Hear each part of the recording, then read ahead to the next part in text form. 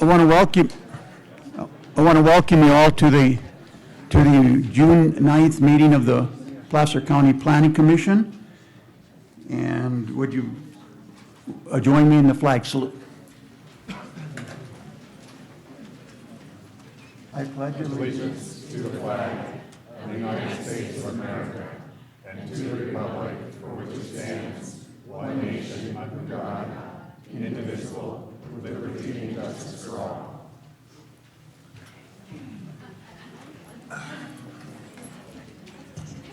Next item is roll call. Kathy? Mr. Curry is absent. Mr. Sevison? Here. Mr. Gray? Here. Mr. Moss? Here. Mr. Johnson? Here. Mr. Nader? Here. Mr. Ricucci? Here. Next item is a report from the planning director. EJ, where we are at.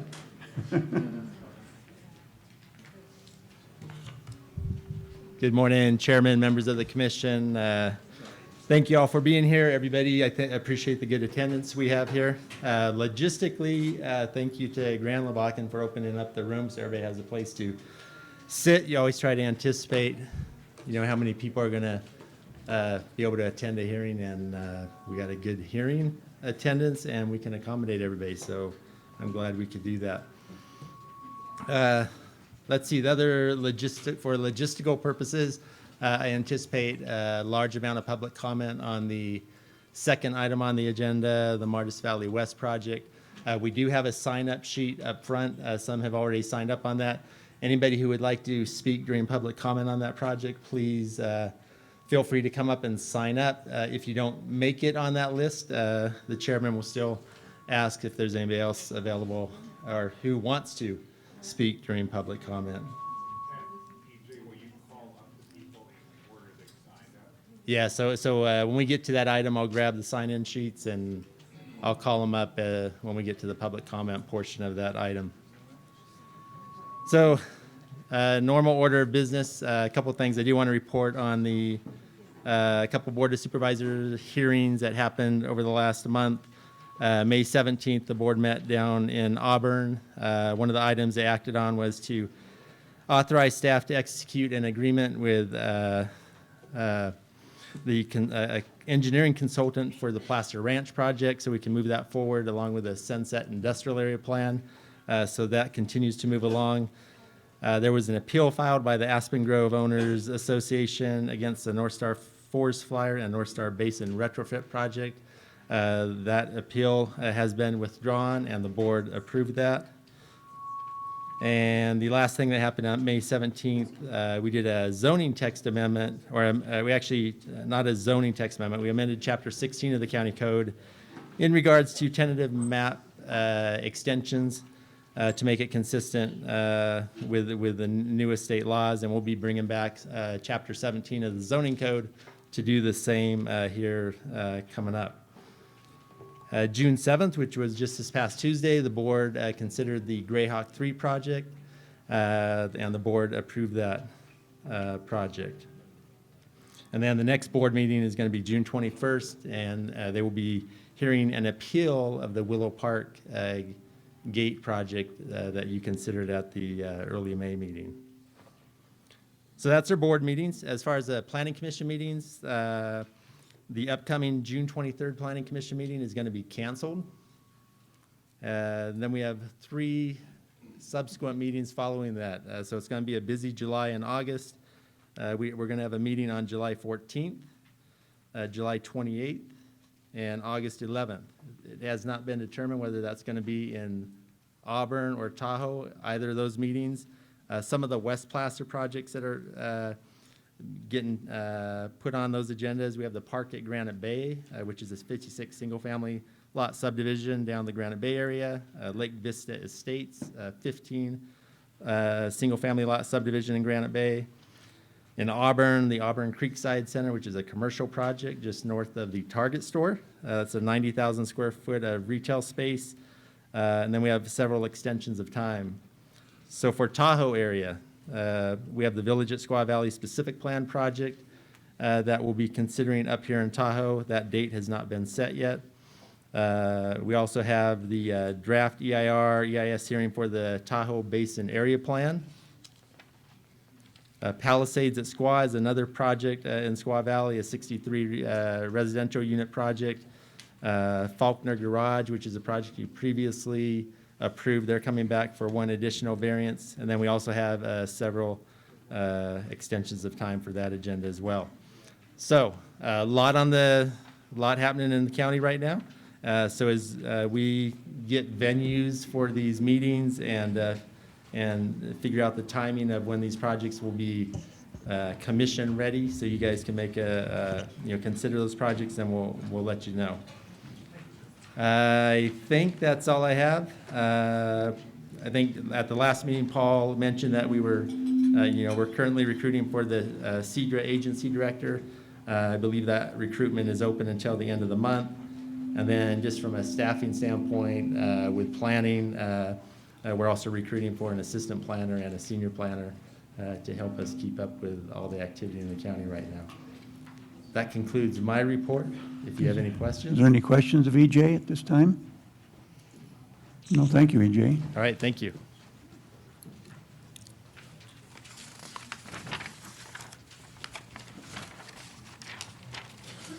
Public comment section of the agenda. This is a time set aside on every agenda for public comment on items that are not on today's agenda. Is there anyone wishing to have a public comment on item is not on the agenda? Okay, and seeing none, we'll go on to consent. got Oh, one. we got one. I'm sorry.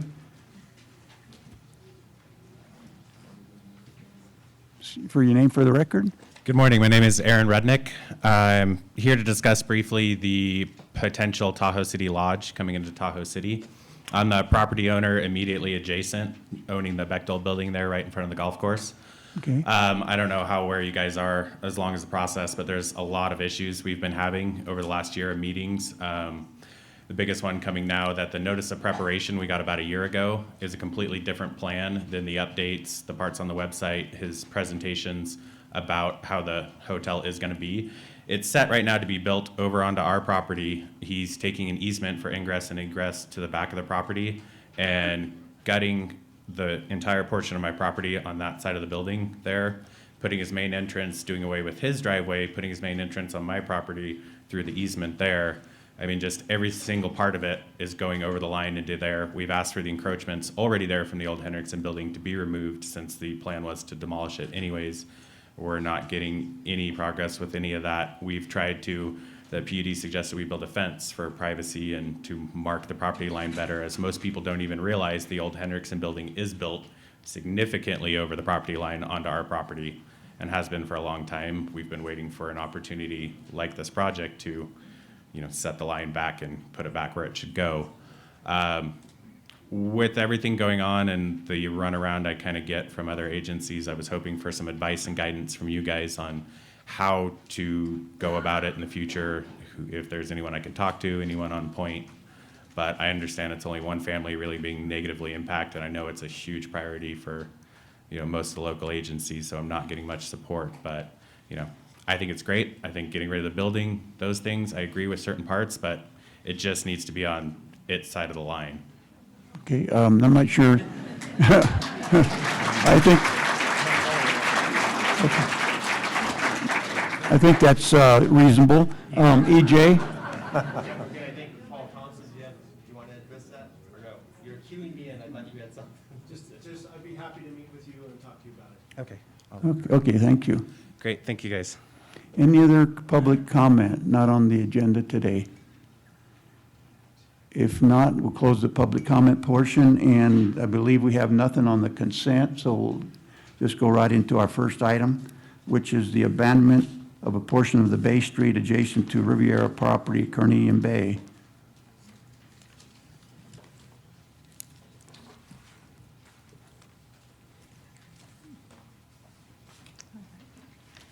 Good morning, Good morning. Chair and fellow planning commissioners. Sorry. How's that? Okay. Good morning. My name is Stacy Wydra. I'm with Placer County Planning Services Division, and I'm here to present the abandonment of the portion of Bay Street. The applicants are requesting to abandon a portion of the Bay Street easement, approximately 1,081 square feet of it, which is currently an unimproved public road easement. This item was before your commission on May 12th as a consent item, however, was pulled off of the consent item, requesting additional analysis as it relates to the general plan, the Carnelian Bay Community Plan consistency. And just briefly why we are at the commission with regards to this easement abandonment.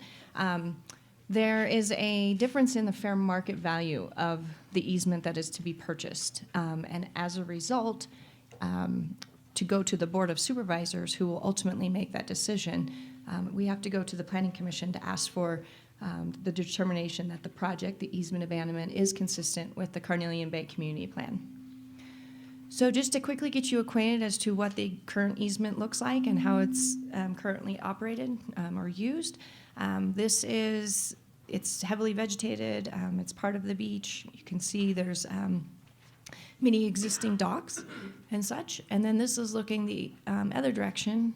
You can see the marina and, again, more improvements on the other side and a lot of vegetation. So with that, like I mentioned, prior to going to the Board of Supervisors, we need the Planning Commission to make the determination that the abandonment is consistent with the goals and policies and objectives of the Carnelian Bay Community Plan. And staff has determined there's a number of goals and policies that are listed in your staff report. And I won't go into each of those, but staff did determine that the abandonment is consistent with the intent and future visions of the Carnelian Bay Community Plan. Basically, it won't interfere with any future parking lots. It won't interfere with the vision for transportation, nor will it interfere with recreational trails, because as you can see, sort of the situation of the easement has kind of overgrown itself with vegetation and other uses. So staff is recommending that the Planning Commission determine the project to be categorically exempt from CEQA. Also determine that the proposed partial abandonment, as I described today, is consistent with the Carnelian Bay Community Plan. And then we also recommend that you recommend approval of the abandonment of the portion of Bay Street. And that concludes my presentation. Should you have any questions? Okay, questions? Go ahead, Richard. Hit your button on the, is it blue? Oh, no. Here, huh? Oh, there you Oh, go. there we go. Okay. Yeah, well, thank you very much. You know, before we had minimal information, and this really gives us some information to really base our decision on, and so I think that's exactly what we needed to do. I guess the only one question I have is, I noticed in the community plan there is the idea of trail access. It seems to be an important item here. So when this portion of the easement is abandoned, there'll still be the ability or the area where a trail could be developed in the future if somebody wanted to, or open to the public? I can probably answer that Okay, real yeah. quick. Yes, the intent is, this is only a partial abandonment.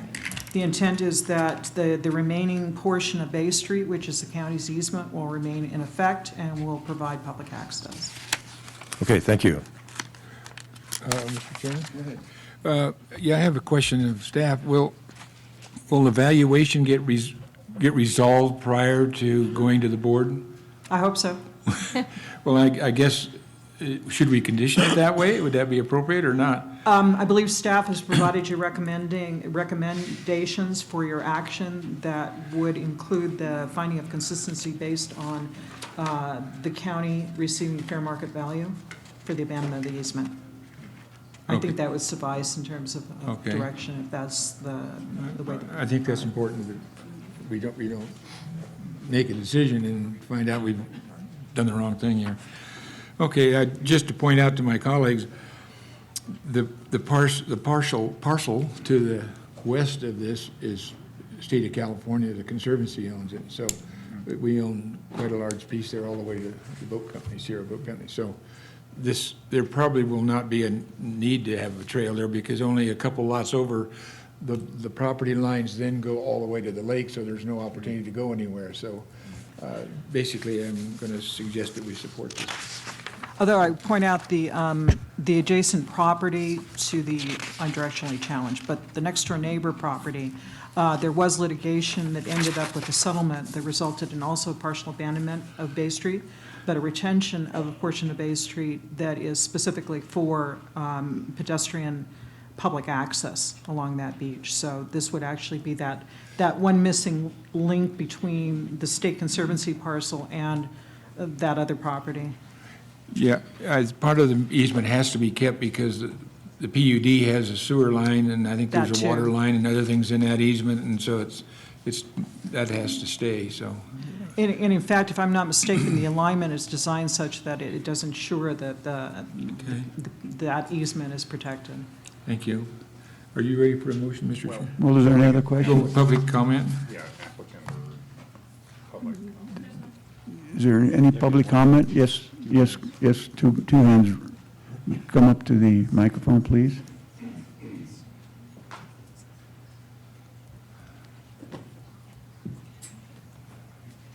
My name is Susan Daniels, and I sit on the North Tahoe Public Utilities Board. We do want to make sure, and it sounds like you have, that this will not repeat what happened the last time you guys granted easement releases. You didn't record the sewer line easements, and we had several years in court and such to remedy that. So please be sure that as you adopt this, that all the easements are in place for all the water and sewer lines. Thank you. Okay, thank you. Anyone else? One more? Hi, good morning. My name's Maya Borhani. I live in Carnelian Bay. And I apologize, but I just have a clarifying question. Could someone please, maybe Stacy, explain in plain English where exactly we're talking about? And when you talk about abandoning your possession of the easement, I just do want to clarify what County Council has, I believe, indicated-ish, which is that public access will not be interrupted. And I too am a little directionally challenged, so I'm trying to understand between the State Conservancy that comes along the beach right in the curve, then you have Sierra Boat Company. Are we talking about the property on the other side of Sierra Boat Company? So I need someone to please make those clarifications, and again, the piece that we won't lose public walking access to our beaches in our neighborhood. And sorry if I didn't understand it, should have. No worries, I can show you a picture. So the property, basically, we're standing, the property, it would be to our right if we're facing the Sierra Boat Company. Sierra Boat Company is that very big building right there. And Larry, as you mentioned, this is the Conservancy parcel on the other side of this dock, and then Waterman's Landing, and then the boat company. All of this is currently public access, and then this would continue to be public access right in here. Okay, thank you. Any more comments from the audience on this one? If not, we'll close the public comment. Commission members have any other questions of staff, or are we ready for a motion? Larry? Mr. Chairman, I'll move the staff recommendation that the project is categorically exempt from CEQA, and further is recommended the Planning Commission determine that the proposed partial abandonment of the Bay Street easement is consistent with the Carnelian Bay Community Plan, provided the county receives fair recompense based on county's valuation for the portion abandoned supported by the following findings. And as posted in the agenda is the CEQA findings, and then there's the Carnelian Bay Community Plan consistency finding. I'll second that. Okay, it's moved and seconded. Any questions, further discussion? If not, roll call. Wait a minute. Go ahead, I'm sorry. Yeah, is there, Go ahead. within that proposal, the keeping, not abandoning the easements for the sewer and water, that's, Well, it's my understanding, and staff can correct me, the easement that the PUD has for sewer and water is outside of the area that's being proposed for abandonment. And if that's not right, if that's not correct, please tell me. But I think it's my understanding that that's the situation. Is there, Anyone that knows for sure? I'm looking towards John Weber, who's way over there, to give me a yay or nay. Without walking over to the microphone, that the PUD's easement and sewer line is outside of the proposed area of PUD. Okay. It includes its own backyard lawn and shrubbery. Okay, so Thank you, John. for the record, recorded record, Mr. Weber has confirmed that those are outside. Okay, I think that solves that issue. There's no, Okay, any further discussion, questions? Not roll call? Mr. Curry is absent. Mr. Sevison? yes. Mr. Gray? Yes. Mr. Moss? Yes. Mr. Johnson? Yes. Mr. Nader? Yes. Mr. Rickensky? Yes. Next item on the agenda is the Morris Valley West Parcel Specific Plan Development Standards and Design Guidelines, Community Plan Amendments, Rezone Large Lot Vesting, Tentative Subdivision Map and Development Agreement, Final Environmental Impact Report. And Stacy, just before we get started, if everybody can hear me, just a reminder, we do have a sign-in sheet for public comment, so as the presentation goes on, feel free to continue to sign in, and then I'll grab that when we get to that part of the process.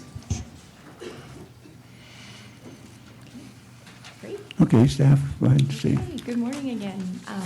I am Stacy with the Planning Services Division, and I will be presenting the Morris Valley West Parcel Specific Plan, where today we are asking for a recommendation from the Planning Commission to the Board of Supervisors on the project. The project site is located in the Morris Valley. It's located in between Truckee and Kings Beach, which is located in the Tahoe Basin. Move your mic so it can speak up a little bit. Okay, I'm sorry. I hear it hum or squeaking, so I'm not sure if I'm squeaking. Okay. Oh, sure. No, the person that's running the audio said, if you're too far back, we have to turn the volume up and it will squeal, so if we all of us, when we use the mic, we get a little close, that way we won't have to turn the volume up and having it squeal on us. Okay, got it. Thank you. So, so basically, the project site, which is shown in blue on this slide and the darker green, is located, again, in the Morris Valley, but also surrounded by existing residential subdivisions, conservation pieces, open space, commercial, and the commercial associated with the North Star Ski Resort.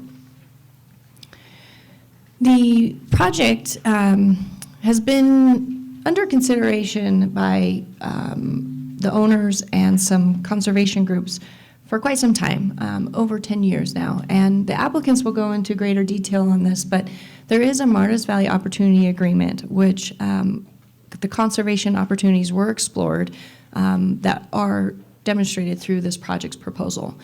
The county is not a part of that agreement, but we just thought it would be important to sort of give you the background on why we are here today.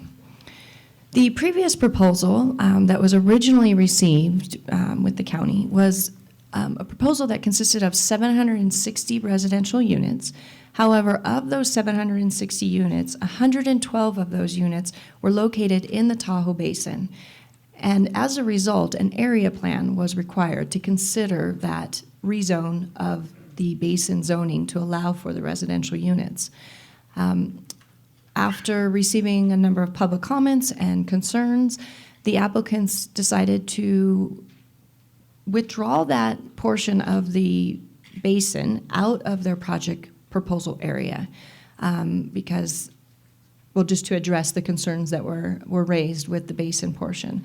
So as a result, the original environmental document, which consisted of an environmental impact report, EIR, and an environmental impact statement, EIS, was then now just reduced to an EIR, which, because the parcel is fully contained within Placer County and in the Morris Valley, not in the basin. As such, moving forward with that revised project, the applicants are requesting that the Planning Commission make a recommendation on the following entitlements to the Board of Supervisors. Certify the Morris Valley Specific Plan, EIR, amend the community plan land use plan. There's two instances with the Martis Valley Community Plan. We're going to amend the land use diagram as well as amend the text of the Martis Valley Community Plan as it relates to the emergency preparedness. We're calling it the Emergency Preparedness Evacuation Plan, so EPEP.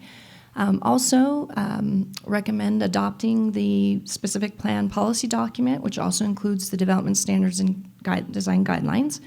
Rezone a portion of the west parcel, which I'll go into greater detail in my presentation, and rezone the east parcel, 670 acres of it, to TPZ, approve a development agreement, and approve a large lot vesting tentative map. So a specific plan is what is proposed today, and I thought it would be helpful to just sort of describe what a specific plan is and how this proposed specific plan relates to the zoning ordinance and general plan. The specific plan is a plan that the developer can produce, and they can. It gives them a little bit of flexibility. They can consider different setbacks if they wish, but it all has to be laid out in their specific plan. And then again, that specific plan is specific to the project area. The specific plan that we have analyzed is consistent with the requirements of the zoning ordinance, including the content and the goals and objectives of the Martis Valley Community Plan, as well as the Placer County General Plan and zoning ordinance. As such, if approved, the designation on the zoning map will refer to what's listed here, SPL-MVWPSP. And what that will indicate is that a specific plan has been denoted for this area, and then that plan regulates the zoning, the development, and such that is proposed within that area. So then that zoning will be incorporated into the zoning ordinance. So the project consists of two components, the east parcel, which is located on the east side of 267, and the west parcel. And I will begin with the east parcel. The east parcel currently has a Martis Valley Community Plan land use designation of forest for the green area, and its zoning is TPZ. And then for the yellow amoeba, is what I'm going to call it today, with the little red dot, the red dot is commercial, and then the yellow is residential. And then there's a little open space along 267, and that open space is actually along all parcels, all along 267. So the proposal for the east parcel is to rezone that 670 acres of the amoeba to TPZ and designate the entire east parcel Martis Valley West Parcel Specific Plan. And then its zoning designation will be TPZ. And that would include approximately a little over 6,300 acres. So the east parcel, as I mentioned, is a little over 6,300 acres. Currently consists of undisturbance. There are some single-track bike trails, but aren't public access. It's still private property. And the zoning of that amoeba would allow for the density of 1,360 residential units and 6.6 acres of commercial. However, if the rezoning is approved, that parcel, so the east parcel, would be preserved as open space, and it would either be sold to a land trust or similar organization, or a conservation easement will be placed over it. The west parcel. The west parcel is currently designated forest and zone TPZ for the bulk of it, and then it too also has that open space part of it, which is designated open space and zoned open space. And it's on the west side of 267, and the applicants are proposing to rezone the TPZ to the Martis Valley West Parcel Specific Plan. And I will go into the details of it. So this is just a conceptual plan. The applicants are requesting to construct 760 residential units. Again, this is conceptual, so meaning the EIR that we are reviewing today is a programmatic level. All future development of this parcel will be at a project level and will have to come back to the Planning Commission. As I mentioned, 760 residential units that could be a mix of single-family, townhomes, cabins, and such. Also, the 6.6 acres of commercial that I mentioned would consist of a maximum of 34,500 square feet, and this would be neighborhood-serving type uses, and these could be located throughout the development.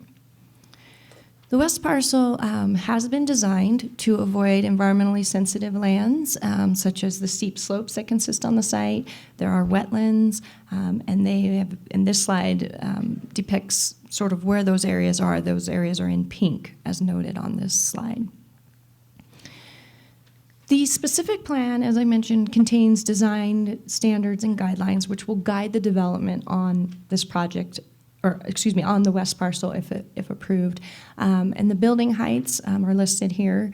The building heights will be measured in accordance with the zoning ordinance, and the specific plan also contains lighting and direction on homeowners' amenities, which would be a maximum of 22,000 square feet.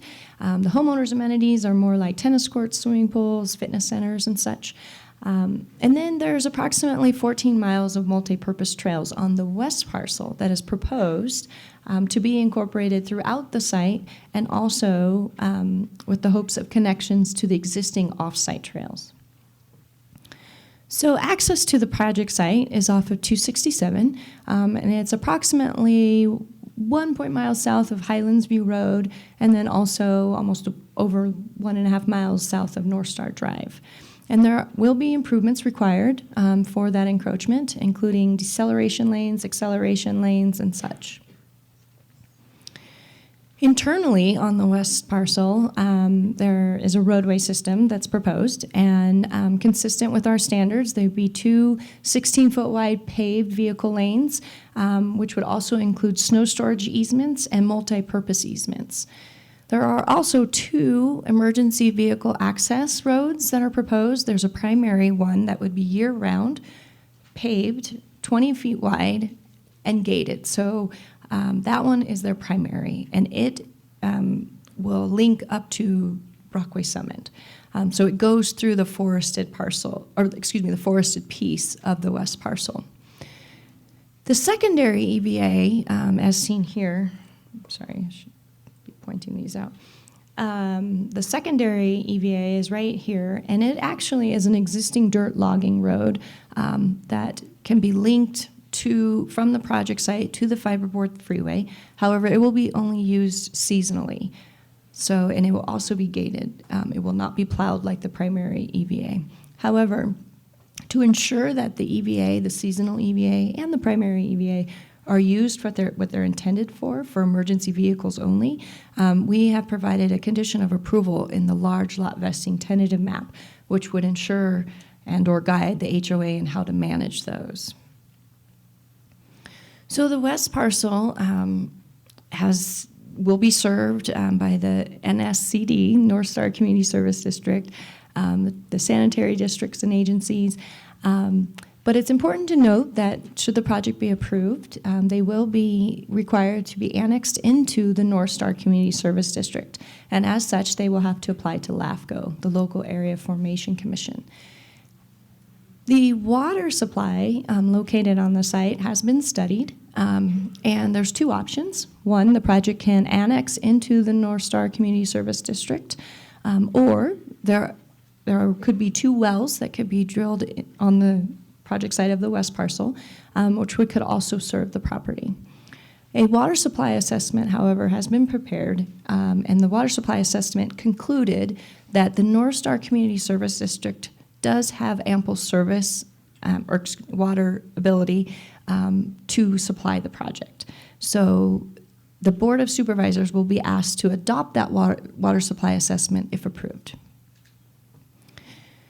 The west parcel is located in a very high fire resource assessment program per CAL FIRE. And as such, the project site is located approximately 4.5 miles from the North Star Drive Fire Station, a little over 5 miles from the North Star Highlands Fire Station, and approximately 5.8 miles from the North Tahoe Fire Protection District Kings Beach Fire Station. The North Star Fire Department will provide service to the project site, and the North Tahoe Fire Protection District in Kings Beach will provide the ambulance service. As I've mentioned, the applicants have requested consideration of a large lot vesting tentative map. The vesting tentative map will subdivide 772 acres into 5 lots and a remainder lot, and this is for the sole purpose of sale, lease, and finance. As such, it has been conditioned that it will convey no development rights. So when they're ready for development, they will have to come in with small lot final maps. And again, that's what I mentioned before, so that's when they will have to come back to the Planning Commission for consideration. So the process. This project's been with the county for quite some time. The applicants did a pre-environmental questionnaire and pre-development meeting as required back in July of 2013. And then the formal application was submitted in September of 2013. As such, since then, we've started the environmental review process, and back in April, and I have to remind that in April 2014, so when the project was originally submitted, it had the area plan associated with it. So there were 4 scoping meetings, 2 that were held by the county, 1 in Truckee and 1 in Kings Beach, and then 2 meetings at TRPA, the Tahoe Regional Planning Agency. And then in May of 2014, the project was introduced at the NITRAC meeting, the North Tahoe Regional Advisory Council. And then February 2015 marked the beginning of the environmental review of the EIR. And at this time, I'm going to turn it over to our environmental consultants, Ascent Environmental, and have them go over the environmental, the EIR for you. Okay, thank you.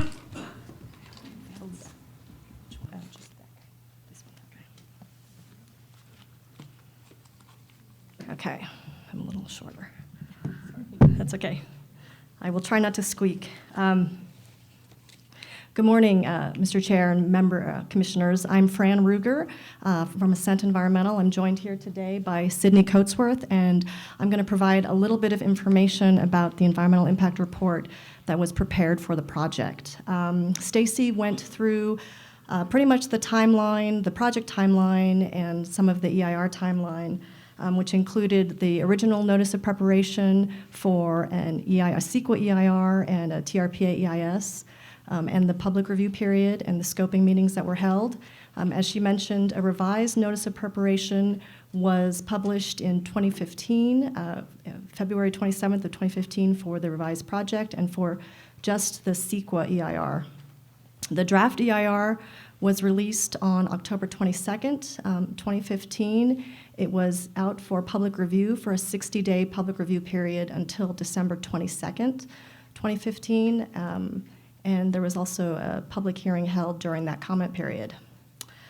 Comments were addressed and are included in the final EIR, which was released on May 3rd, 2016. And we also had a hearing at NITRAC, and here we are today. So a little bit about the purpose of an EIR and this EIR in particular. It was prepared in compliance with CEQA, the state CEQA guidelines, and Placer County's Environmental Review Ordinance. This is Placer County's document prepared by us, the consultants, Placer County's consultants, reviewed by Placer County staff, including the Environmental Review Committee. It was prepared in consultation with other public agencies that would be affected by the project, including NCSD, the Truckee Tahoe Sanitation Agency, CAL FIRE, Caltrans, Placer County Air Pollution Control District, many others that are cited in the document. The purpose of an EIR under CEQA is to identify and disclose the physical environmental effects of the project. An EIR does not recommend approval or denial of a project, rather it discloses the potential effects that could occur due to implementation of a defined proposed project and project alternatives. So the project, as Stacy mentioned, in this case is the specific plan, which establishes the framework for future development. So as she also mentioned, it is a program EIR, and the level of detail included in the EIR is commensurate with the level of details of a specific plan, which in this case is specific in some areas and less specific because there's no specific development at this time. So as she also mentioned, when subsequent development projects are proposed, the county will go through a subsequent environmental review to see if it is consistent with this EIR or if additional individual environmental documents need to be prepared. So the EIR identifies feasible mitigation for significant impacts, and I'll talk about some of those impacts that were identified. And then it also, the final EIR includes the revised mitigation monitoring and reporting program. This is the program that lays out how those mitigation measures will be implemented. And the EIR evaluates a proposed project and 5 project alternatives, which I'll also speak about. And then it evaluates cumulative. There are other requirements for evaluation, including cumulative and growth-inducing effects. And those are just included in the resource chapters. This is chapter 5 of the EIR. Sometimes it's in a separate chapter. In this EIR, they're included with all of the project-specific impacts in those chapters, with methodology included in chapter 4. And then the EIR process provides public and agency participation in the decision-making process, and part of that is the NOP, the scoping meetings, the EIR public hearing, and this hearing and future. And then for purposes of certification of the EIR consists of the draft EIR, the final EIR, which includes the mitigation monitoring and reporting program, and then the errata that's included in the staff report. So getting to some of those impacts, the EIR was a full technical review of all of the resource areas that are included in the CEQA checklist, and basically looked at what would happen if the project was developed as proposed or went forward as proposed. And we identified either no impacts or less than significant impacts related to land use, forest resources, and population, employment, and housing. And then the next list are those resources areas where, in addition to either no impact or less than significant, the EIR also identified significant impacts. And in those resource areas, they include mitigation measures for all of those impacts that would reduce the magnitude of those impacts to less than significant following mitigation. Again, that will be implemented through the MMRP. In 3 resource areas, the EIR identified significant and unavoidable impacts, and those include visual resources, transportation, and greenhouse gas emissions and climate change. And I want to go through these just hopefully briefly so you understand where those are coming from. The EIR identified a significant unavoidable impact related to the project's contribution to cumulative lighting effects. So it identified development standards and mitigation that would reduce lighting, night lighting from the project, so that it determined that the project would not result in a project-specific impact related to lighting. It also would not result in a considerable cumulative impact to lighting from recreational areas or from the Tahoe Basin based on the analysis. However, because of there's existing lighting sources from the Martis Valley side, combined with the project and future, reasonably foreseeable future projects, the project identified a significant impact and determined there were no additional mitigation measures in addition to the project-specific measures and the development standards to reduce those impacts. And then in the traffic analysis, several impacts were identified for roadway intersections and roadway segments. So there were potential intersection impacts at several locations, and these are all along State Route 267. So those included under project-specific State Route 267 and the I-80 westbound ramps, and State Route 267 with the Schaefer Mill Road, Truckee Airport Road intersection, and SR 267 and Highlands View Road. In addition, there are 3 additional intersections that under cumulative conditions, that's built out in the future with anticipated future projects, there would be additional significant impacts at those 3 intersections and also at the I-80 eastbound ramps, the Brockway Road Soaring Way intersection, and then the new intersection that would be created by the project, so State Route 267 with the project access. So the EIR identified mitigation for those impacts, and it included some signal timing and then some signage for the new, for the Highlands View Road intersection, and then also identified some mitigation under cumulative conditions that could reduce those impacts. However, because some of those mitigation measures are under the jurisdiction of another agency, in this case Caltrans, the Placer County cannot compel them in the future to implement those measures, and so standard practice under CEQA is to identify those as significant and unavoidable. Then for the roadway segments, and basically what the analysis does is looked at 267 and breaks it up for analysis purposes into segments. But again, all these impacts we're talking about are on State Route 267, and identified 7 roadway segments total under cumulative conditions that would have significant impacts. Those include, so the 5 is 5 under project specific, and then add 2 more, 7 for the cumulative.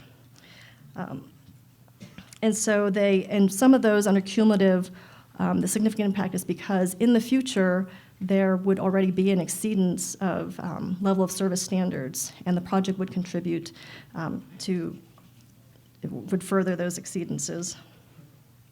So the EIR identified mitigation measures to improve traffic operations, including contribution of the project's fair share portion of fees to Placer County for future roadway improvements. The mitigation describes those improvements in a table under the mitigation measures, includes potential widening of State Route 267 that could mitigate those segments. However, again, because that involves approval or action by another agency, again, in this case, Caltrans, and also because the timing of those improvements is unknown. So then we cannot say for sure that that would occur under cumulative conditions before or at the time that the project is built out. The EIR identifies it as a significant and unavoidable impact. And then the EIR identified a significant impact related to greenhouse gas emissions that would be generated by the project, and these are emissions from activities such as vehicle trips, electricity consumption, natural gas consumption, and it determined that the emissions would be substantial in the future, and there are measures included, again, in the EIR and as part of the project. But the standards for those against which you measure are things like, are you meeting future reduction targets? How efficient are you? And there's a little bit of uncertainty in the future about the efficiency of all of the measures, and also about what some of those reduction targets will be further in the future. So because the feasibility of all the measures is not currently known, and there's some uncertainty about the future, it was identified as a significant and unavoidable impact. So as I mentioned, the EIR analyzes the proposed project. It also analyzes alternatives to the project. In this EIR, we looked at 2 no project alternatives. So there's one, which is no project, no development. Basically, nothing would happen. Everything that's out there is what's going to occur. The next alternative is the no project. I should have warned you before, but if this continues, we're here to discuss some important business, and I will not tolerate this kind of outburst. Is that understood?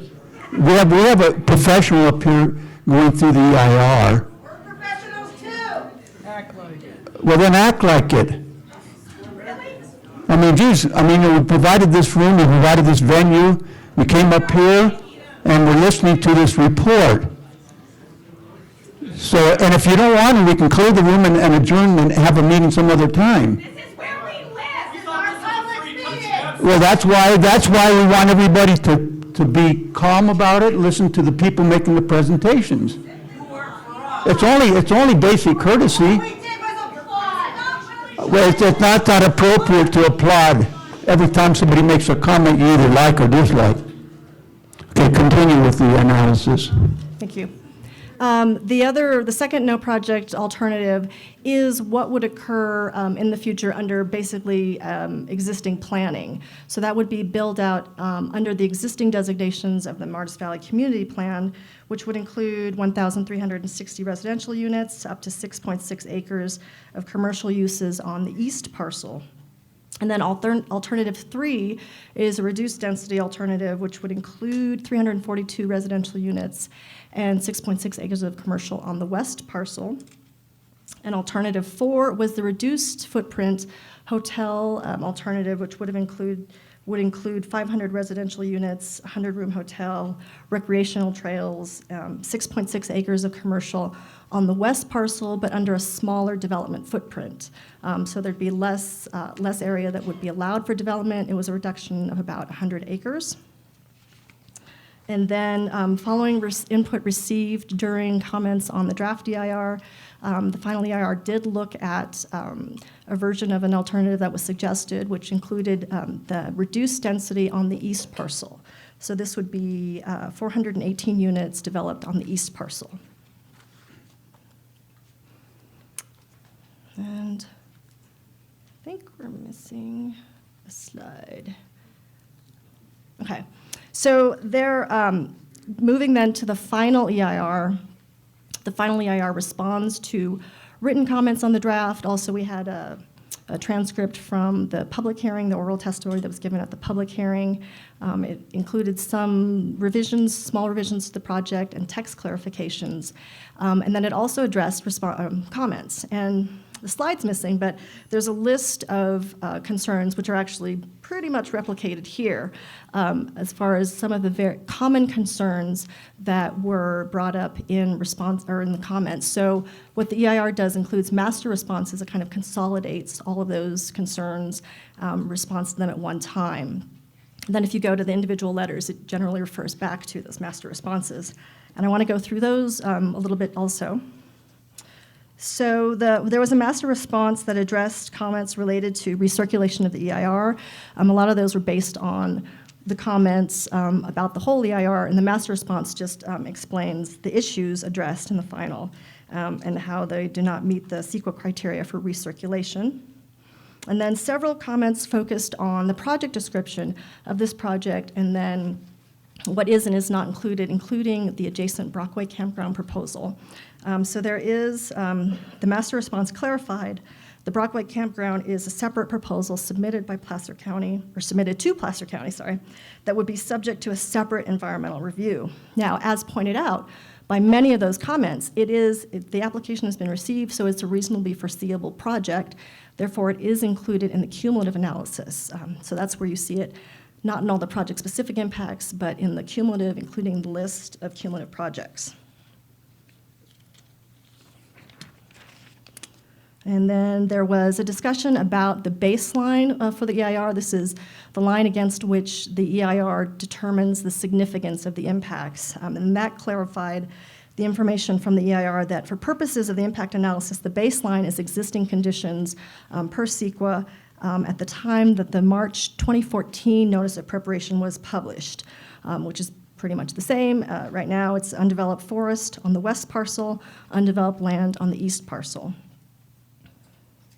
And then there was many comments about the visual impact analysis, how that occurred, and some of the potential effects. There was a master response that provided details on the methodology used in the analysis, included some additional visual profiles, and talked about concerns about potential development on the ridge line of the basin and clarified per the project description, there was no development on the ridge line, the highest elevations of the ridge line.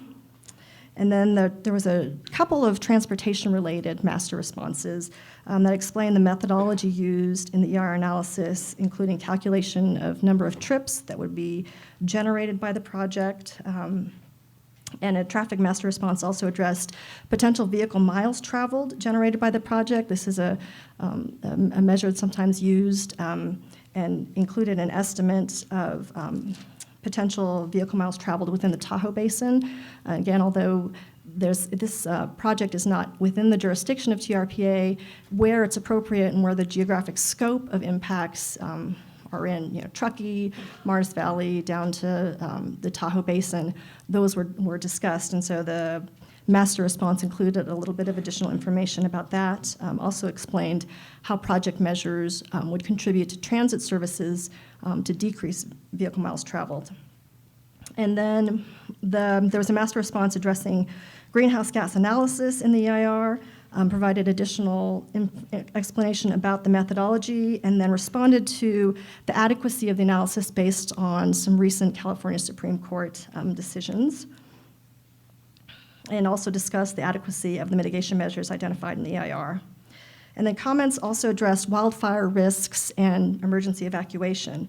And as discussed in the master response and also in the text revisions chapter of the EIR, an emergency preparedness and evacuation plan has been prepared for the project, is included as part of the specific plan.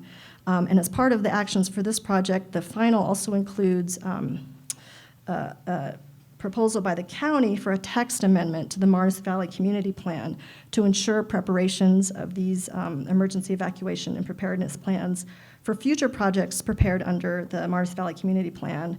And also the response discussed the adequacy of the mitigation, discussed the consistency with the 2015 update to the Placer Operational Area East Side Emergency Evacuation Plan. And then finally, master responses addressed common comments related to preparation of the water supply assessment, water supply under drought conditions, and the selection of the alternatives, including an explanation of the additional alternative that was analyzed in the final. So since then, the county has also received additional comment letters following the release of the final EIR. Many pertain to the merits of the project itself, rather than the environmental analysis. Many have the same issues of concern as were seen in the final EIR. In the early review, county's early review, they have not identified any new issues or issues that would change any of the analysis or the conclusions of the EIR. And to the next steps, I think I will go back to Stacy. Thank you. This is yours. Okay. So, am I okay? Okay, sorry. In addition to the EIR analysis, staff and the DRC also has to review the project for consistency with the general plan, and in this case, the Mars Valley Community Plan as well.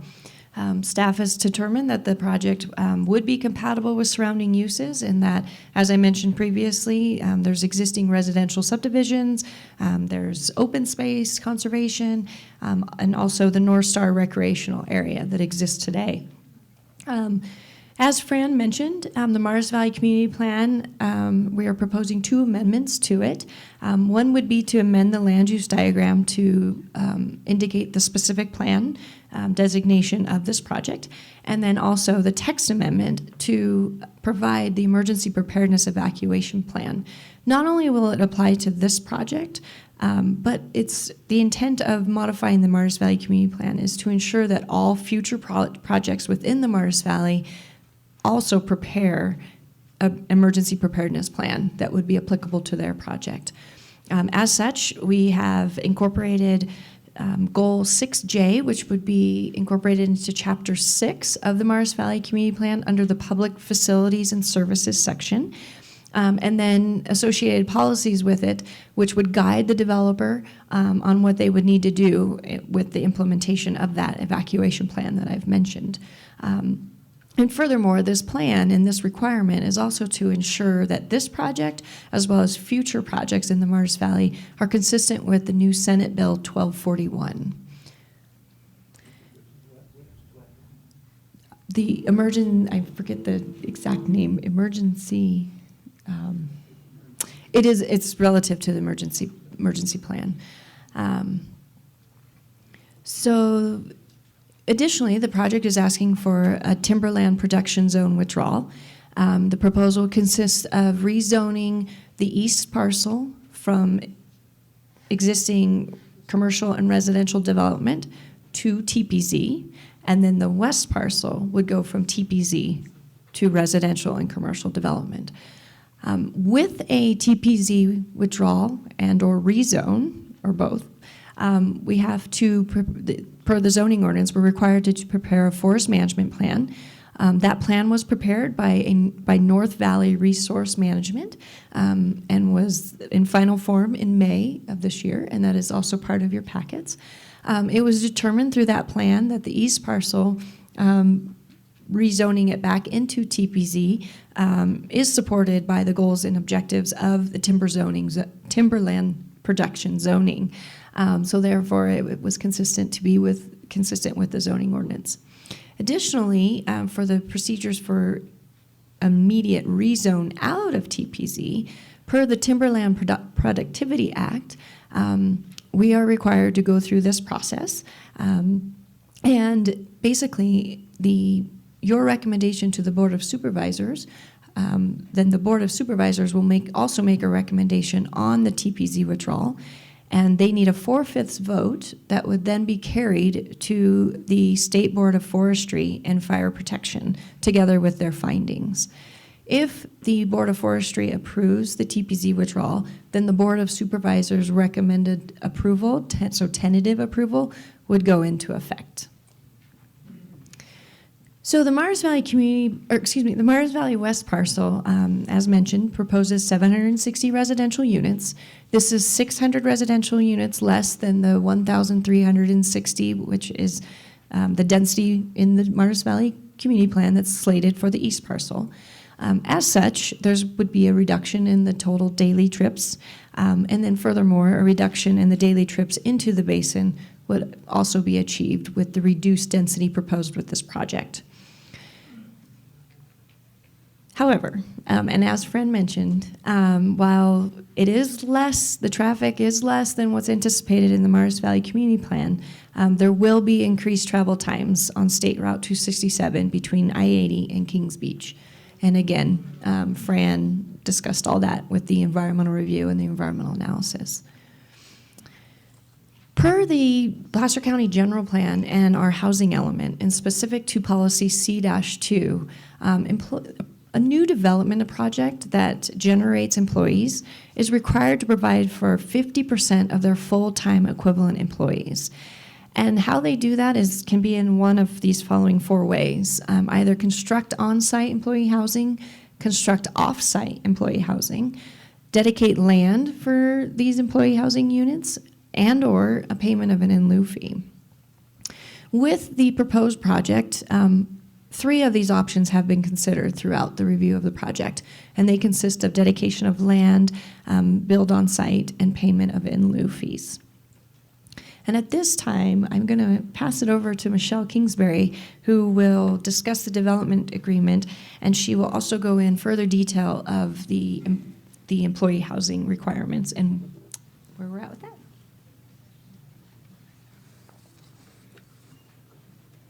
Good morning, Michelle Kingsbury with the County Executive's Office.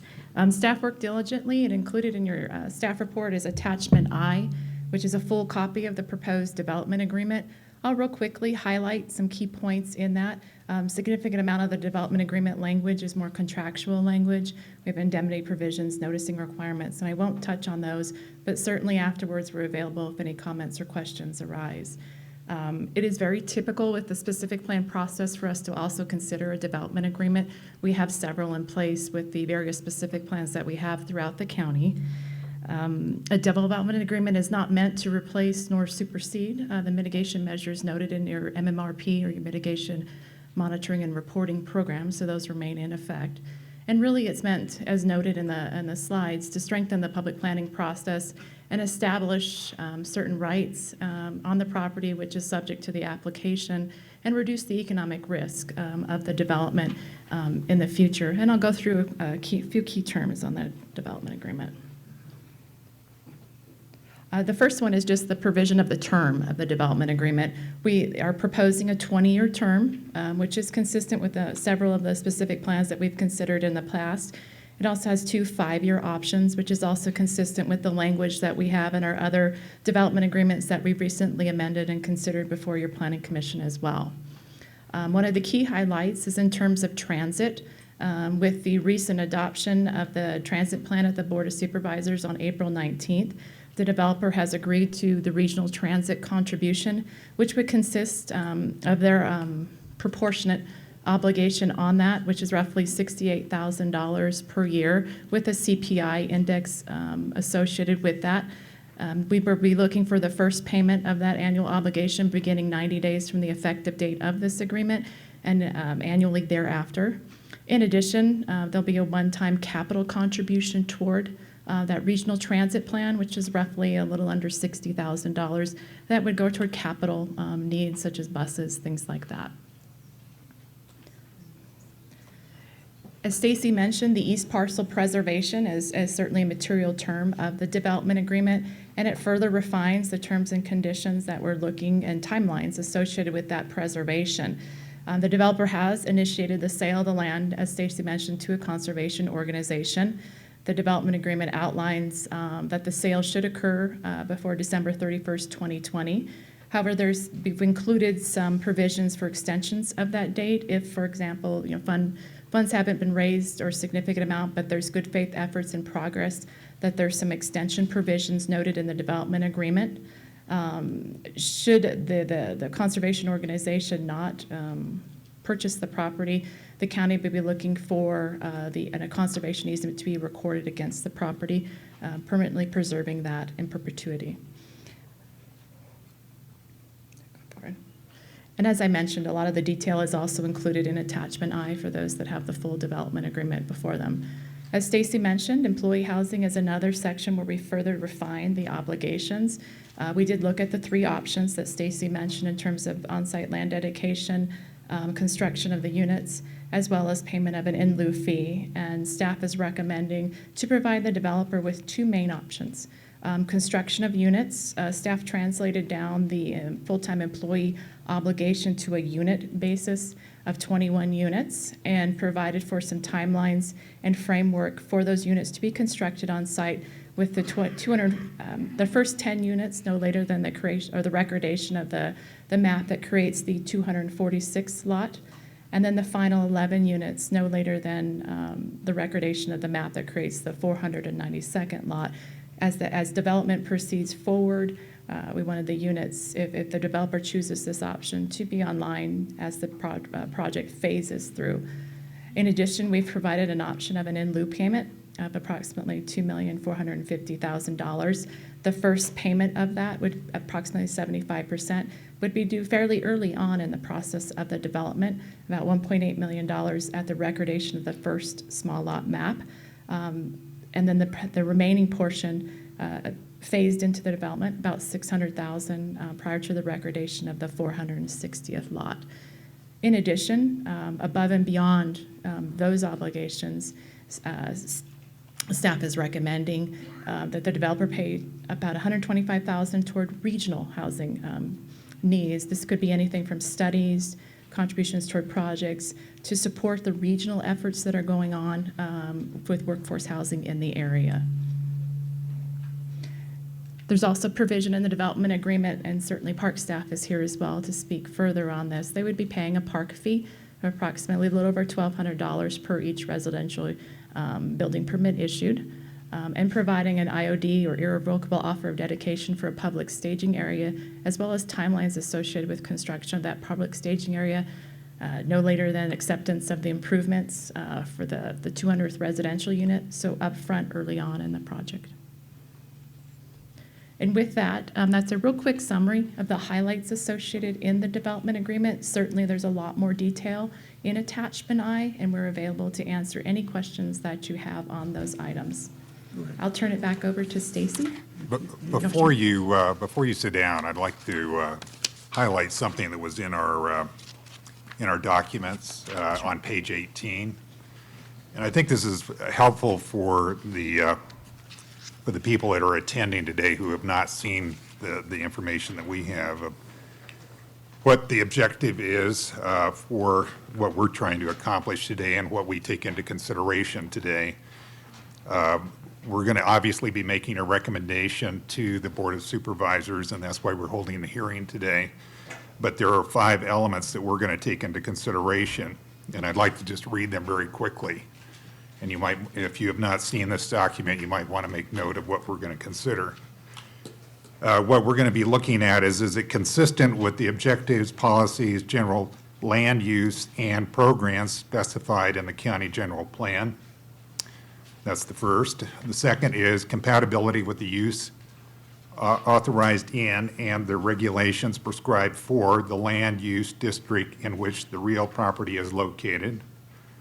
3, in conformity with public convenience, general welfare, and good land use practices. The next one will be to determine the health and safety and general welfare of persons residing in the county. And the last will be, will it adversely affect the orderly development of property or the preservation of property value? So those are the 5 key elements that we'll be considering. I didn't know if you wanted to add anything to that, but I thought it might be helpful for people to get clarified what we're considering today. I didn't have anything specific to add to that. Certainly the development agreement that's included in your staff report is staff's recommendation. Right. It's some of the elements highlighted above are a lot of them are negotiated elements. Right. But we're certainly recommending the development agreement. Right. But this is, as a commission, these are the key elements of what we have to consider as the impacts for the community. Thank you. And with that, I'll turn it over to Stacy Wydra. Thank you, Michelle. So as I mentioned earlier, the project began basically in 2013, and since then and over that time to today, there's been a bunch of public opportunities for the public to come voice their concerns and comment on the Mars Valley West Parcel Specific Plan. And there was, as I mentioned, 4 scoping meetings, which included the area plan, 4 NITRAC meetings, and then a draft EIR Planning Commission hearing, which we were in front of you guys as well. And then there was the 5th NITRAC meeting, which was held on May 12th, just not too long ago, and where we asked the NITRAC, so the North Tahoe Regional Advisory Council, to provide a recommendation to the Planning Commission to you on the project. And at that meeting, public comment was received. The NITRAC did outline things that they were in favor of. They included the conservation of the east parcel, the reduction of residential units, and land dedication towards workforce housing. However, they did have concerns, and their concerns were over the development of the west parcel, and specifically as it related to traffic and the Caltrans jurisdiction over the improvements of State Route 267, the added impacts to the region during an emergency, and also the lack of information of the relationship of the project to the proposed Brockway Campground, which is a separate project that has been submitted to the county, but is going under separate environmental review on its own. So NITRAC's recommendation to the Planning Commission was to postpone your action on the specific plan for 30 days to allow ample time to review the final EIR and to consider their concerns that I've outlined above in this slide. So staff has reviewed the project, analyzed the project, reviewed the EIR, has gone to a number of hearings and recommendation meetings and such. And the DRC is recommending that the Planning Commission provide the following recommendations to the Board of Supervisors, and I'll be quick going through these. Recommend certifying the Mars Valley Specific Plan Final EIR and the errata pursuant to CEQA, and also adopt the Mitigation Monitoring Reporting Program supported by and incorporated by the reference of the entirety of the findings of fact and statement of overriding considerations. Also adopt a resolution to approve the specific plan, adopt an ordinance to approve the specific plan development standards, and then adopt a resolution to approve the specific plan's design guidelines, adopt a resolution to amend the Mars Valley Community Plan as I mentioned in my presentation, the land use diagram and the text amendment for the EPEP goals and policies. Adopt an ordinance for the tentative immediate rezone of the 662 acres of the west parcel from TPZ to the specific plan designation. Adopt an ordinance to rezone all the remaining acreage in the west parcel from open space to the specific plan designation, and rezone the 670 acres of the east parcel from single-family residential and neighborhood commercial to TPZ. Approve the Martis Valley Specific Plan Large Lot Vesting Tentative Subdivision Map. Adopt an ordinance approving the development agreement as outlined by Michelle and contained in your staff report. And all of these recommendations are based on the respective findings contained within the staff report that is dated June 2nd and was provided to you also. So with that, that concludes our presentation, and we're happy to take any questions now. Or, I have one brief question. Richard? Yeah, this may, maybe a brief question. The east parcel is zoned for residential and commercial. And what's the status of that? Has that been through a specific plan, or is that just a zoning that says it's okay? And what would, if they were going to develop that, what would they have to do? Right, they would have to do pretty much the same process, an environmental review analysis, and then apply the entitlements wouldn't be as great as we have today. No rezone, possibly a development agreement. It would depend on what was being asked of the project, but just on face value, they would have to submit entitlements for the construction of those. So it would be a conditional use permit. It wouldn't necessarily be a specific plan? Okay. Correct. Thank you. Are there any other questions from commission members? Thank you. Oh, what? Okay, we're going to take a 5-minute recess before, then after that, the applicant will be making a presentation. After that, then the public will make comments. So we're going to start again at 11:30.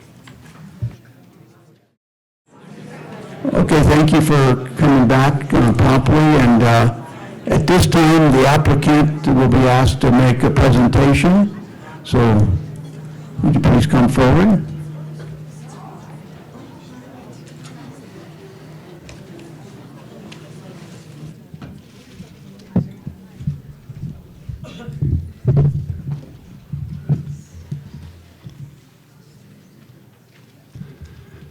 Good morning. I'm Blake Reaver with Mountainside Partners, and together with our partners at Sierra Pacific Industries, we're pleased to be here to share information about the Martis Valley West project. First, I'd like to introduce some key members of our project team. We've got Kurt Krieg with Mountainside Partners, Gary Blanc with Sierra Pacific Industries.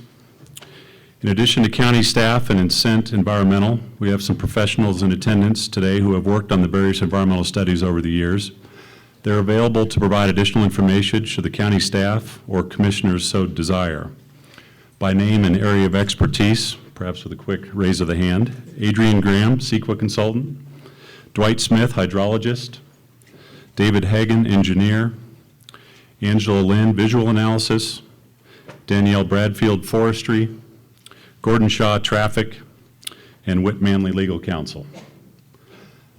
I will provide some background and history as relates to the Martis Valley West project, and would like to reserve some of the applicant's time for closing remarks at the conclusion of public comment.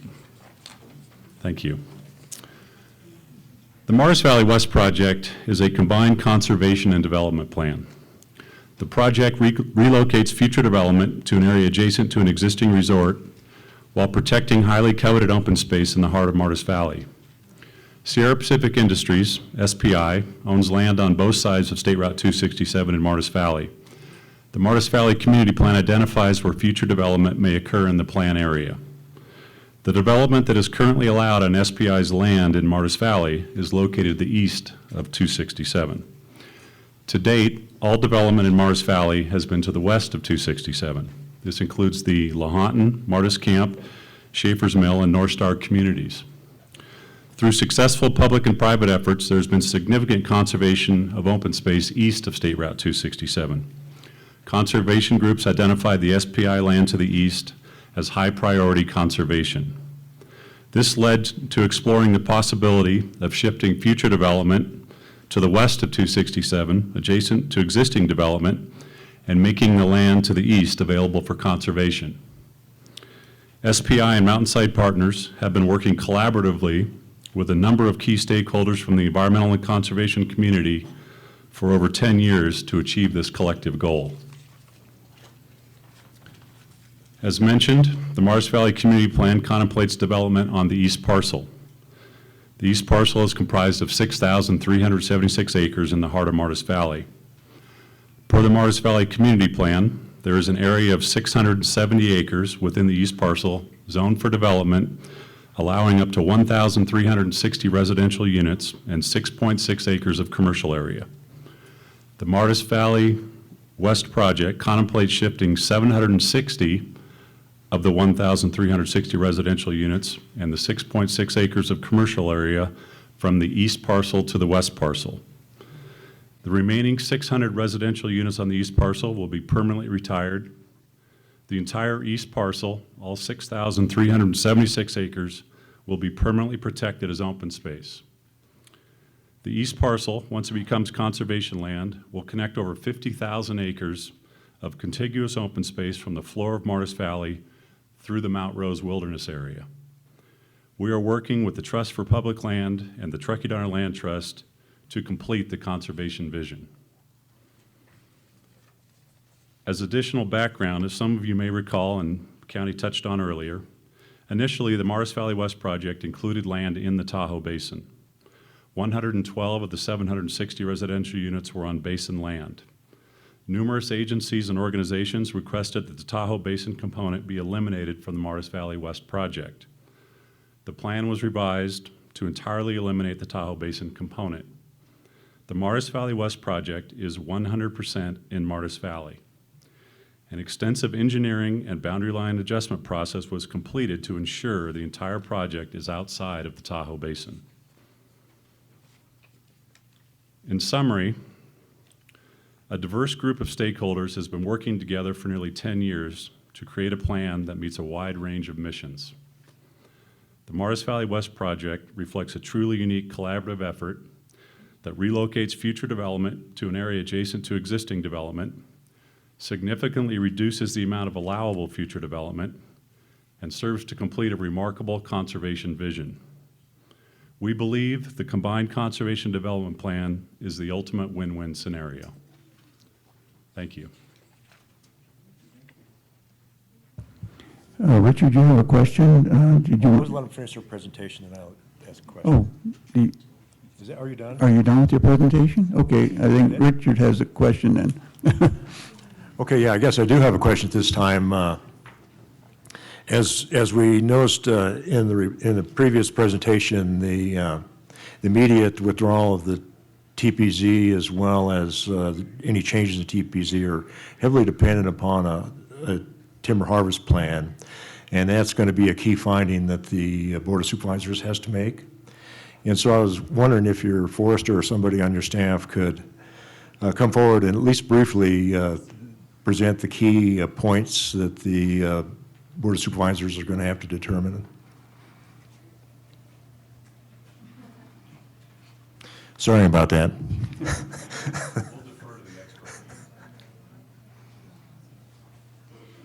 I'm Danielle Bradfield. I'm a registered professional forester with North Valley Resources Management. If I understand you correctly, Commissioner Johnson, you want to know about the timber harvest plan specifically?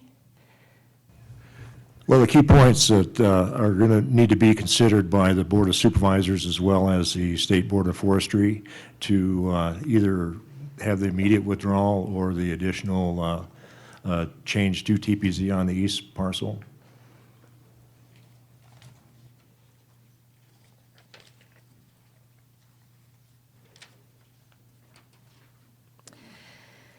Okay, first to address lands to be placed in timber production zone, they need to meet the following requirements.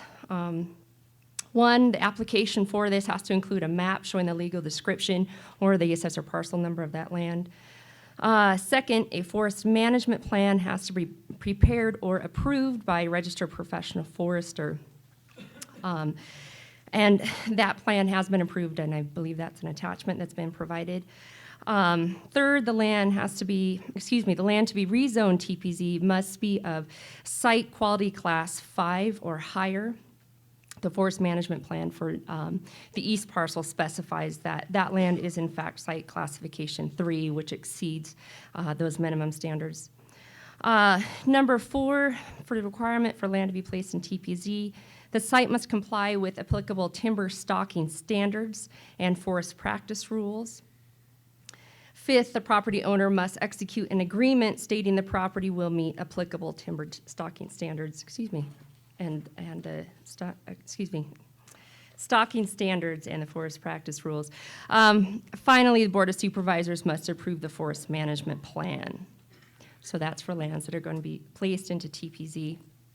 If you give me a moment, I'll get into the information required for the regulatory setting requiring around the immediate withdrawal. According to the State Public Resources Code, first, the conversion needs to be in the public interest.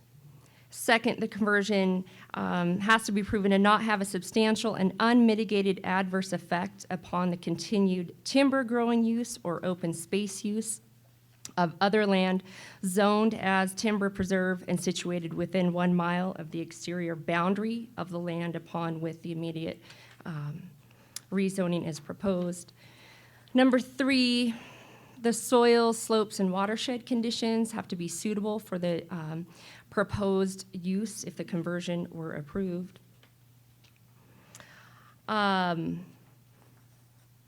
Also, associated with that is the existence of an opportunity for an alternative use of the land shall not alone be sufficient reason for conditionally approving an application for conversion.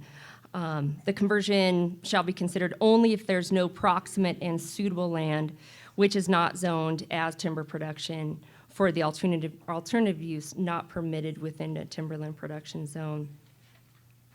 Last, the uneconomic character of the existing use shall not be sufficient reason for the conditional approval of the conversion. The uneconomic character of the existing use may be considered only if there's no other reasonable or comparable timber growing use to which the land may be put. So those are the two processes in many technical terms.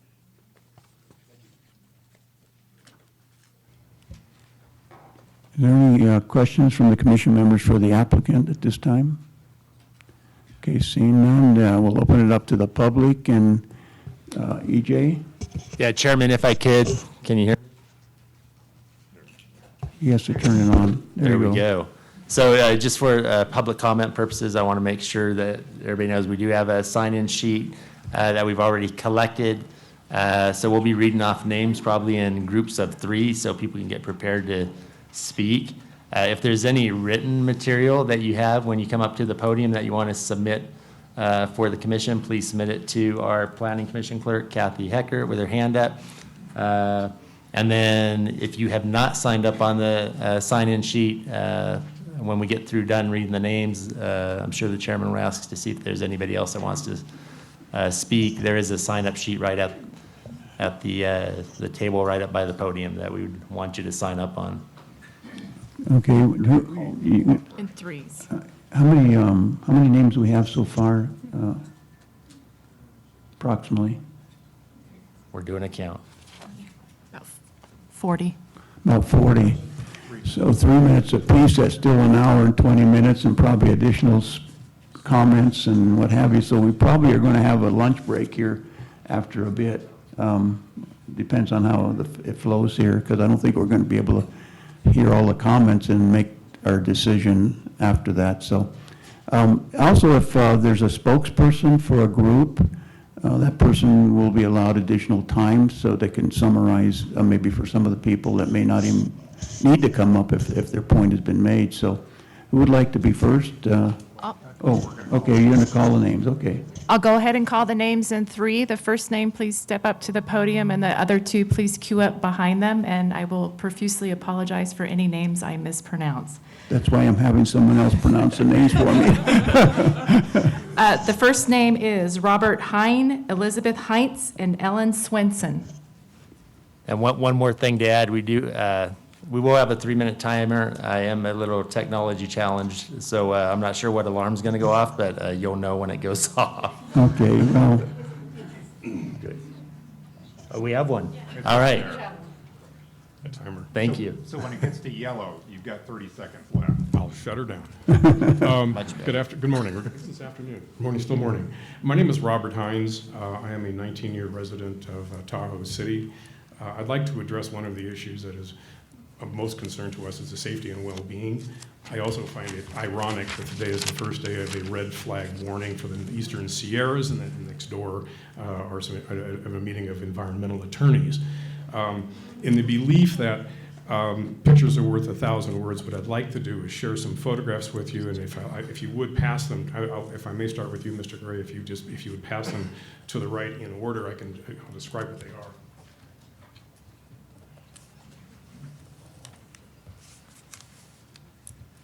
The first three images are images of Highway 267 and Lake Boulevard on a Sunday afternoon here in Lake Tahoe at Kings Beach.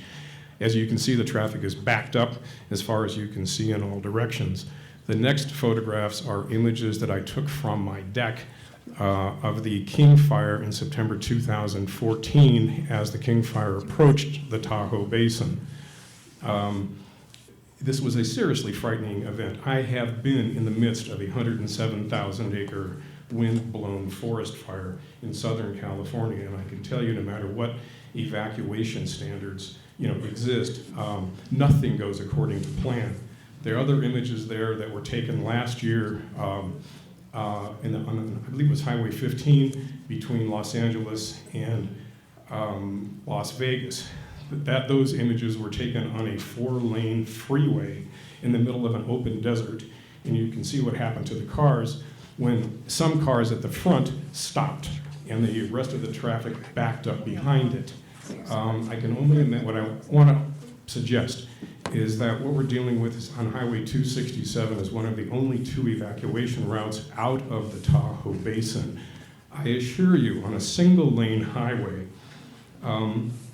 it would pale by comparison to what those photographs look like. With one accident, at the forefront of an evacuation would cause a backup all the way beyond Lake Boulevard. Truly, if this project proceeds, you're creating a death zone, for the North Shore. There will be no evacuation alternatives. If I might ask, quietly, no one say this. If you are those of you that have concern about the safety and the evacuation standards that currently exist, would you just raise the little placards you were handed or show your hand? Thank you. This is a serious concern. I ask you in all conscience, please deny this permit based upon the safety and the well-being, for the residents and visitors to the North Shore. Thank you.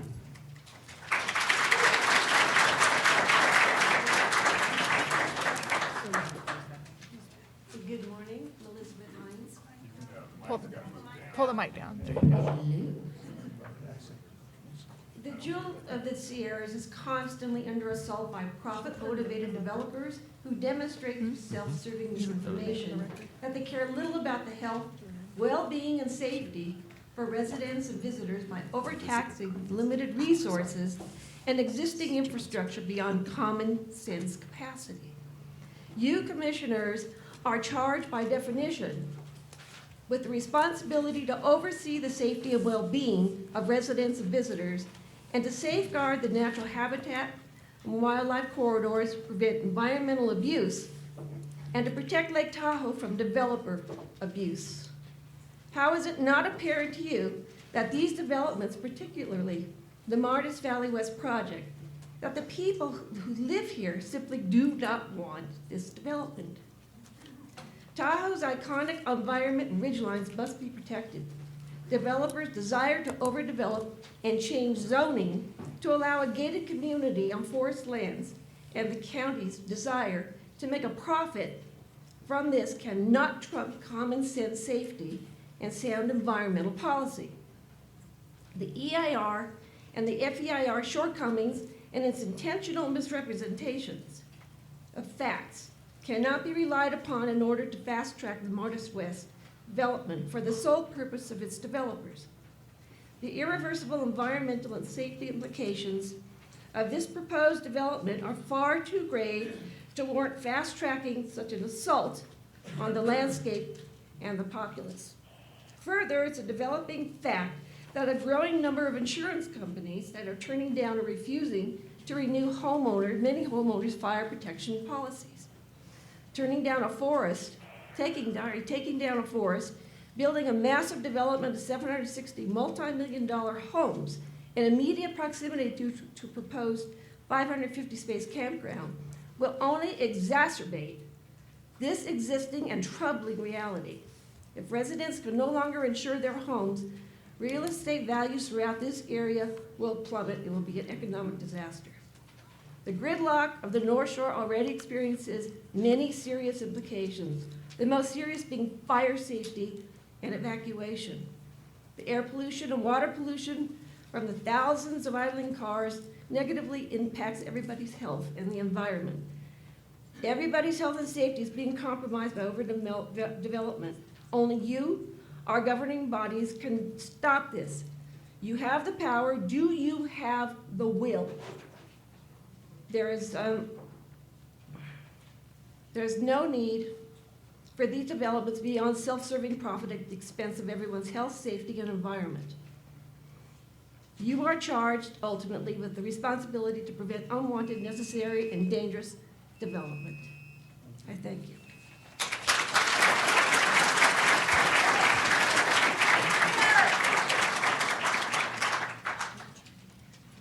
Thank you for having us. I'm Ellen Swenson. I'm a Placer County taxpayer and a Tahoe City resident.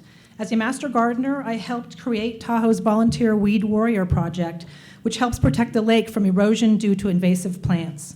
As residents, our daily activities here are largely dictated by laws designed to protect Tahoe's fragile water quality. For example, we have coverage rules that restrict us from building on our own property unless we have coverage or can afford to buy coverage. We have expensive BMP requirements that require us to install French drains very expensively on our properties to reduce runoff into the lake. We have tree trimming and removal restrictions because we don't want buildings visible from the lake. We have restricted boat access due to the Quagga-Mussel rules and restricted boat trailer parking. And our taxes are funding biking, new biking paths, and new public transit to get us out of our cars so we can meet TRPA's regional goal of reduced VMTs. The list goes on in terms of the restrictions on our property rights and some of our liberties and the amount of money that we have to pay to preserve this fragile lake. And most of us in this room are happy to do so because we really care about this lake. But now we hear that the county may plunk down thousands of additional people, their idling cars, and their polluting boats into our already overstressed and fragile environment. This works against everything that we who live in the Tahoe Basin are sacrificing our property rights, our liberties, and our money for. It'll add hundreds of new cars idling in traffic, which will add nitrates directly into the lake. I'm not talking about long-term climate change. I'm talking nitrates directly into the lake on a day-to-day basis. It'll add additional boats and water toys, polluting our lake and making it very difficult to access the public ramps. It's already hard enough. And violation of our scenic views. My understanding is that we'll be able to see buildings from the basin with this development, not just the lights. So these facts alone should disqualify the project, as it adversely impacts our general welfare here in the basin. So on behalf of the Tahoe residents, I respectfully request that you deny the Martis Valley West project, and going forward, please consider the cumulative impact of all the other projects in the basin on a regional basis, not just each one in a vacuum. Thank you very much. Next up, can we have Peggy Nichols, John Baker, and Mary Neal Hartnett? Do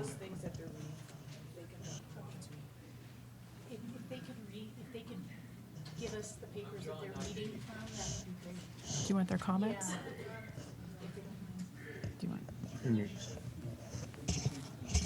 Yeah, just real quick, the court reporter requested that if you have speaking points that you're reading from, if you could present that to or leave that with the court reporter, that would be very helpful. Thank you. You didn't hear that? How about now? So anybody who comes up to the podium, if you have any speaking points that you're reading from, if you could submit those to the court reporter, that would be helpful for our record. Thank you. Good morning. I'm Peggy Nicholas, Carnelian Bay resident, and actually the previous speaker addressed in her closing my main concern, and that is that when projects are evaluated, they're evaluated in a vacuum. There are so many projects in the pipeline already approved, looking at Boulder Bay to Homewood to Alpine to Squaw, and I think it's tragic that we aren't looking and evaluating these projects and their impacts on a regional basis. So that's my primary concern. Thank you.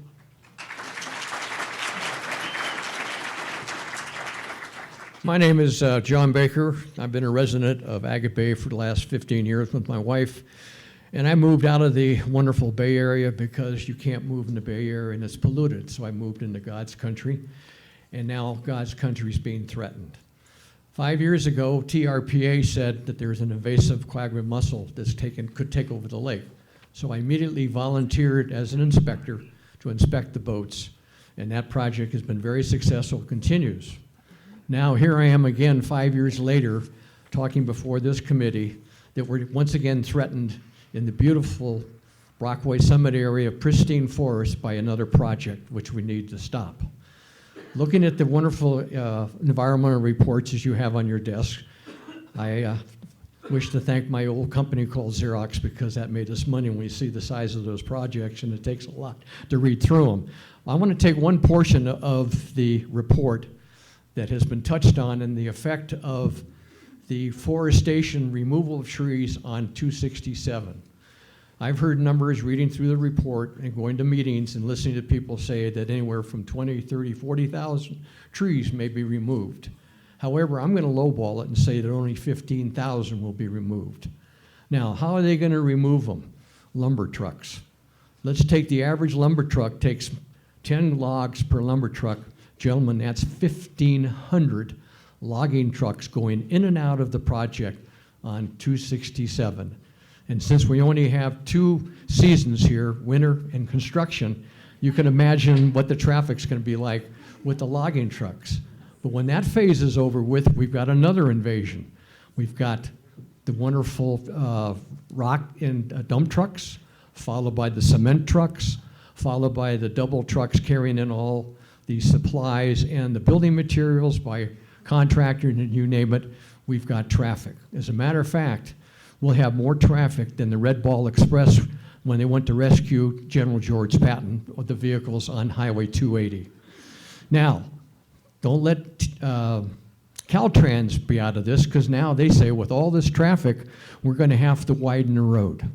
And if you were up here 2 weeks ago, you know what widening the road and putting things in is total quagmire. So the most hated sign in Tahoe now is the orange and black flagman. Now, considering this project, you have to keep an eye on the one next door, that amoeba that's expanding considerably, and that's called North Star. If you've seen their 5 to 10 year plans, they're going to be doubled in size. And put that against the project that they're considering here, it's going to be one big housing project all the way through the Brockway Summit. Now, what I don't want to see, and I'll refer to it, and I hope I don't step on any of your toes, especially if you live there, is the microphone going out? Anyway, is the pretend like it will turn into a city of Lincoln and Highway 267 will become Highway 65. And I don't want to see that to happen to the valley. Finally, let me just close with this. This is our local magazine, and Larry knows about it because we read it every day. On page 4 of every one of these weekly magazines is the facts of Lake Tahoe. And let me just read the first line to you. It says, about 3 to 5 million years it took to build and to create the Tahoe Basin and the surrounding areas. Don't let man and his development ruin it in less than 100 years. I want you to vote no on this project, and God help us if they even consider the campground that they want to follow with. Thank you, guys.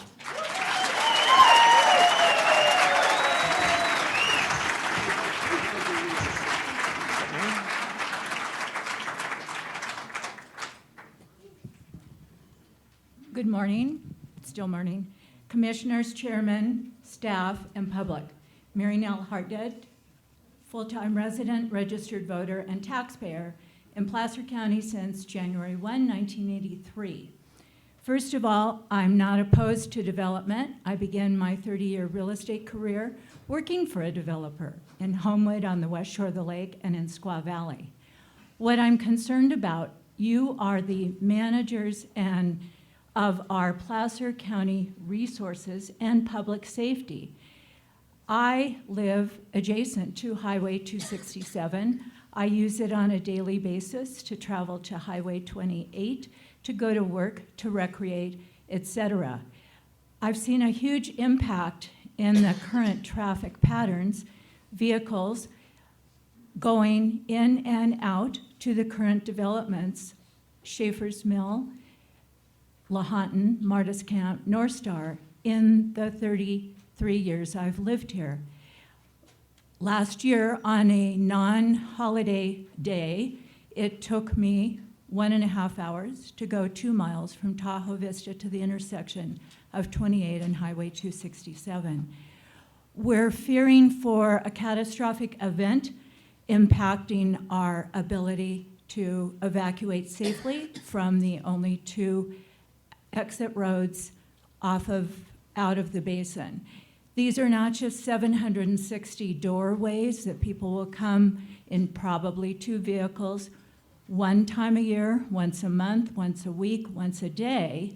It's also the repairmen, the house cleaners, the landscapers, the snow removal people, FedEx, UPS mail delivery, utility meter readers. It's not just a vehicle per doorway, let alone the commercial space that is allowed that may have customers and employees. So I do urge, implore, demand that you deny this project as a resident of Placer County. Thank you. We have David Blau, Michael German, and Nicole Luftmuller.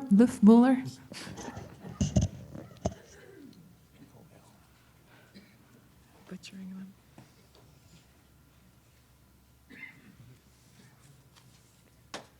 Good afternoon, Commission, staff. My name is David Blau. I'm a board member of the League to Save Lake Tahoe. And I also have almost 40 years experience as an environmental resource planner and have led the preparation of many CEQA and NEPA documents. First of all, we applaud the preservation of the 6,376 acres in permanent conservation as it's intended on the east side, and we're 100% in support of that. The League's primary mission, however, is one statement, and that is to protect the lake, its quality and its clarity. And more traffic means more pollutants, both nitrates as well as road runoff and sediment, fine sediment that goes into the lake. So I'm going to confine my remarks to how this project relates to the League. The proponent, and this is a dangerous trend. We see this in both the Martis Valley EIR as well as the Squaw EIR. Significant unavoidable adverse impacts are clearly identified, and then very little is offered to try to reduce those impacts to an acceptable level. This is a very dangerous trend. You don't find many EIRs and EISs that simply display impacts and say, now let's approve this and let us build it. The mitigation for traffic is meaningless in this environmental document. There's really nothing offered that will significantly offset the traffic impacts. The proponent has a legal obligation under CEQA to attempt to reduce impacts to less than significant, and there's very little that's been offered here.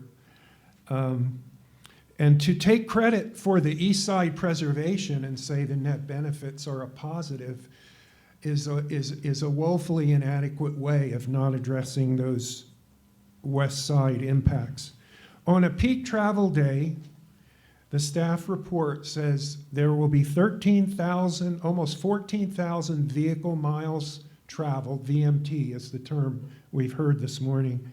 Almost 14,000 vehicle miles traveled will be added to the North Shore of Lake Tahoe.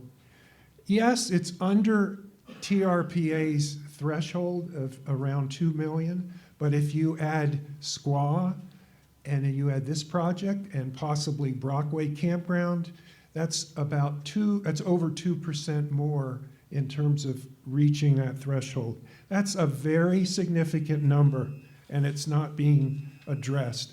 The mitigation for traffic should include a very detailed and specific financial commitment for public transit, for a continuous shuttle to the North Shore. Do something about the automobile traffic. Nothing is being proposed in this EIR. And then I'll finish up. On the cumulative impact subject, several people have, this isn't a request, this is a legal requirement. If Brockway and Martis Valley West and Squaw and other projects are going to add major additional traffic to the North Shore, there's a legal obligation to address and mitigate those impacts. We've met repeatedly with staff over the past 5 years. Very little of our comments are reflected in any of the work product to date. So we recommend that you deny this plan and go back and do some serious and effective mitigation commitments.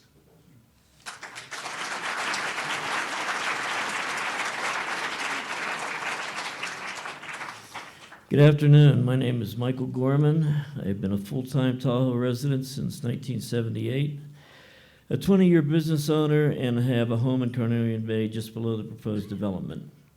Some of the reasons I chose to make a home in Carnelian Bay were strictly practical.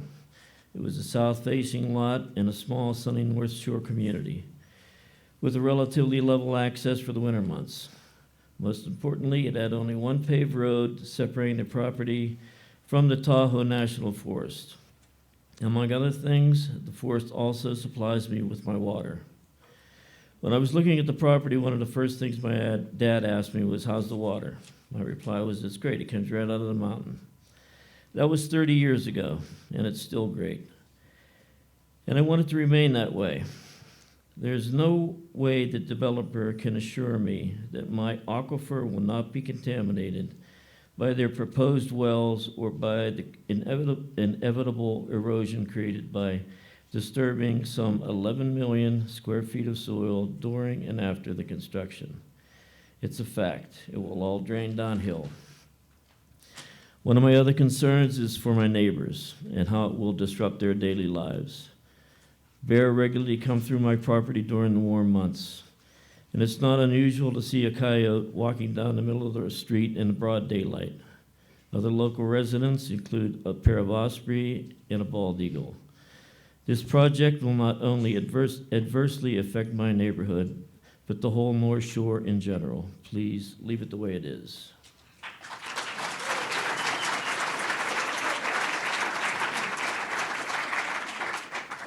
Hi, my name is Nicole Lutzkemüller. I've been a resident of Placer County since I was a year old and a resident of the North Tahoe area for about 8 years now. Finished college up here, studied environmental science, and I'm pretty familiar with the CEQA NEPA process. I'm going to do my own statement, and then I have a statement to read from my supervisor. So my biggest concern that I think has already somewhat been expressed is the cumulative impacts of all the projects that are being proposed in this area in general, all the concerns that have already been mentioned. And I think that, unfortunately, they get evaluated individually because that's the way that CEQA says that they should be evaluated. But CEQA was established in 1970, and I don't think anybody at that time had any idea we'd have this many projects proposed in an area that's so small and constrained. And I personally believe that the CEQA process is failing us up here in Tahoe, not doing enough to evaluate these projects. And I really think that you guys, as our public servants, need to recognize that fact and need to look at the evidence of these projects and see that CEQA is not addressing them to the extent that they need to be addressed. As one of the previous gentlemen said, there's no mitigation measures proposed. Basically, traffic concerns are being handed off to Caltrans, who we all know don't have enough money to do the job that they're already doing. And I just really think that we need to take the opportunity in the Tahoe area to do more than the law requires, to make decisions that are above the baseline of what CEQA says we should do, regardless of this project being suggested by the county for a mitigated development proposal. We all know that that's not going to be a good solution. There's too many issues in front of us that are unresolved with this project. I've spent a lot of time in the Martis Camp development, which is a little over 2,000 acres, so about twice the size of this project, but a similar number of houses. And the impacts that those houses and those residents have, which would be very similar to the type of community being proposed up here on the ridgeline, are huge. These are people that buy these houses that are very expensive. They're second homes. They don't care about how much water they're using to water their lawns. They don't care about what pesticides are being used to maintain their communities. And these are big developments that are not going to help the communities here in Tahoe. They're benefiting the developers. They're not benefiting us. And then my other concern is really when it comes to housing. This project provides 50% of whether it's in lieu fee or actual workforce housing development, but providing for 50% of the housing still leaves 50% of the employees without housing, and we're already facing a severe housing crisis in this area, as I'm sure, or I hope you are all aware. I myself can't find anywhere to live up here, and I just don't think providing 50% is enough. It's going to create a positive feedback loop that we're already in with all of these development projects. Providing 50% still leaves 50% to add to our current problem, and I think that is, alongside with traffic, one of the biggest concerns. I'll leave it at that, and then I'm just going to read my supervisor's statement.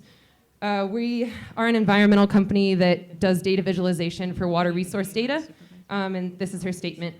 You have to stop or severely limit continued construction by Martis Valley West developers. More importantly, we have to stop building these exclusive developments only accessible to the super rich and very, very part-time homeowners at the expense of our beautiful forests, wildlife, and communities. Each time you permit one of these grand developments, you create yet another giant swath of land that can only be accessed through a gate, and if you have a $100,000 car to drive through it. I absolutely understand that these developments provide Placer County with endless tax benefits, but how much money do you need? While you have these new tax revenues from Martis Camp, Schaefer's, and Lahontan, etc., the general communities of Truckee and Kings Beach still look impoverished, lack basics like affordable housing, sidewalks, nice schools, public transportation, etc. But if you drive into these gated neighborhoods for the rich, you get exclusive access to private pools, endless golf courses, private restaurants, our finest forests, meadows, and ridgelines. And mostly for people who only come here 1 to 2 weeks a year or can afford rentals for $1,000 to $2,000 a night. Enough is enough. We need a community for the 99%, the people that live here. For the people who work hard every day to afford to live and work here, we need a place that is inclusive, not exclusive. When you vote this week, please remember the history of the Truckee Tahoe community. We are good people and we deserve to be fairly represented by our leaders, you. Do not let big money and powerful interests sway your vote. Make Martis Valley West developers accountable for their negative contribution to our beloved land and all its inhabitants. Say no, and no to trade-offs and the ridiculous notion of mitigations. Thank you. Next up, we have Joy Dahlgren, Robert Schradale, and Martha Krieg.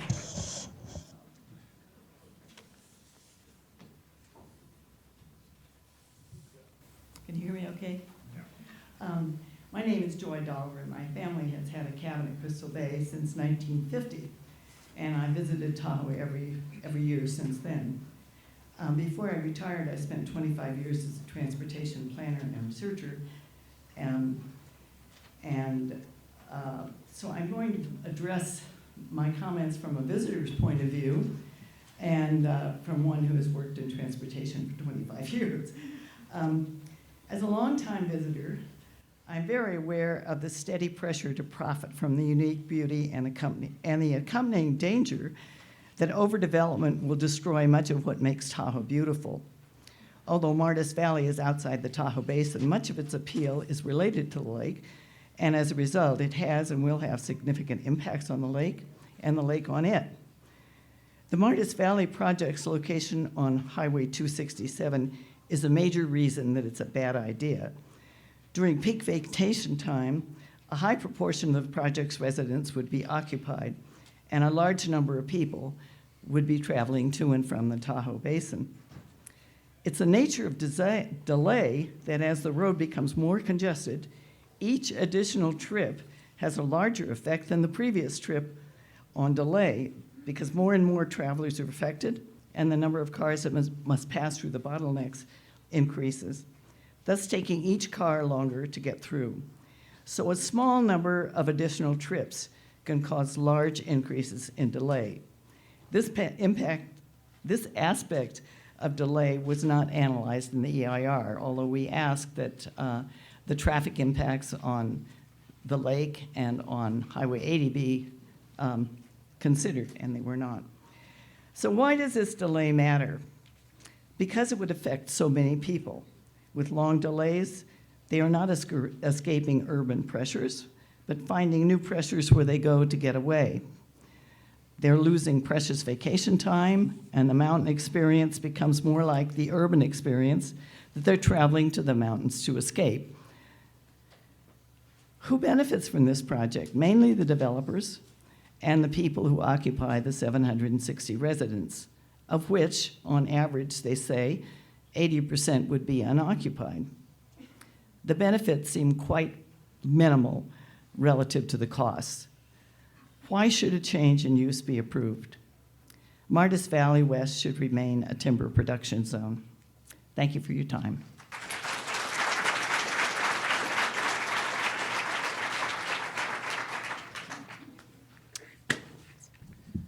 Good afternoon, members. My name is Rob Schladel. I've had a home in Carnelian Bay for the past 24 years, and I did have the benefit of serving on the Tahoe Conservancy for several years. And due to those involvements, I think I have some significant issues with this particular project. But first, I would like to just commend the staff for producing the reports that they have. There's just a tremendous amount of work that had to be done here, and I really appreciated being able to read the documents and understand them. So thanks for that. But now that I have read them, I have to say I have some concerns. The staff report does identify a whole lot of project impacts, and I don't think I want to go into those. Everybody knows what they are. There are several options to reduce those project impacts, beginning with things like being sure or providing some sort of prohibition on any visual impact of any development that occurs. I didn't see that actually discussed as an option, as a matter of fact. Going down the list, though, another option I think might deserve further consideration is alternative 3, the reduced density option. I noticed that the developers assert this would be uneconomic because the infrastructure cost would remain the same regardless of the size of the project. But to me, this is disingenuous. If a project is reduced in scope, its costs should be reduced as well. Maybe there is a smaller project that would make sense. Another object is alternative 5, which is similar to alternative 2, except for the fact that, of course, it has a reduced density. And this would certainly have a reduction in impacts in terms of fire response and emergency evacuation and so on. and the visual impact. The staff's main objection to alternative 5 seems to be that even if it would prohibit the dedication of the entire east parcel to open space. But I think that even if the entire 1,360 residential lots were developed in the east parcel, that only amounts to about 10% of the land there. The remaining 90% could remain open space. And if we indeed went and adopted our alternative 5, which would reduce that substantially further, something like 95 or 96% of the space could remain open space. So it seems to me that alternative 5 could provide for some development, but also avoid the serious impacts with the development of the west parcel. Thank you.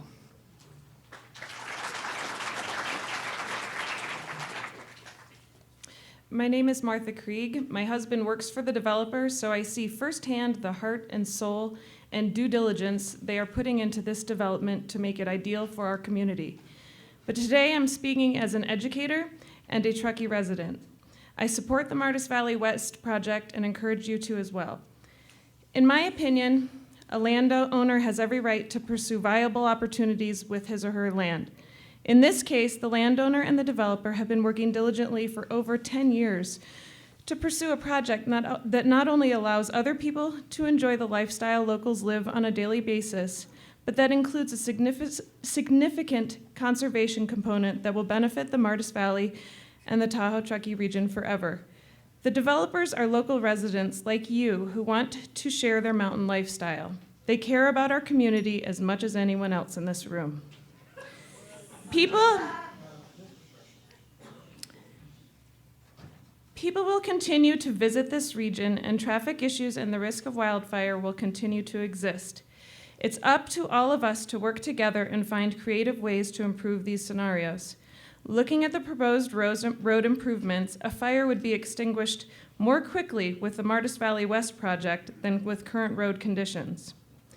If approved, this project will create jobs for those who live in our community and will generate tax dollars that contribute to our local schools, roads, transportation, trails, community services, and more.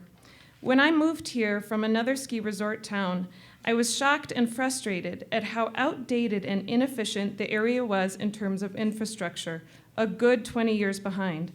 We need to embrace well-planned developments like this one and reap the benefits they bring. We all benefit. Thank you. Next up, we have Laurel Lupert, Aaron Rudnick, and Lee Golden. Laurel Lupert, Aaron Rudnick, and Lee Golden.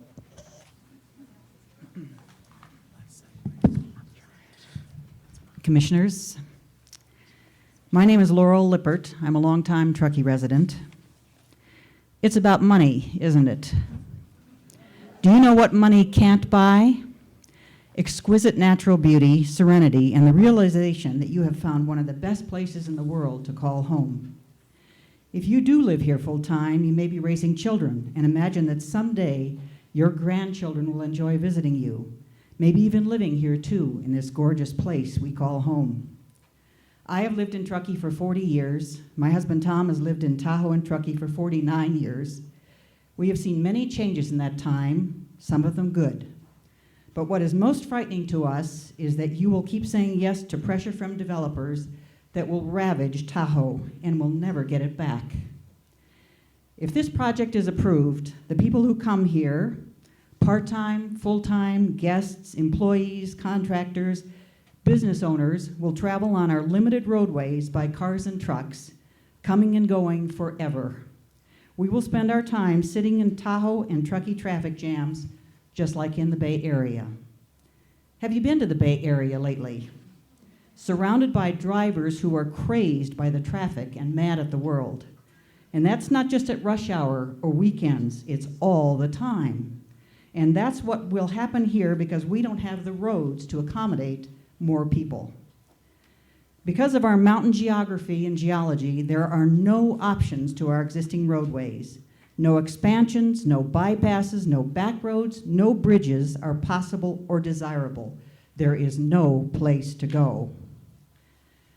The Martis Valley West Parcel proposal purports to conserve and preserve natural open space and resources, using words like minimize, limit, reduce, and protect, when in reality it will be adding, growing, and building more.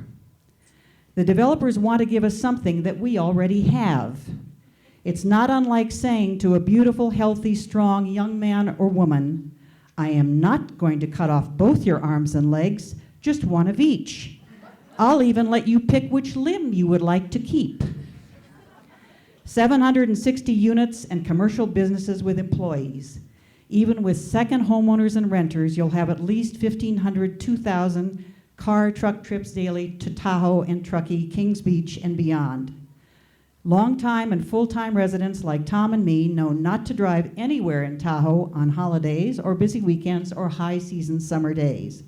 But it could be year-round, every single day that we can't get to places we love and came here for because of traffic.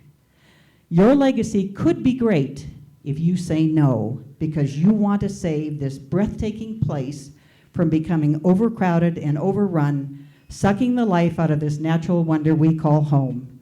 Please don't sell us out. Vote no so we don't have to cry one day, where, oh where has our beautiful Tahoe gone? Thank you for your time.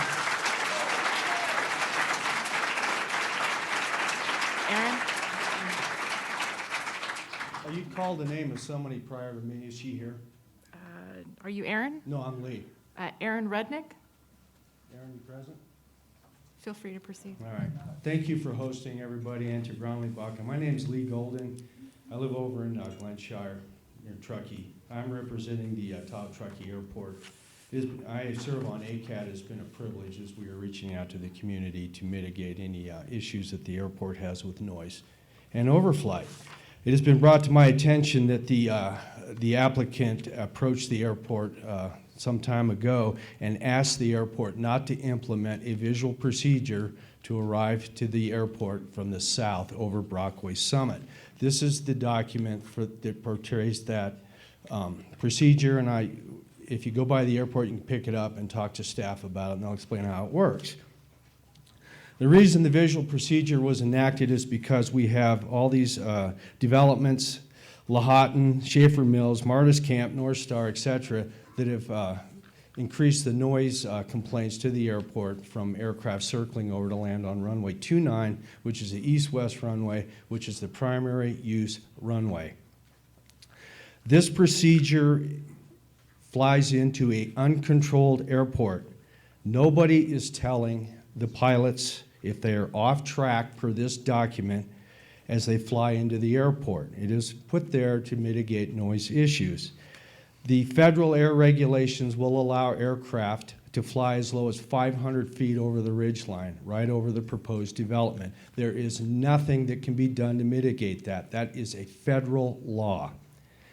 The airport has voluntary hours. They are asking people not to fly in and out. That is strictly voluntary. They cannot mandate it. The approach and departure corridor from the west is the only way in, and the reason this was designed the way it is to provide adequate terrain clearance for aircraft going in and out of the airport. I've flown in and out of this airport since the late 70s and have accumulated over 10,000 hours in all types of aircraft, and I've done this procedure and it works. If we have higher population increase, which is what we're facing with this, there will be more traffic, more people. We're going to have higher complaints from these new residential areas. The airport has no authority to tell people where to fly their aircraft once they leave the ground. It is an uncontrolled airport. The Tahoe Truckee Airport is doing a superb job coming up with recommendations for pilots to fly in certain areas at certain times to try to mitigate the noise. The airport has been here since 1961. It is very well run. It is very safe. But these continued projects around it, encroachment is a huge effort to this airport and other airports all over the country. Santa Monica comes to mind, as well as Hampton and Long Island. We must not allow these things to continue to encroach upon the airport. This proposal is another arrow in the quiver against the airport, as well as proposals to the north of the airport. And I urge you, commissioners, to look at this objectively. It was not looked at in this document, and to vote against this proposal. Thank you. Gabby, would you come up?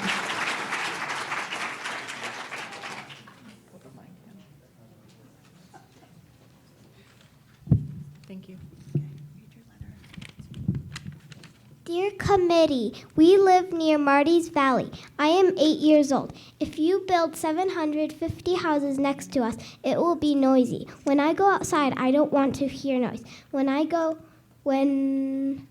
want to hear the trees, wind, and the birds. It will be all stinky and polluted in the air and in the lake. It will destroy God's forest and nature. I won't be able to see the stars anymore because of the light pollution. Please vote no. Thank you. Sincerely, Gabby. Next up, we have Zach Toby, Doreen Aiello, and Karina Cutler.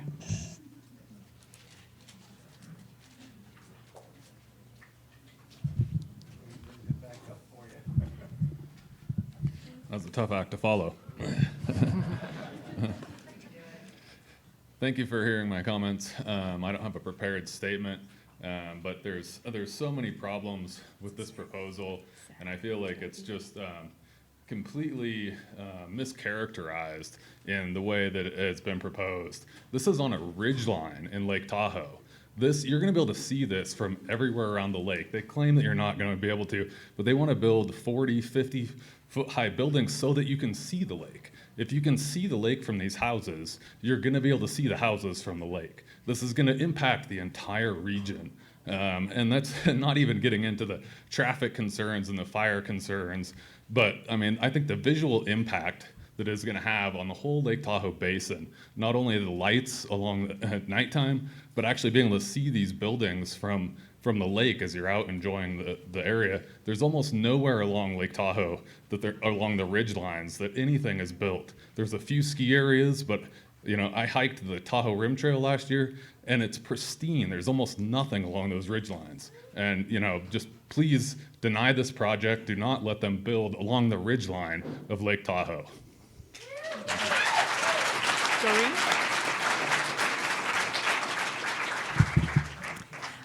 Hello, my name is Doreen Aiello, and thank you for hosting this.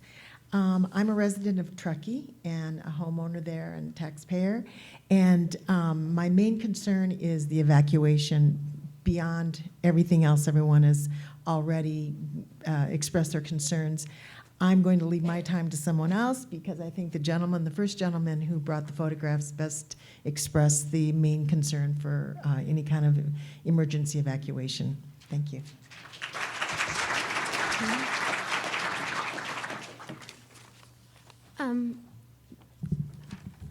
My name's Karina Cutler. First of all, thank you for listening to all of us. I know it's a long, long day for you. I am a local realtor. I do property management. I have 2 kids who love to camp. I have a background in development, architecture, urban planning. In fact, I was involved with Lahontan. I was the person who pulled the very first building permit there. So why am I holding this yellow sheet? I should be for this development, right? Even my kids love camping. I mean, why not? So I'll give you a little bit of background. I live in Kings Beach, and in the 1930s, they laid out Kings Beach, and it was originally envisioned as a camping resort, actually. That's why the lots are 25 feet wide. That's the same width as an World War I Army tent, which was the primary thing that people used to camp with back then. There was, I guess, a surplus of those. as time went on in Kings Beach, people got some really fancy camping gear. They got these really nice trailers.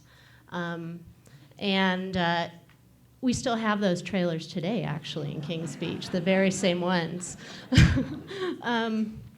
So in the 1960s came around, and there was a lot of building, thanks to the Olympics. I first started visiting Kings Beach in 1980 with my family. We rented a little cabin, and we would go walking in the woods, and we would go skiing. And at that time, Kings Beach was already on the decline. It was actually the affordable place to rent that cabin. Part of the reason was that there was a lot of the infrastructure from the camping that was now no longer as hip as it once was, and there were a lot of small lot sizes. I finally moved to Kings Beach full-time in 1995. At that point, it was parts of Kings Beach were not where you wanted to be. People were up all night. There was a lot of drugs and other not good things going. So I very much appreciate what Placer County has done with redevelopment of that area. I'm very supportive of developing places that are already in existence and making them better. I'll tell you right now with my business and real estate, I have a lot of clients who are now spending more time in Tahoe than they used to be. When I first moved to Kings Beach, a lot of the homes, maybe at least half of them, were not occupied. What's going on now is that companies like Google are allowing people to work from home. And so we get more and more people living in those homes. You add to that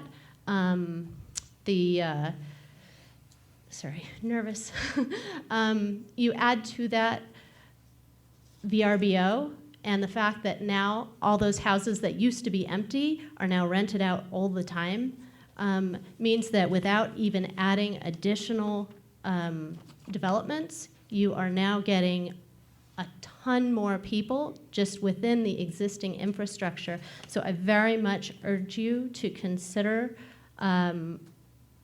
that we have way too many people already. Everyone is feeling the pressure. Everyone in this room feels the pressure on the roads. So please say no. The 5 points that you guys brought up, I don't think it is in our interest. It's not compatible land use. There's not good reason to have the zoning converted. It's not within our health and safety, and it will adversely affect our ability to enjoy and live in our area. Thank you very much. Next up, we have Sue Daniels, Jim Sadak, and Maya Barani.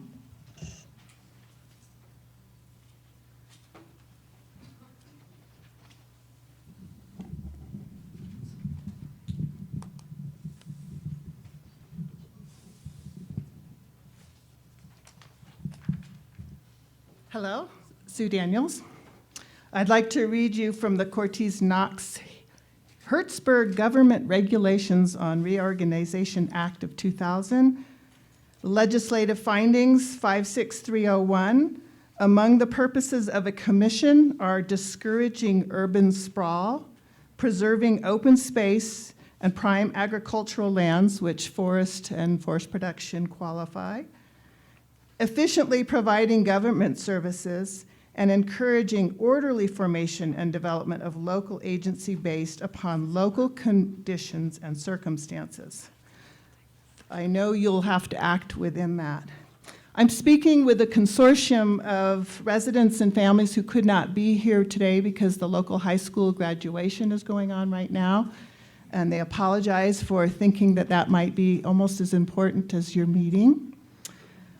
I'm also speaking for 7 bears, 20 lizards, 13 raccoon families, and some pine trees that can't run away. So we would like you all to deny the proposal that has been put before you.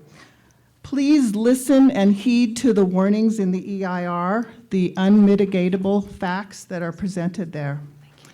As you know, from what you've heard, there's many, many reasons that this should not be developed, including watershed protection, animal life, forest, fire danger, air quality, night pollution, wasted development for homes that are used by only the wealthy, something an opulent human can do, but other animals on this earth do not do so much.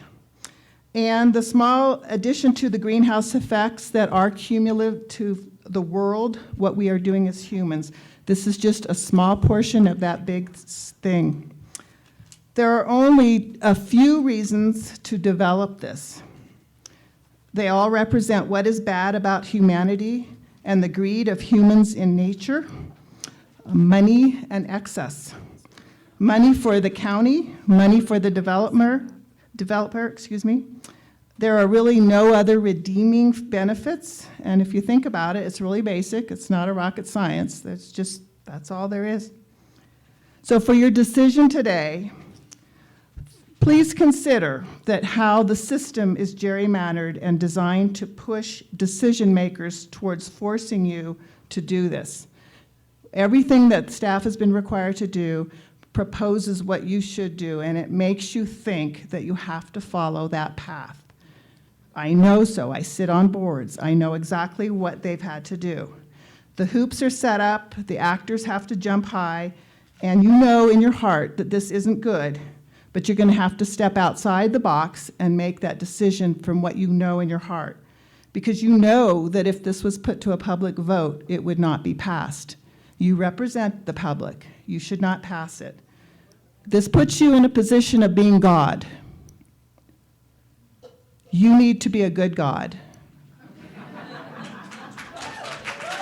You need to be a good God and step outside and say, you know what? We don't need this. The county can live within its means. It doesn't have to look for this as an extra purse to pull money out of. And we don't need any more of this. I totally agree with Karina.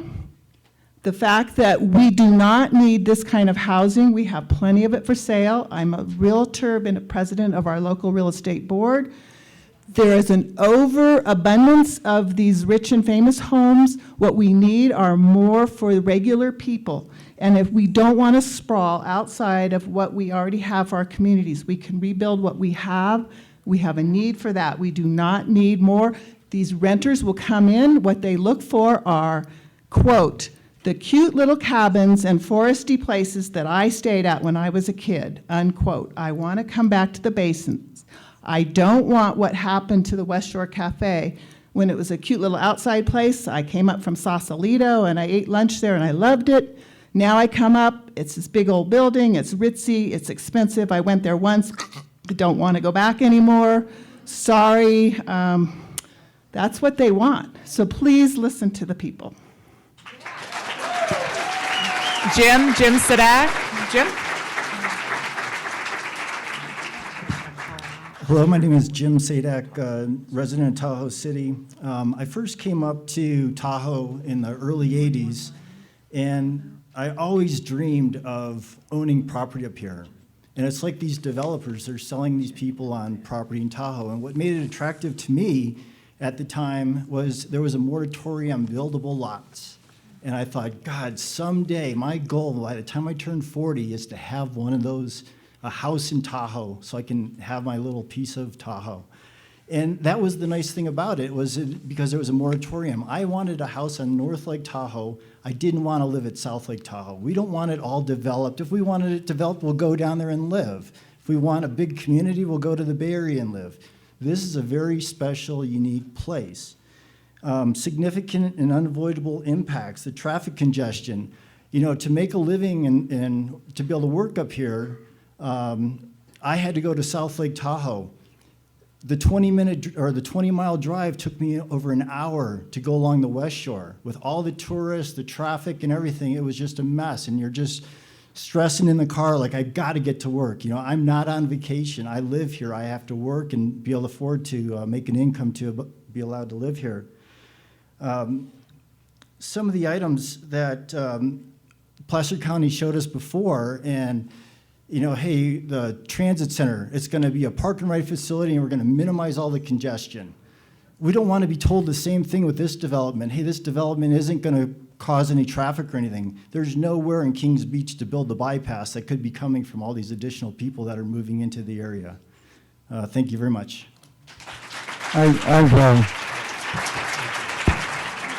Chairman, we're about halfway through. We have 17 more commenters who actually signed up. There may be more after that, so a good time to either decide to continue or. Is lunch ready for us? Yeah, can we confirm that? Lunch for all of us? I think we're gonna take a break anyway, but A half hour. Maya was called. I was already called. Maya was called to speak. I was already called. oh, okay, why don't you go ahead? Why don't you go ahead then?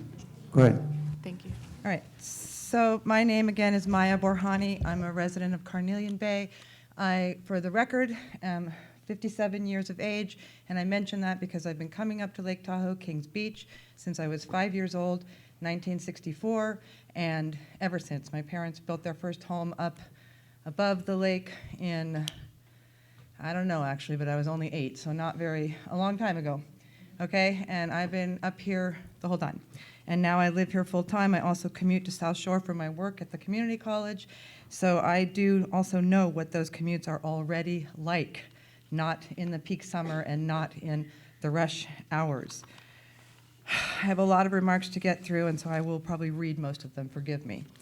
I would like to reiterate at the very beginning that, again, as several people have commented, this is really in my way, that you guys are our public servants, and I'm very grateful for that. Sorry, now I messed it up.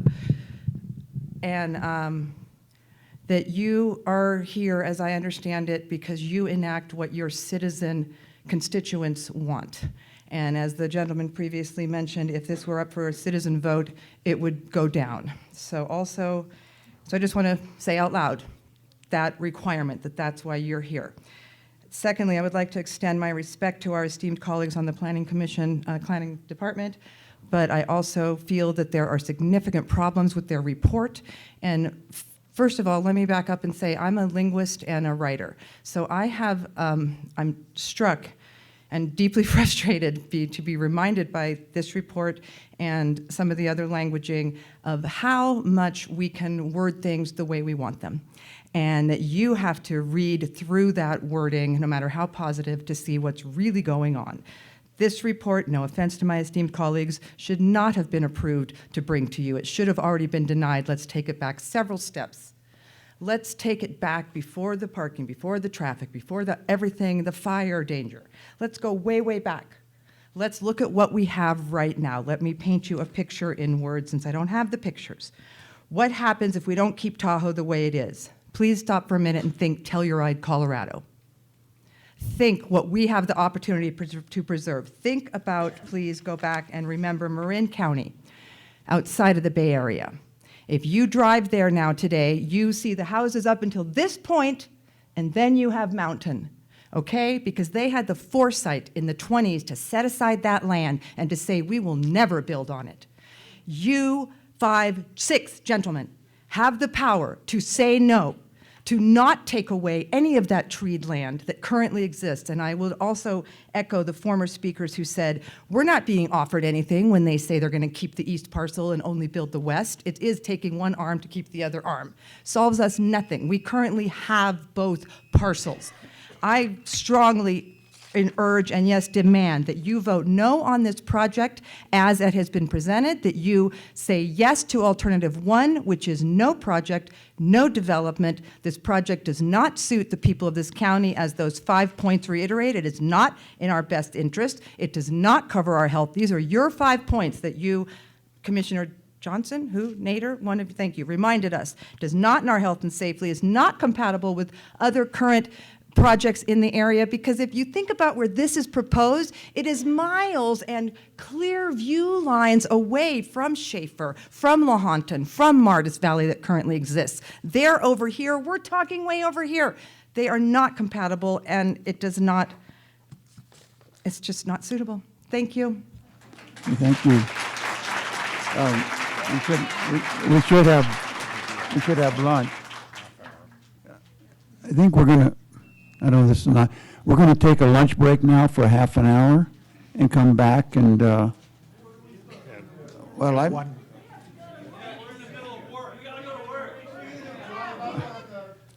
well,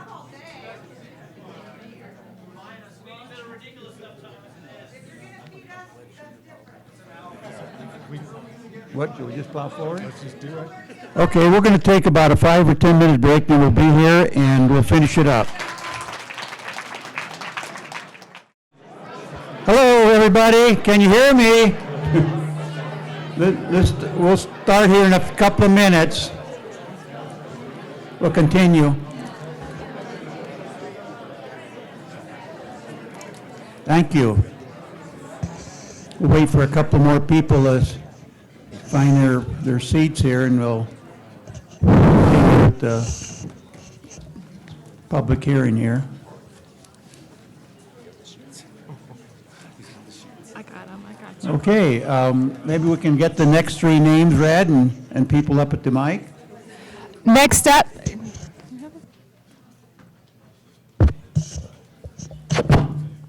next up, we have Ann Nichols, Coral Amende, and Jennifer Kwashnick. Oops. Why don't you go first? Pete Tordorf will go first, please. Thank you. Commissioners, I'm Pete Todoroff. I'm a resident of Incline Village for over 36 years.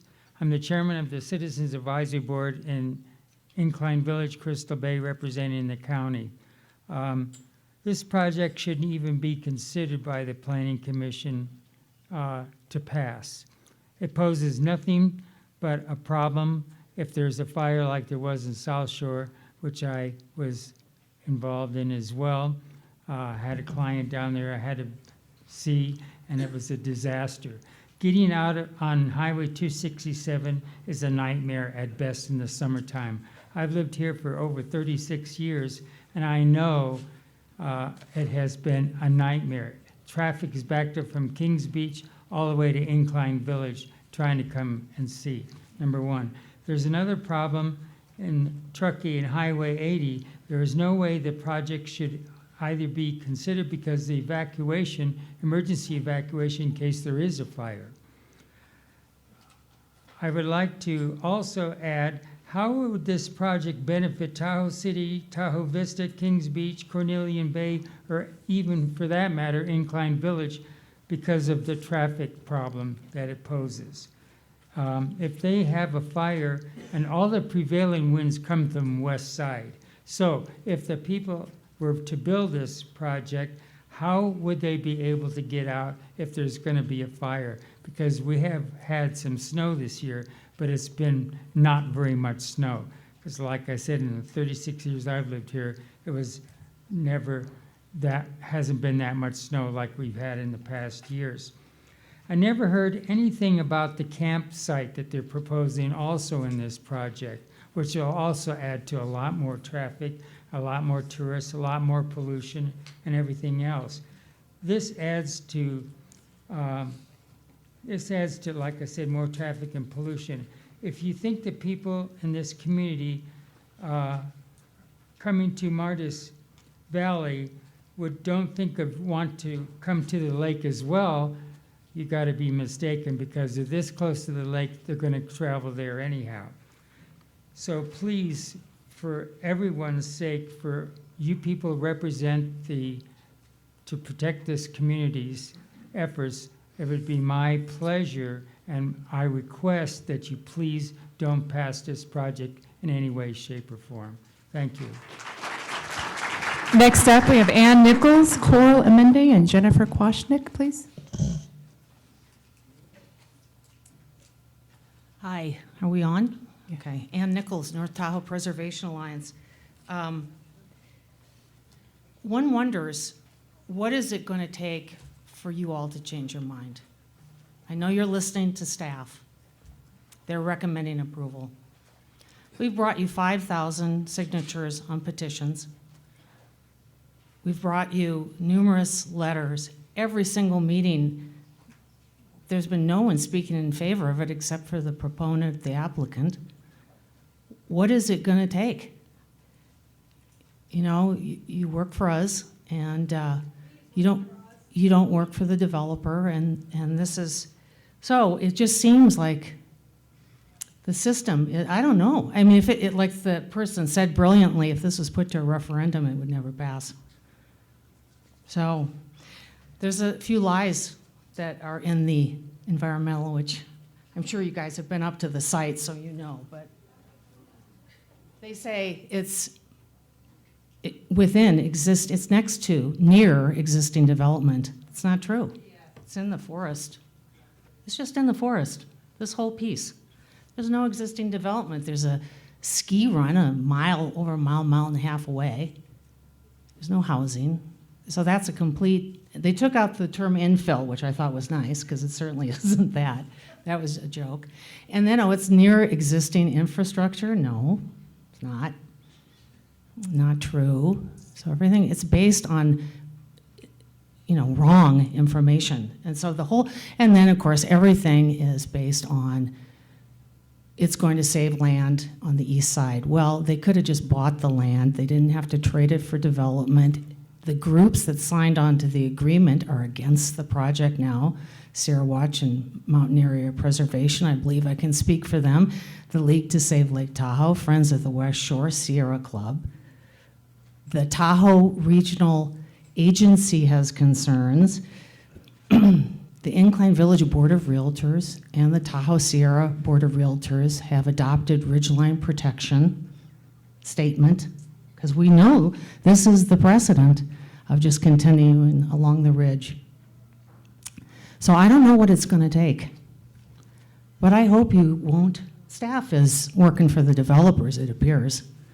So anyway, please deny the adoption of the Mars Valley West parcel-specific plan, the amendments of the Mars Valley Community Plan, the proposed rezoning, the tentative subdivision map, and the certification of the EIR. And this is a wondrous place. And you don't want your legacy to be that you started the steamroller. Coral Amende?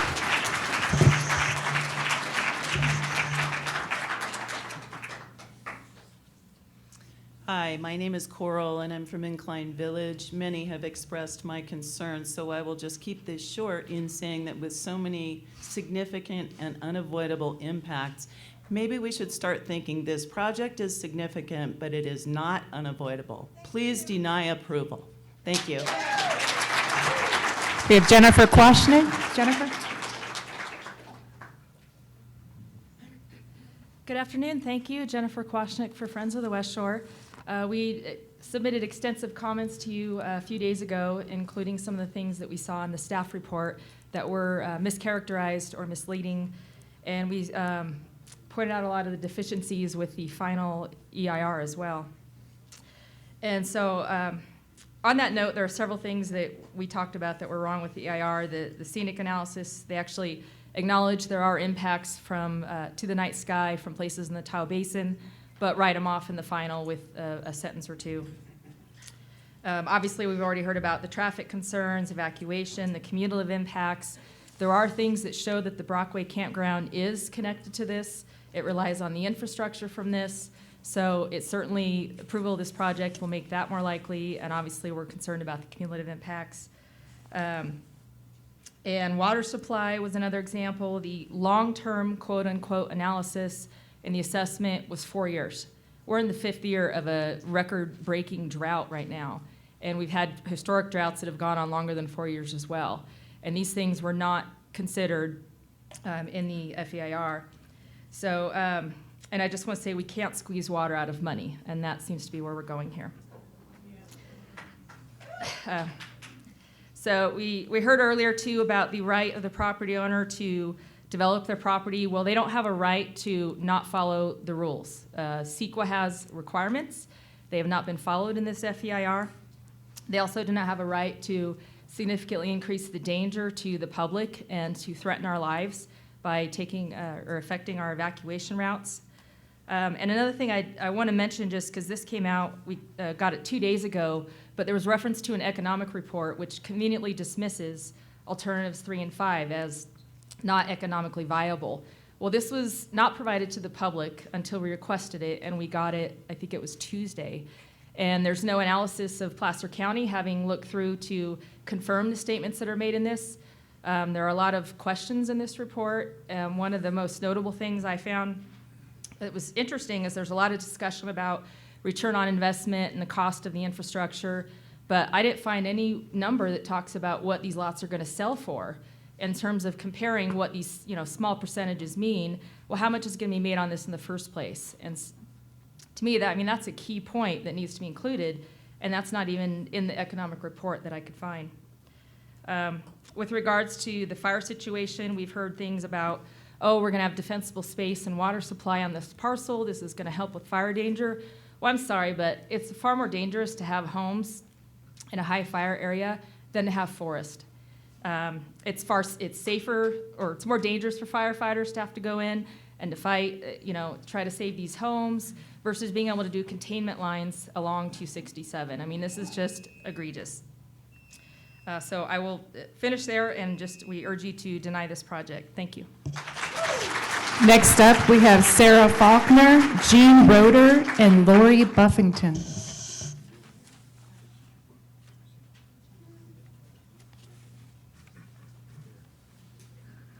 Hi, thanks for sort of keeping going. I'm starving. I'm so hungry, I'm shaking. I had just had some lemonade and now I feel kind of nauseous. I have enough sugar in my system to make me want to pass out now. I live off of 267, off of North National. I don't know if you know where that is. It's basically, I think, on what was referred to as a segment that will be affected by this development. My daughter goes to daycare at Letty's, so I drive every day from my house in that development, which is like Kingswood. I drive all the way to Letty's to drop my daughter off at work, or to drop my daughter off at daycare, and then I have to work. And I can tell you just what the traffic is like already. This is putting aside a development. The traffic is backed up all the way past, and this on a daily basis, past the airport, past Schaefer Mill Road. So when I drive from my house, I struggle to turn left onto 267 from North National. I need to turn left onto 267, go over Brockway Summit, and then make my way to Sierra Meadows. And I basically can't do that right now. I sometimes wait up to 5 minutes to turn left onto 267. And then the traffic is backed up all the way to Schaefer Mill Road. And this is right now without any, God forbid, the campground, much less, this development. And so I will wait like 10 minutes. Already people are turning right into the airport to try to circumvent and go around that traffic light. I've seen people on bicycles on 267 almost get hit by cars because people are trying to get around the traffic there. And this is what we're dealing with already. And, so we just lost our insurance, our fire insurance for our house. I live back, these homes will be on the other side of the ridgeline, but kind of in the same approximate area where my house is, because I'm, if you turn right off of 267 onto North National and then go up Regency, I'm kind of back up. If you drive kind of back up towards Brockway Summit. We just lost our fire insurance on our house, so the fire issue, for those of us who live in this area, this is a real problem. How are we gonna get out? I have a 2-year-old. At this point, I feel like it's safer to just run for the lake and carry my child. Then on top of that, not even talking about trying to go that way towards Truckee, trying to go towards Kings Beach is a similar disaster. The traffic is backed up already, not on a holiday. It backs up almost all the way to our turnoff on North National. And I haven't heard or read anything about what's gonna be done about that. And how are we gonna ride on the road? It's just not gonna happen. So I strongly urge you to say no to this project and think about the people who live on the segment, whose lives are gonna actually be affected by this. If this project is put in, God forbid, the campground, we will move. And it's as simple as that. Thank you.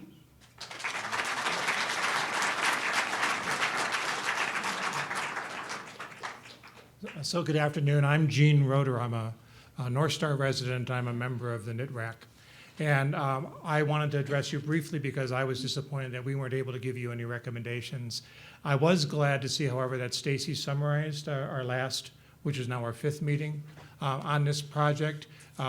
We had about a 3-hour meeting. The people who addressed us were very passionate against this project.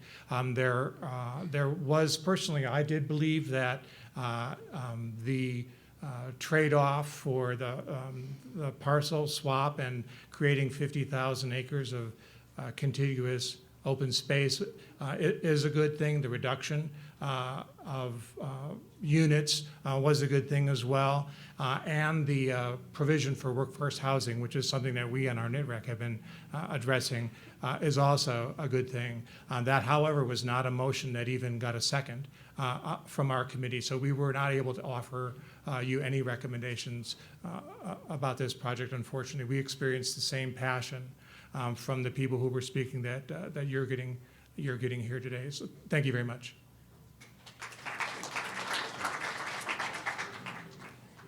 Good afternoon. My name is Lori Buffington. I've been a 40-year resident of the North Tahoe area, currently 10 years in the Dollar Point subdivision, which is located in between Highway 267 and Highway 89 along Highway 28. So we are in a very vulnerable position if there is an evacuation necessary out of the North Lake Tahoe area. We have very few opportunities for escape routes, one 267 and 189. Right now, they're both being forward with a proposal for major development, and it is going to greatly impact our ability to evacuate if necessary. That's my primary concern about this development. My other concern is that I am a frequent user of the Tahoe Rim Trail. Someplace I spend a lot of my free time, and I'm very concerned about the amount of people that this development will pump onto the trail and the impacts that will have on my experience and on the trail itself. So I would like to strongly urge you to vote no on this proposal. There is the alternative one that would designate it as no project, and that is definitely the consensus of the people that you've been hearing from today. I hope you are listening closely to this community that's telling you we do not want this project. Thank you for this opportunity to speak. Next up, we have Jennifer Kuhn, Tom Moores, and Karen Lafarge Unrain.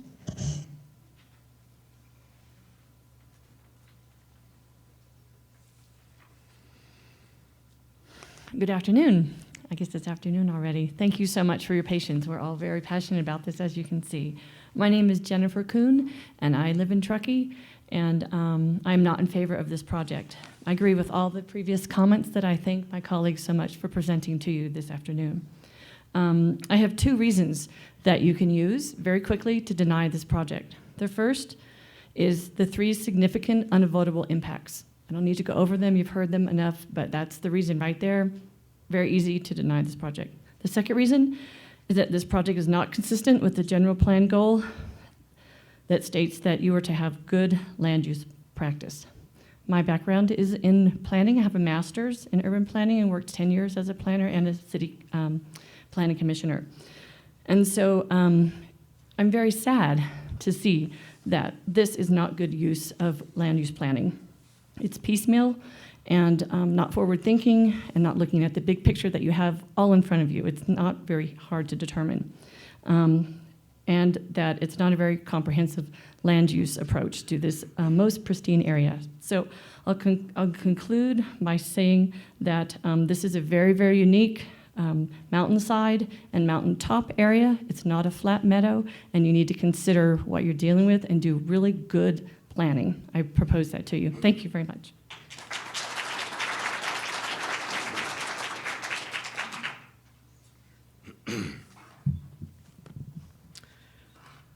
Good afternoon, members of the commission. My name is Tom Moores.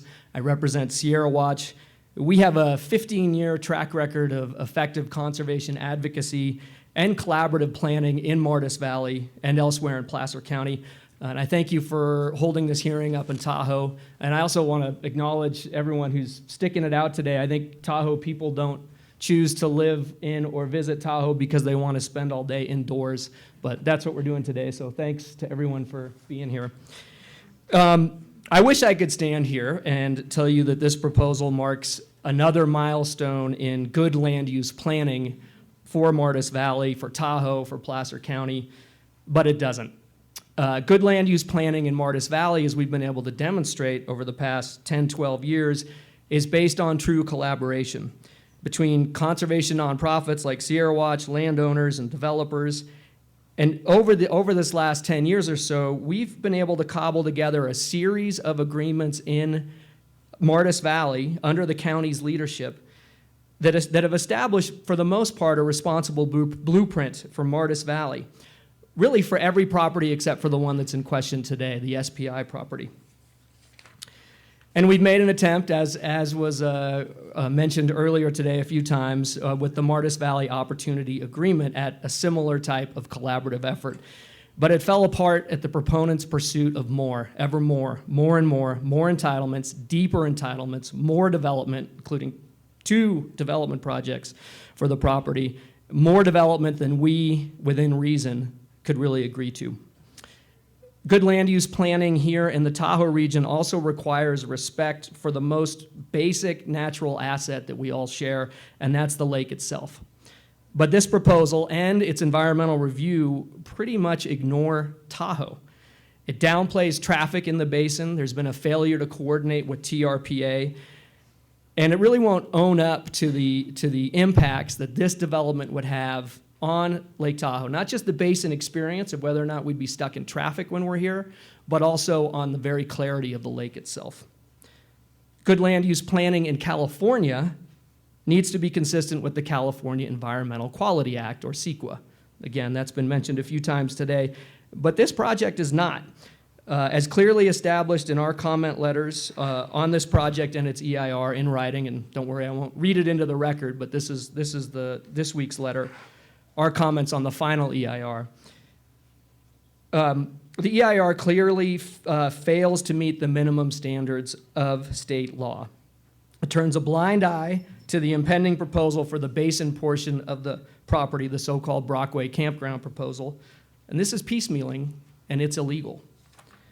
The EIR also fails to assess the project's impacts on the most basic values and some of the most salient concerns in the region.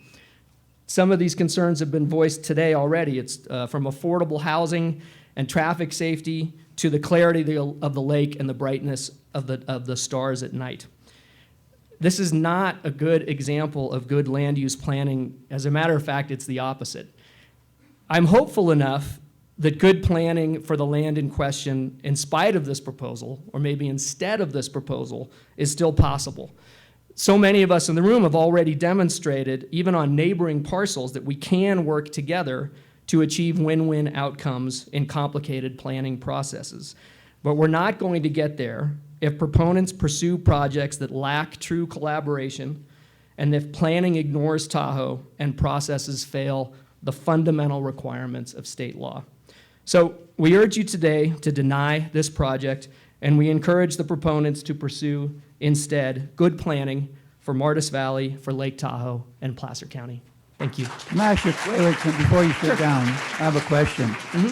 This property was not part of the original, the Martis Valley plan or opportunity agreement? Well, there's, staff can correct me where I'm wrong, but I think there's 2 plans to reference. One is the Martis Valley Community Plan Update, which provide. No, the one that was, in the the newspaper one, and everything about 10 years ago and all the lawsuits and everything else. Was this property with the 12 or 1,300 units on the east one, was that part of that agreement?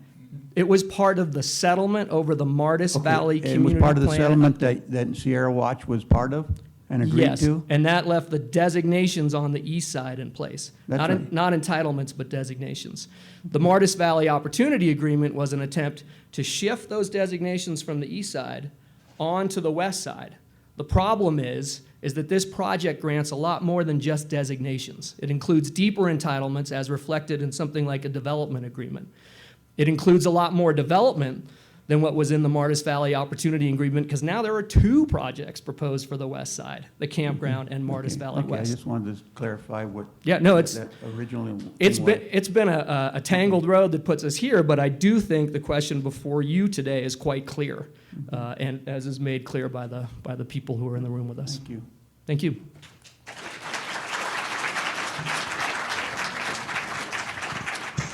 I don't see a Karen Lafarge Unrain. She was up next. Okay, hearing none. The next 3 are Ronnie Colby, Jacques Zurich, and Phyllis Pluge.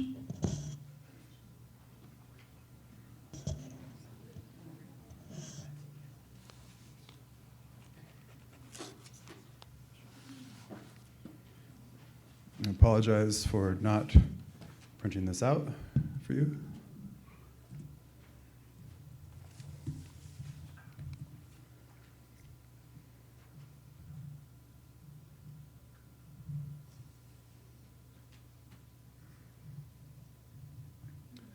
Good afternoon, Commissioners. My name is Ronnie Colby. I live and work in Truckee. I am a solar photovoltaic installer, carpenter, and project manager. I'm here to request that you deny the Martis Valley West project, given that the FEIR is wildly inadequate and in fact illegal. Also, allow me to express my disappointment in your scheduling today. Graduation day and a workday morning. This has cost me a day of work, many others as well. I'm also here to tell you that the 3,500 pages that we all had to read in about 30 days, it's about 120 pages a night for 30 days, spits in the face of the general public who has no time for that demand. You also disrespect us by ignoring the recommendation of NITRAC to give 30 more days for review of this sorry document. 60 pages a night we could do. The FEIR is legally inadequate in at least 35 ways, leaving the applicant in not only very real legal jeopardy, but portraying you gentlemen as significantly biased in favor of reckless 50s era development. But don't take my word for it. You have a document that's 50 pages long that cites these 35 legal deficiencies, and I'm going to read each one to you. It seems you would do well to take them to heart.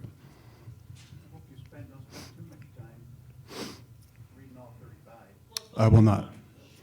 The FEIR fails to correct the deficiencies of the DEIR's project description and the cumulative impacts analysis.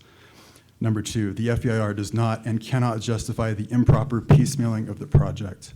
Number 3, the EIR misrepresents the nature of the project. The FEIR fails to correct the deficiencies of the DEIR's analysis and mitigation of the project's significant environmental impacts. The EIR's analysis of impacts to biological resources remains inadequate. The EIR continues to rely on preservation of the east parcel to claim the project will have less than significant biological impacts in clear violation of CEQA. The FEIR fails to correct the DEIR's inadequate analysis of the project's impacts on special status plant species. The EIR's cumulative impacts analysis remains inadequate. The EIR's analysis of and mitigation for the project's visual impacts remains inadequate. The FEIR errs in its justification for failing to provide a more detailed analysis of the project's visual impacts. The FEIR lacks the necessary evidentiary support for its conclusion that the project would not have a substantial adverse effect on a scenic vista.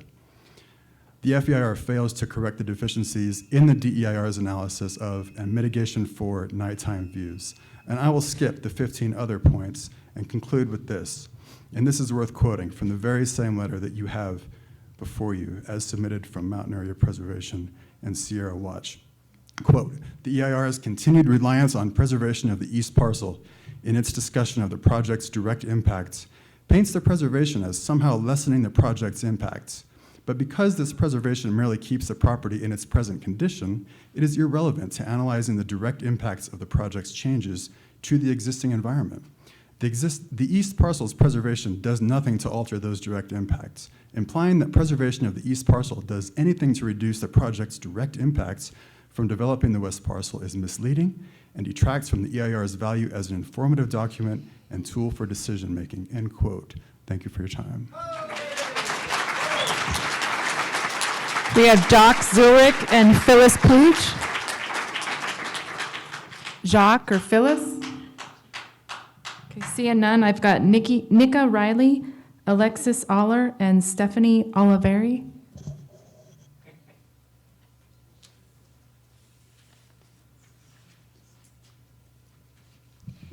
My name is Alexis Aller, Executive Director of Mountain Area Preservation. I will be speaking for the organization, so I would like additional time. Good afternoon, Planning Commission members and staff.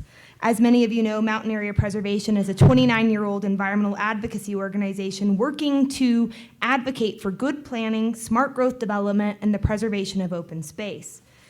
We have learned over the years how to work with developers, although we don't always see eye to eye, but we've embraced good planning, environmental protection efforts, and community benefits through recent project approvals where we have been able to negotiate and work with developers, such as the Rail Yard Master Plan and the Workforce Housing Project, the Jurger Ranch proposal, and your recent commission approval of the Tahoe Expedition Academy.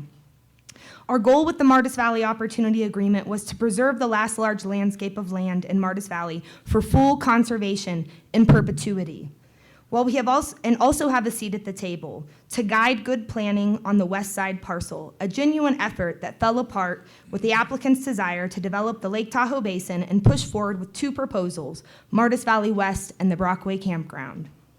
Unfortunately, the Martis Valley West project seeks deeper entitlements with a lack of adequate environmental analysis, meaningless mitigation, or tolerable alternatives to be able to support a project of this scale. MAP and Sierra Watch have submitted extensive comments outlining the numerous ways this EIR fails to comply with CEQA. I hope you have all had time to visit the site, read the final EIR, read the 340-page staff report in front of you, as you are tasked with an important role today. Martis Valley West will create a number of significant impacts, and according to the EIR and the county and the consultants, unavoidable impacts, which not only damage the local environment and our cherished natural resources, but create a detriment to public safety for the community and the visitors who come to enjoy the region. It is unacceptable to allow a project to move forward without true mitigation. You've already heard about a number of impacts and why you should recommend denial today, and I'd like to reiterate some of those points for you. First off, the Brockway Campground. The applicants have basically chopped their land holdings now into two separate projects, pretending as if one does not affect the other, although they would by nature be adjacent to each other and share road infrastructure and potentially other amenities. This is classic piecemeal planning, which is illegal under CEQA. It also illustrates the applicant is seeking more entitlements than ever conceived. Here's the math. 760 units, plus 6.6 acres of commercial, topped off with a 550-site campground with additional amenities on the top of Brockway Summit. This equals the potential of 1,310 potential areas of impact for the landscape. There is no net reduction under the Martis Valley Community Plan, as the applicant has touted today. And sadly, the final EIR continues to disregard the cumulative impact that these two projects would create on Martis Valley and Lake Tahoe. The project will also create significant and unavoidable impacts to the night sky and visual resources. This can be avoided. Project reductions can take place. The applicant can outline building siding and screening as feasible ways to protect the night sky of Martis and Tahoe. You have the ability to influence this by sending the applicant back to the drawing board. Furthermore, the EIR has grossly underestimated trip generation through a number of incorrect assumptions and methodology flaws that we have continued to document in our letter from our traffic consultant at MRO Engineers. The applicant has then taken a hands-off approach to mitigating these impacts.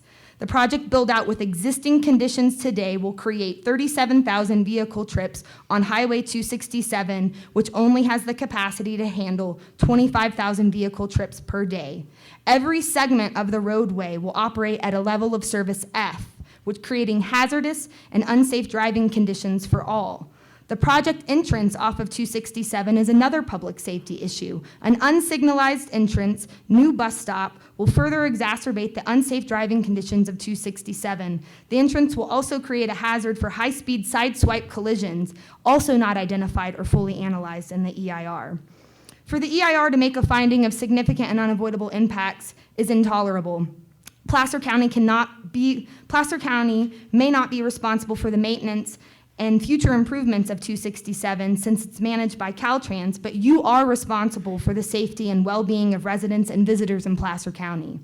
Of course, the flawed analysis goes along with traffic and circulation, has a trickle-down effect to trigger errors in the analysis for emergency vehicle access, wildfire safety, air quality, and greenhouse gas emissions. All areas of the EIR that are also grossly deficient in analysis and lacking any meaningful mitigation to allow the project to move forward in a sensitive location. Today, your staff has asked you to recommend making a statement of overriding consideration to allow for all of these significant and unavoidable impacts to move forward on the environment and the community, all based on a mitigation plan with the preservation of the east side parcel as a community benefit. You've been asked to outweigh all of these impacts for the west side that the west side will create on the local environment and safety of the region under the justification of future preservation of the east side parcel owned by SPI. We have supported the conservation of the east side, and we appreciate SPI's willingness to offer up the property as conservation. But the ultimate goal here is to be paid by the land trust for the property at a very high price. If they're unable to pay for it in 3 years after the approvals, the land will then be placed under a limited conservation easement, not allowing for residential or commercial development, which is good, but also being maintained by the owner, SPI, for timber management practices.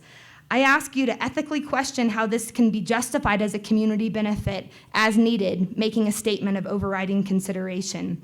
The applicants could get their entitlements for the development of the west side, SPI could have the ability to reap the benefits of the east side, and the community is left with lasting impacts to the environment with no assurance for future mitigation and a diminished quality of life in a very special place we call Truckee, Tahoe.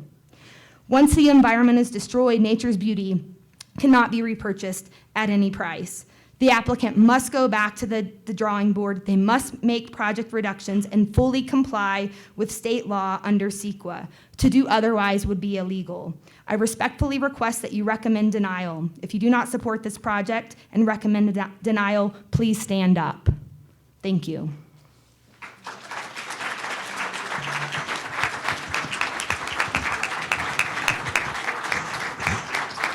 Mika Riley.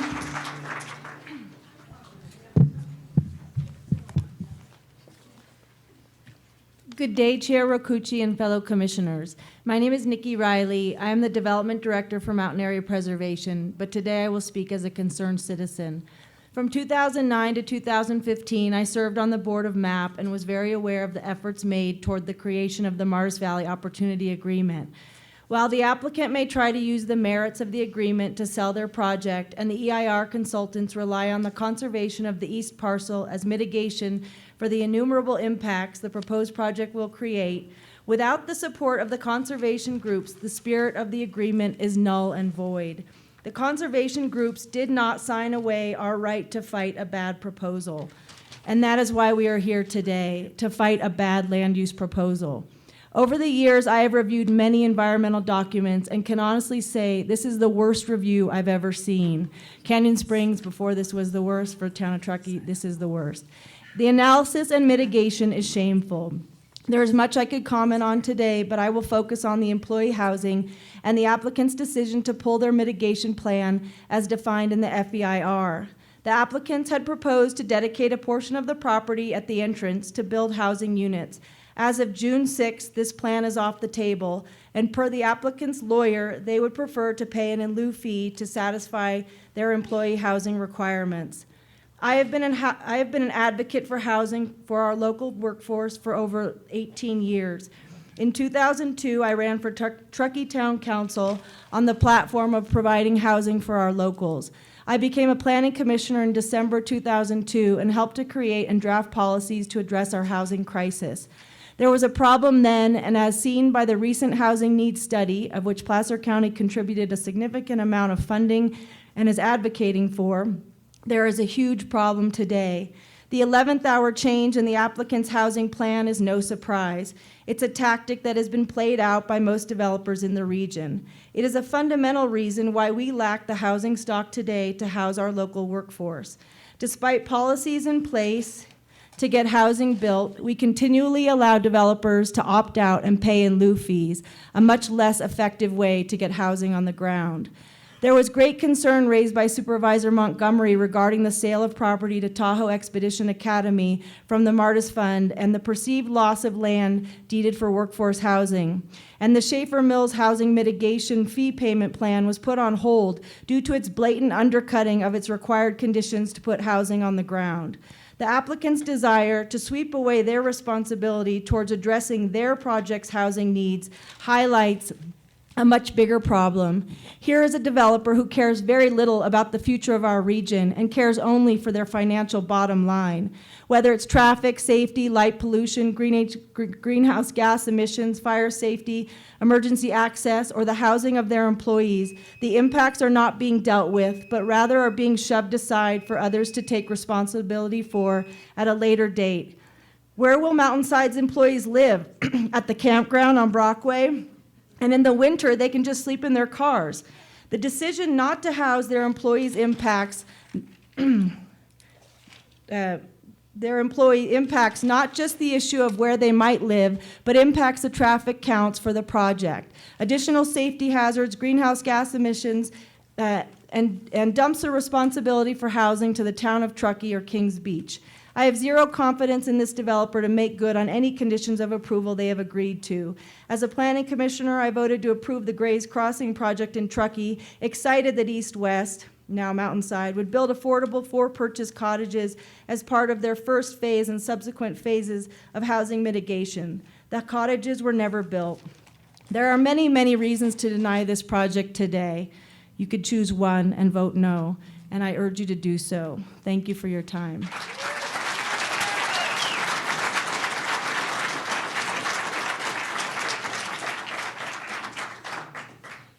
Good afternoon. I'm Stephanie Olivieri. I was born here in Tahoe City, and I've been a lifelong resident. I'm also the president of Mountain Area Preservation.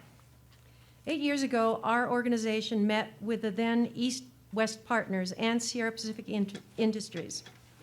They presented us with a concept plan for their land in East and West Martis, and basically wanted to switch and reduce land uses designations east to west while simultaneously placing a conservation easement over the 6,000 acres on the east for permanent conservation.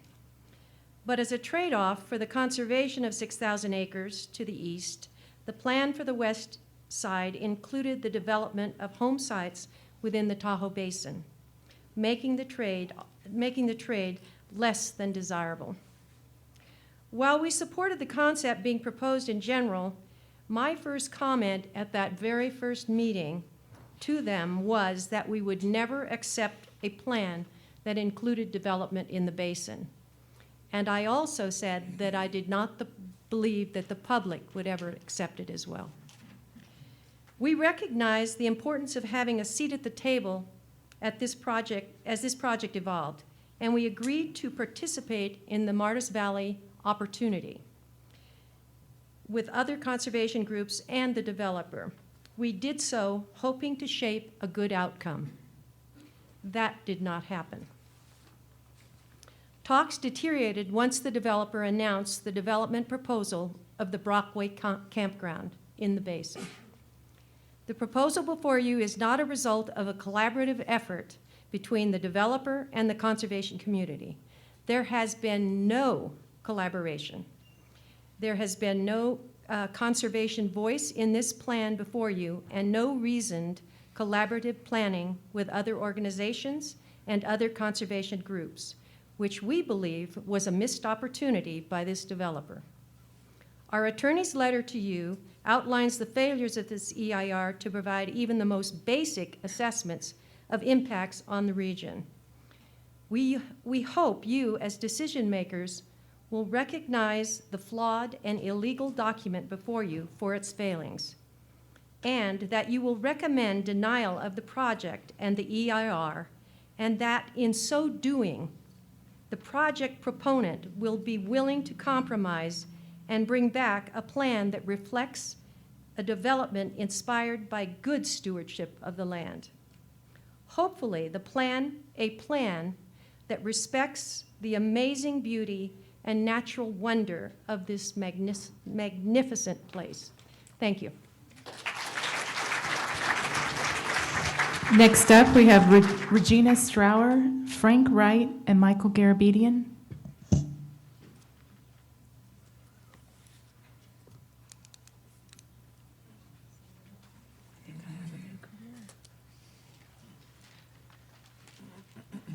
Hello. Hello. Excuse me, I did not come with a prepared statement. And I'm going to have a little problem talking because I'm going through oral surgery. So I hope you bear with me, and I hope I can communicate effectively with you. I was a resident of Incline Village for 17 years, and I have been a resident of Kings Beach for 19 years. And in my time in Tahoe, in North Tahoe, I have been involved in many things, and a lot of these things were geared towards the youth of our communities and steering them in positive directions. For instance, I led the chess program in IVGID. I myself gave chess lessons to students. We are presently involved in the Reno Youth Bridge Program through the Washoe County Schools. But I have to say this, one of my most challenging things was when we were on the board of the Astronomical Society of Nevada. We had the biggest problem of finding a place where we could hold our star parties and other educational endeavors. And it was a hard thing to do because we were losing our night sky, we were losing our dark skies, but we were so fortunate to find a place in Martis Valley. And we were even more fortunate to have the Army Corps of Engineers grant us permission to use their land. So I'm here to say, when you give rights and privileges to one organization or developer, you may inadvertently be taking the same rights and privileges away from another organization. And I just want you to consider that in your decision. Thank you.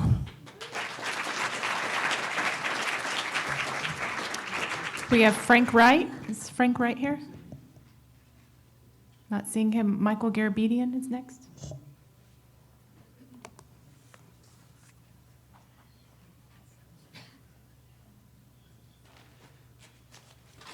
Good afternoon, commissioners, staff, and the advocates for this from the developer and so forth, and citizens. I have two separate presentations. The first one for Friends of the North Fork that deals with maps, basically, and wildland-urban interface. And then the second separate presentation for Placer Group of the Sierra Club dealing with TPZ immediately rollout. I don't think my talks are very long. I think they'll fairly well be within limits.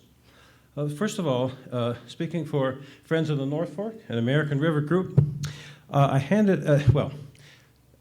didn't see anything in the EIR or the other documents that shows that this is a hilltop with 360-degree views of sky and landscape. And that was the first clue I began wondering about. Now, I've handed out a map. Well, here it is. Okay, thanks. I've handed out a map that actually worked up early this morning. It has two sides, and it shows the information you would need to be able to readily find this parcel on the ground. It also shows this peak. Now, the United States Geological Survey, their Board of Geographic Names, when they named this peak Gold Star Peak, they, as part of that presentation, they have a picture in the file that shows that from the plaque for dedicating this peak for our fallen in war, retroactive to World War I, that this plaque is visible from that plaque in South Lake Tahoe. They show it at, it's not just a tiny little bump like they tend to show in the documents we have here, nor is it a tiny little bump when you drive straight down Martis Valley and look up and see the peak, that straightaway in Martis Valley. Now, this, the Board of Geographic Names designated this peak on February 14th, 2013. Now, that was 5 months before the meeting meeting, and 7 months before the application was submitted. Now, maybe they didn't do their due diligence. I'm not sure. Now, this was supported by the Placer County Board of Supervisors, the owner in this case, the Forest Service, Gold Star Mothers. You name it, was supported by a lot of people, and it was in the press. Now, from the map, you can see how this. What it looks like now. Now there is talk here about how this does not yet involve subdivision of the land. Well, it does involve the roads. The tentative map that I see in the application shows the tentative roads, and they are out there right now running flag lines on those roads, which they need to do, I'm sure, to prepare for their conversion and THP and so forth. But they are out there working, and the fact that anyway, I don't want to go into that.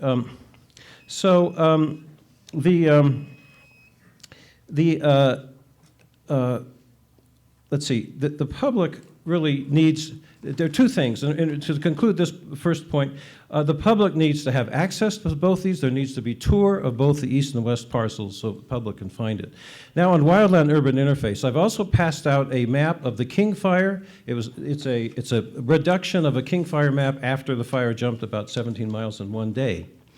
And this development, both sides of the peak, are expansion of the wildland-urban interface. No question about it. Now, where is California's fire hazard from? It's from the fuel buildup, it's from the drought, and it's from unmanaged development in the wildland-urban interface, and that's exactly what is proposed here.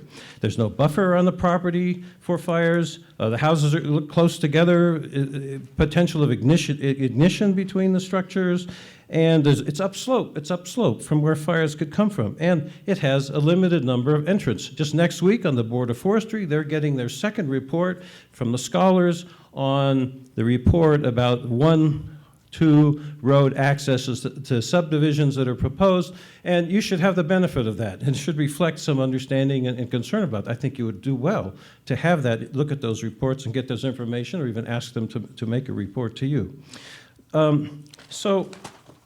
To close on this point, you really need to send this back to get proper information, proper maps, and all of this. The documents that you have do not have the information you need to make a decision. My bachelor's degree was in forestry and conservation. Now for Placer Group of the Sierra Club. Placer Group is on the other side of the crest. So we aren't speaking for the Sierra Club specifically on this. We're in someone else's territory. But the reason that we're here is because in 2010, this same planning commission, with I think at least a majority of you, you recommended turning down the immediate rezone of the Bunch Creek rezone, the 600-acre parcel over the North Fork American River. You recommended turn it down for the right reasons. There was potential WUI, for instance, and other problems. It just didn't qualify, didn't make the standards. And the Board of Supervisors went on to deny it. This is an irreconcilably bad proposal. I will go into the aspect that the capable forester did not address, and that is the authority for this is the state constitution. They and many other TPZ owners get a radical reduction in their property taxes as long as they're doing forest management. Now, if an owner wants to not do forest management any longer, they give 10 years notice. They say, okay, I want to get out of this contract, and in 10 years they're out of the contract, and during that time the property taxes go back up to development value. Development value is what everybody else in the county has been paying when they plan to develop. These folks have been paying very little tax. This has been called an exchange. It looks to me like kind of a refund. I mean, they've gone. Apparently, they did the 10-year rollout on the east parcel, so they dropped that. They didn't have to pay taxes there. Here, they've been paying taxes, and what they want to do is get approval here the day after tomorrow to start developing without having paid. So they want to be excused from the 10-year rollout where they're paying those development taxes. So you really need to protect this, keep this an enforceable restriction under the Constitution. You really need to require, whatever happens in this case, The county needs to require a 10-year notice and 10-year rollout to protect the integrity of the TPZ, private land zoning in this county that you supported, and I hope you will once again do the right thing and not let immediate rollout happen. Thank you.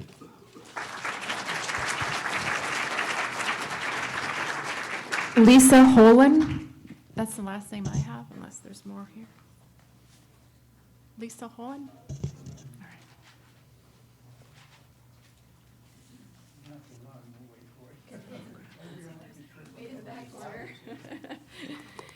right. Good afternoon. My name is Lisa Holen. Thank you, Planning Commissioners, for hearing our comments today and everybody being patient. While the flaws in the EIR are numerous and deep, I will focus my comments on just one area, biological resources. As a professional biologist who has lived in this community for more than a decade and a half, I'm extremely concerned by the lack of seriousness with which the EIR addresses impacts to biological resources. Both the draft and the final EIR fail to address concerns that the primary mitigation proposed for impacts to biological resources in the west parcel is the conservation of the east parcel. Lack of development in one part of the property does not mitigate development on another part.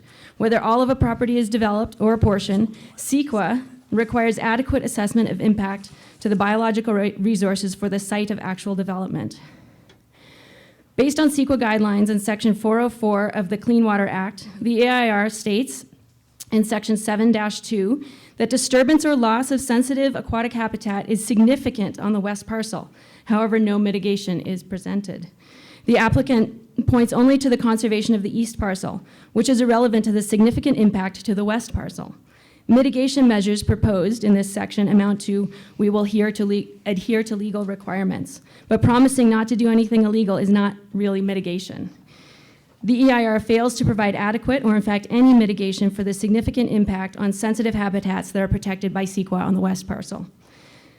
In Section 7-5, which is direct or indirect effects on special status wildlife species, there is potentially significant impact for 9 species, including birds, bats, and mammals, that are all identified as species of concern and have either moderate or high potential to occur on the west parcel or are currently already there.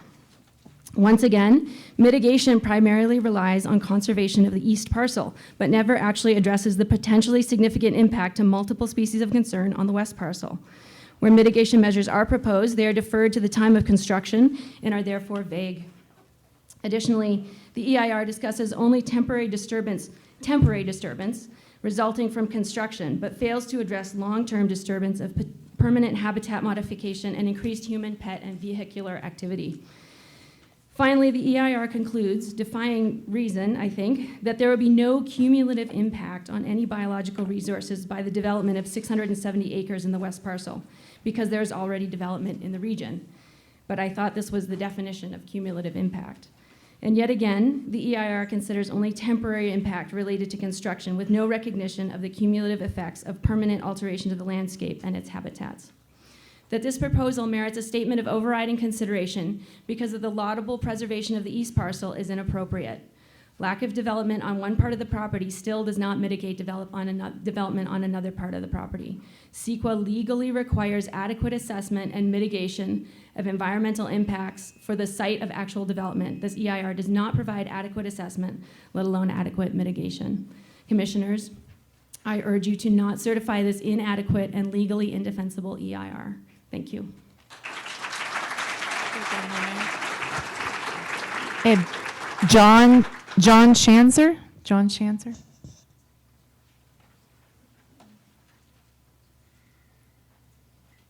Good afternoon. My name is John Schanzer. I've had a 30-year residence in Squaw Valley, and it's my home, permanent home for the last 8 years.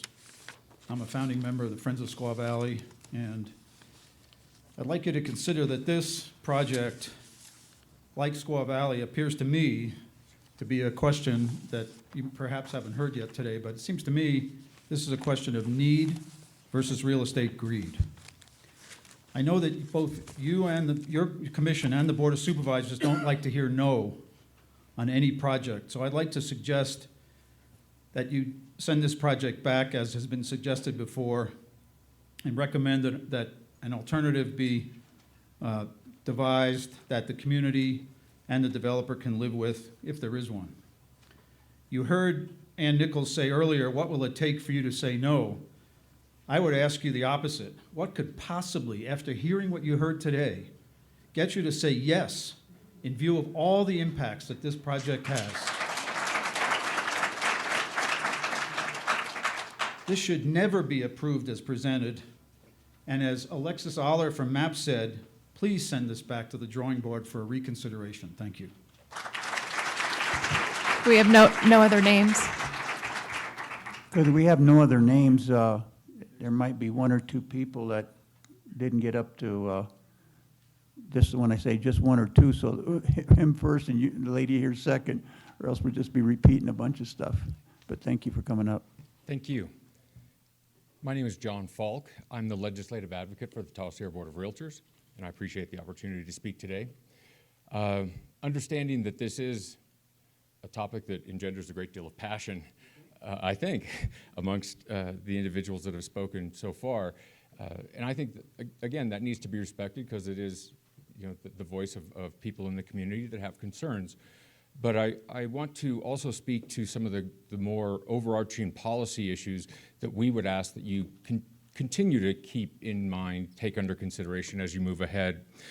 To begin, the Tahoe Sierra Board of Realtors does not officially support nor oppose specific projects. We try to stay at the policy level globally rather than at the individual project, but of course they marry together as each project is based on policy decisions.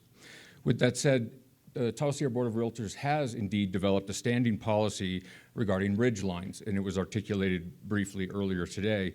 Specifically, we seek to protect ridge lines from overly obtrusive man-made structures. And so we're looking at, when you have the intact natural ridge line, something that is clearly out of place and doesn't conform, we would ask that you look for ways to increase the compatibility of any structure that might be proposed if it's appropriate, or if it's not, then so be it. We'd also ask that you consider the net effect on housing globally, not only with this project, but also with other projects that come forward, because oftentimes we'll see in planning and zoning, there'll be a projected number of housing units. And everyone says, oh, that's a lot of houses. And it never seems to pencil out at the end of the day that the number of units that were proposed by zone are actually perfected in reality. And so we have a net loss of housing. With the Tahoe Basin really close to build out and the Truckee area nearing build out over the course of the current general plan, 2025, it is anticipated to be at build out. The impact of loss of future housing units cannot be tossed aside without giving it really due consideration, because we don't have the ability to recapture that. When they're gone, they're gone. So if there is indeed a 600 unit net loss in this proposal, we would ask that you at least consider ways that this and other projects could set aside those units, not for use on site per se, but at least for use within the region, so that we can continue to have the appropriate amount of housing to meet the needs of all aspects of our community. And then finally, we also understand and respect that there is this collective desire to have things set out in a certain direction. And we want to respect that, but there needs to be respect also for the individual freedoms and liberties and rights that they also have. And people do speak of the cumulative impacts of a particular development. And we would suggest that everyone who has the privilege of calling this area home is a part of that cumulative impact. It doesn't start and end with a given project. If you've been here 20 years, there were people here 30 years ago that you made the traffic worse for. If you were here 40 years ago and people came here, 35 years ago, you made it more difficult to do X, Y, or Z. So again, we're not asking for people to step back from their position of cumulative impacts, but we are suggesting that a balance and a sensitivity would be appropriate when looking at cumulative impacts and how we all contribute to them, and we all should be a part of the solution. Thank you.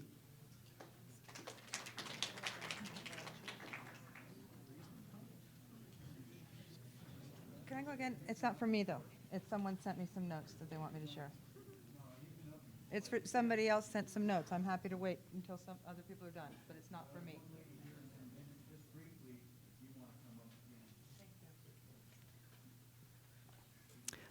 Thank you for allowing me. I wasn't on the list.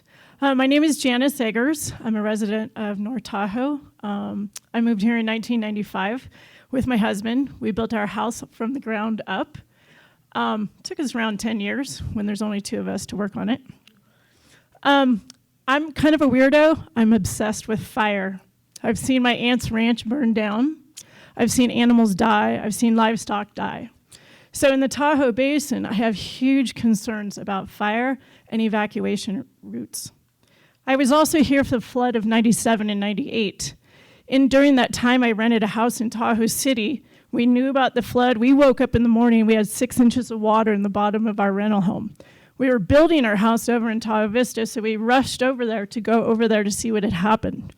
We couldn't get back to our home in Tahoe City at the time. We had to spend the night in our home for 3 nights without food, no water, and we couldn't get out because 267 was backed up for 8 hours. There was no food in Safeway. The restaurants were out of food. It was absolutely ridiculous. Not to talk about the aftermath of having everybody on 267. There was diapers. There was used condoms. There was toilet paper. It was disgusting. Our neighbors and us, we cleaned up every area in front of our North National and that sort of thing because it was too busy for everybody else to help clean up. So when I read the EIR, there was a few things that stood out for me. One was, one of the studies was based on the summer of 2010 driving conditions. We were in a recession at that time. Tahoe was not receiving the amount of visitors that it does right now. The other thing came up was Impact 18.4 discusses interference with an emergency evacuation plan. As discussed therein, the project would not cut off or otherwise modify any existing evacuation routes. That is not true. You're talking about putting another exit onto 267. That would definitely impact an evacuation route. Another thing was people worked on traffic conditions during the evacuation scenario that had been conducted, LSC 2016. Well, did they help out with the Valley Fire?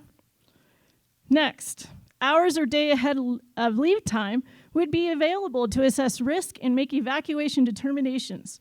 During these periods, peak occupancy conditions typically do not occur, as drifting smoke, awareness of the risk, or other factors result in people in the area. Oh, I don't know. Really? There is no way within a peak condition in Tahoe that people are going to get out of here safely. I just don't agree with that.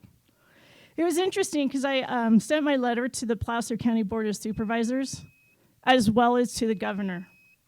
On May 19th at around 2:45, I was contacted at my place of business by one of the Mountainside partners. He told me that my concerns were unfounded, that I had no educational background in it, and it was ridiculous that I was writing a letter such as this. I end and I say, please say no to this. The rest of us have to live here.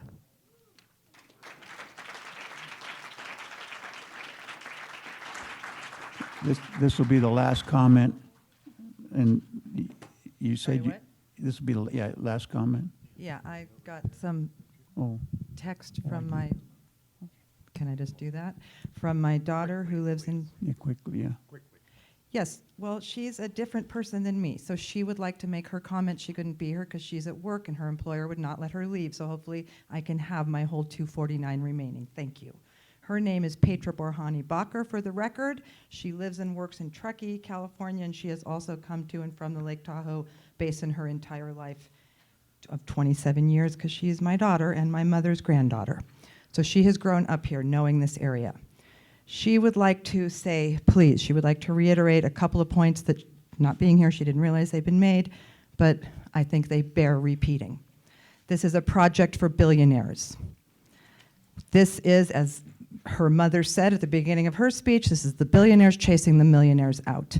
This is a gated community. This does not serve Tahoe Truckee locals. This will serve people who move in here to visit and play, and they have nothing to do with this region. They will not contribute to our local economy, whatever minimal dollars they drop. They will not be mitigated by the costs to our local community, not at all, not in terms of traffic, not in terms of congestion, not greenhouse gases, not nitrates in the lake, not pollution, not too many people, not too many cars, none of it. They will not bring money to our local economy to any effect of that. They will only support this developer and his needs to receive income. There will be no local housing offered when there already is not housing for locals who live and work here. And this point of, oh, maybe we'll have 50% housing, but oh, as of June 6th, we're gonna only pay the in lieu fee, which is not gonna provide affordable housing for workers or for anybody else who lives in this county or who lives in Truckee and Nevada County. I wrote this part down because I thought it was so cool, bless her. She goes on to conclude with this. I speak for the Lorax. And if you don't know who that is, I ask you to please refer back to your Dr. Seuss children's books and find out. I speak for the Lorax. I speak for the children.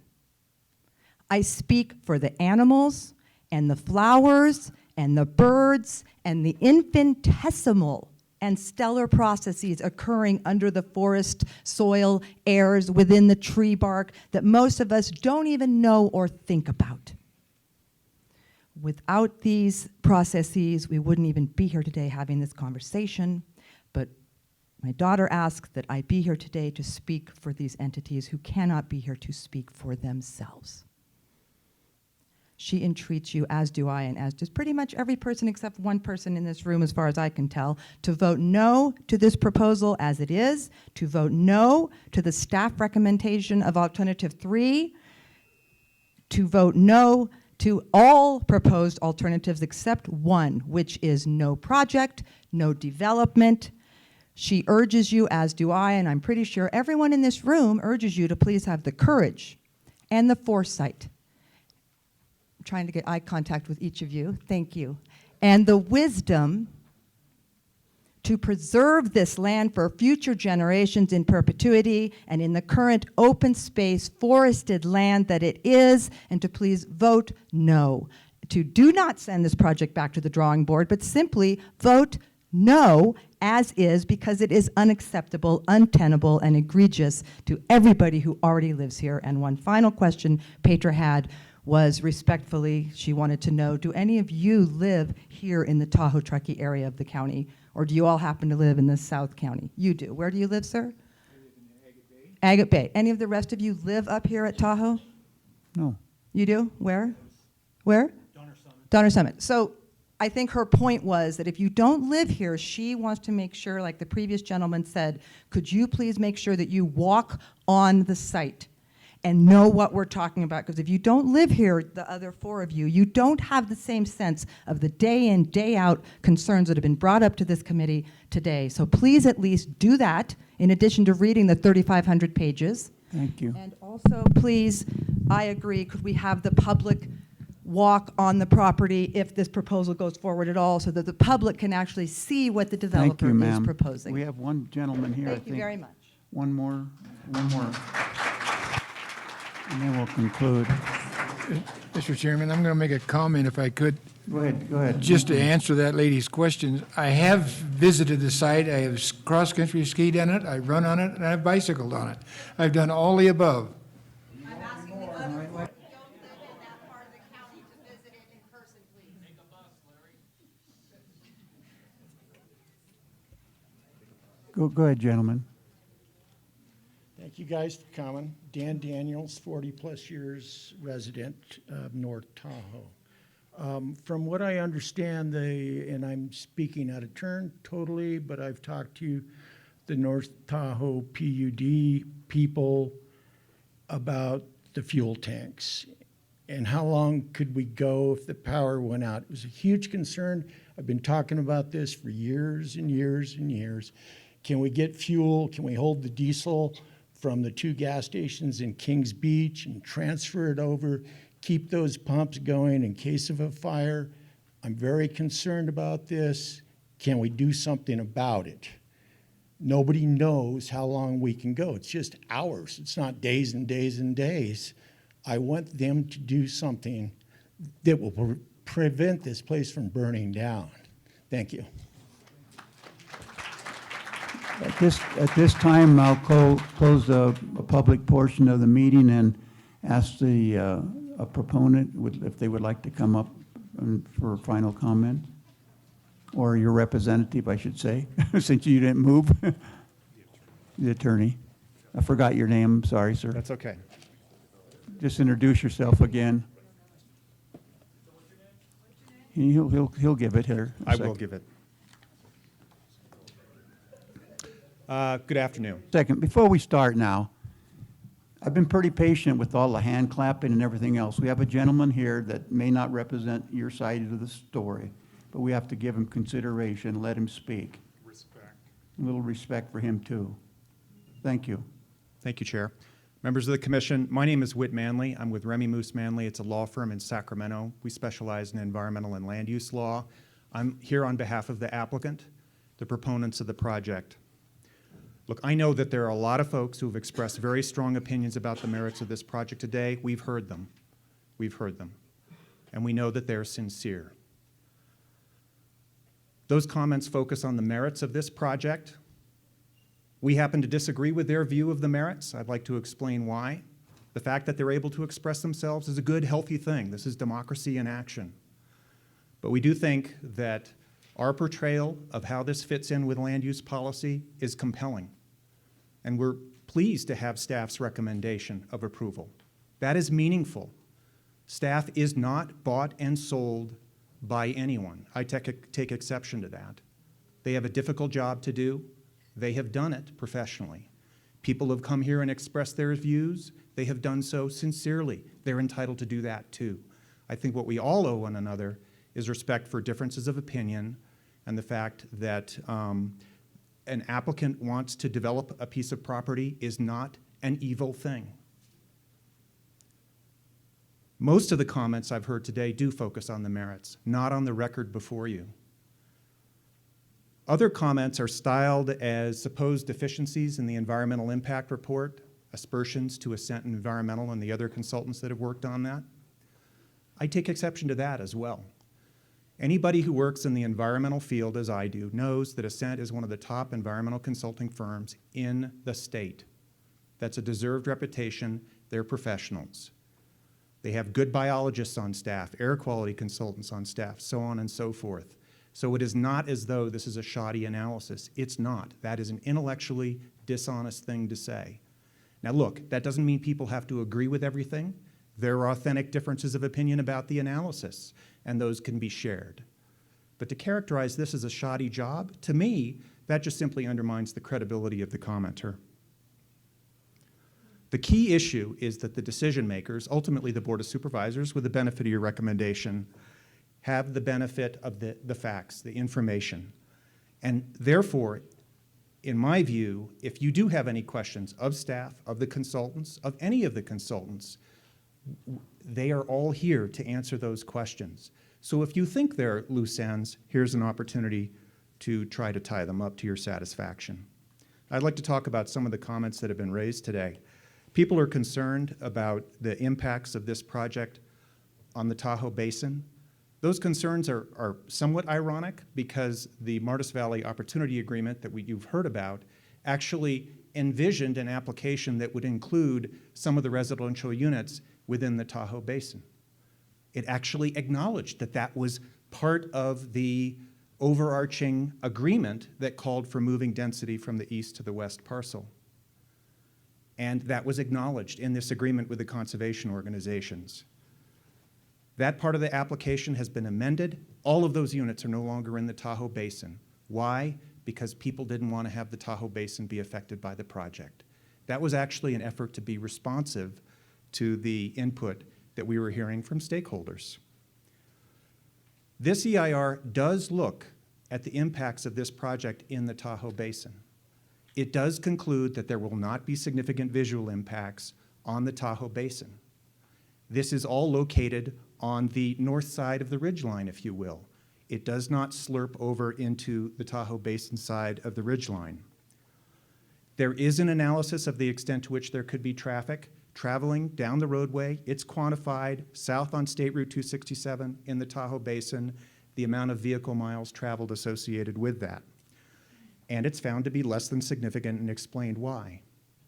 It will contribute some traffic to the Tahoe Basin. We don't deny that. That's what the traffic study says. The project will help support regional transit.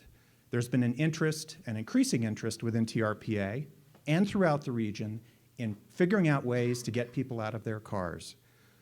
There are requirements in the development agreement that require us to contribute to those efforts upfront and on an ongoing basis to supplement transit, excuse me.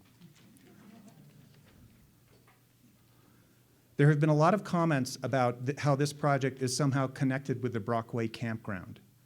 The Brockway Campground is a separate proposal. It is not part of this application.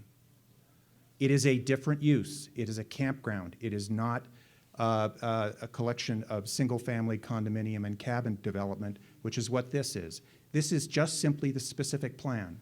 Geographically, the two proposals do not overlap.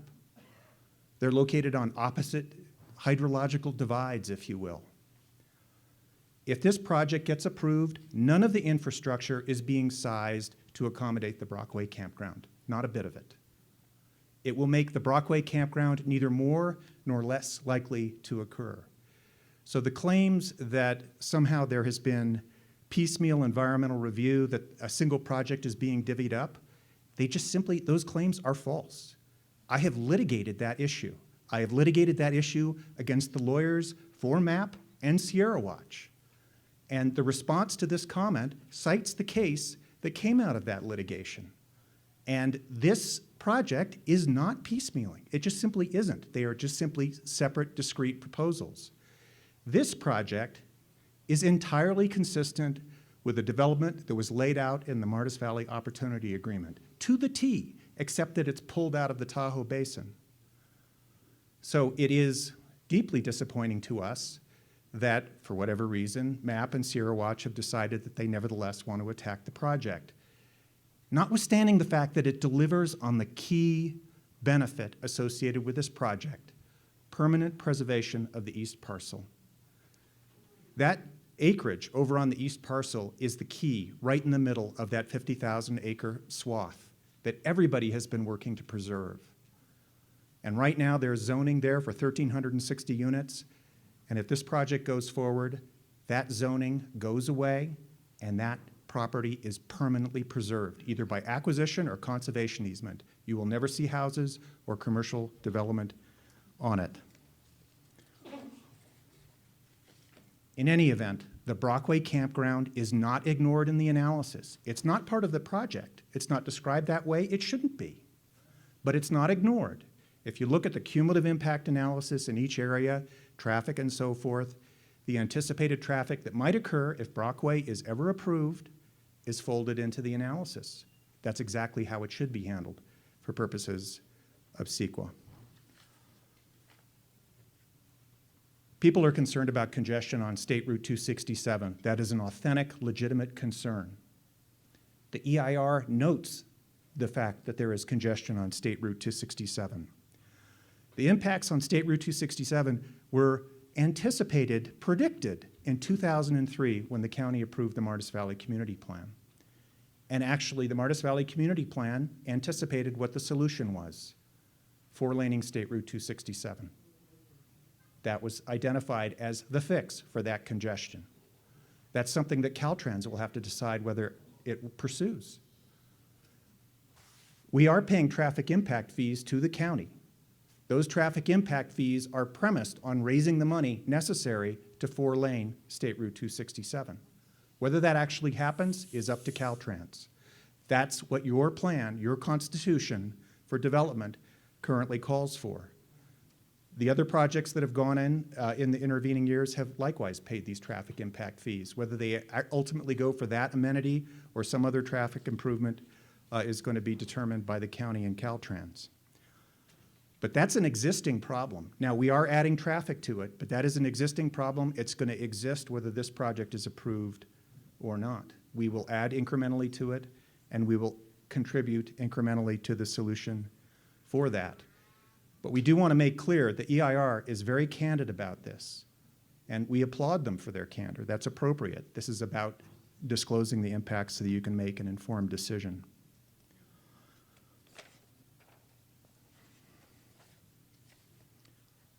There have been questions about the TPZ rollout. I won't go into detail, but if you do have any questions about that, I'd be happy to address them.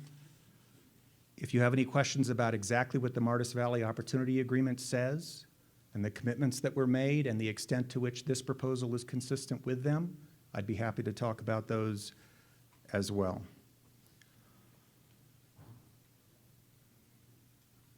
One of the themes of the comments that I have heard, and I'm sure you've heard too, is that this is all a shell game, and that to take away all the zoning on the east side of State Route 267 is meaningless, because right now there aren't any houses over there. So all you're doing is changing a map. You're not actually changing the physical environment. A couple of thoughts about that. Number one is the EIR analyzes this project against the backdrop of the existing physical environment.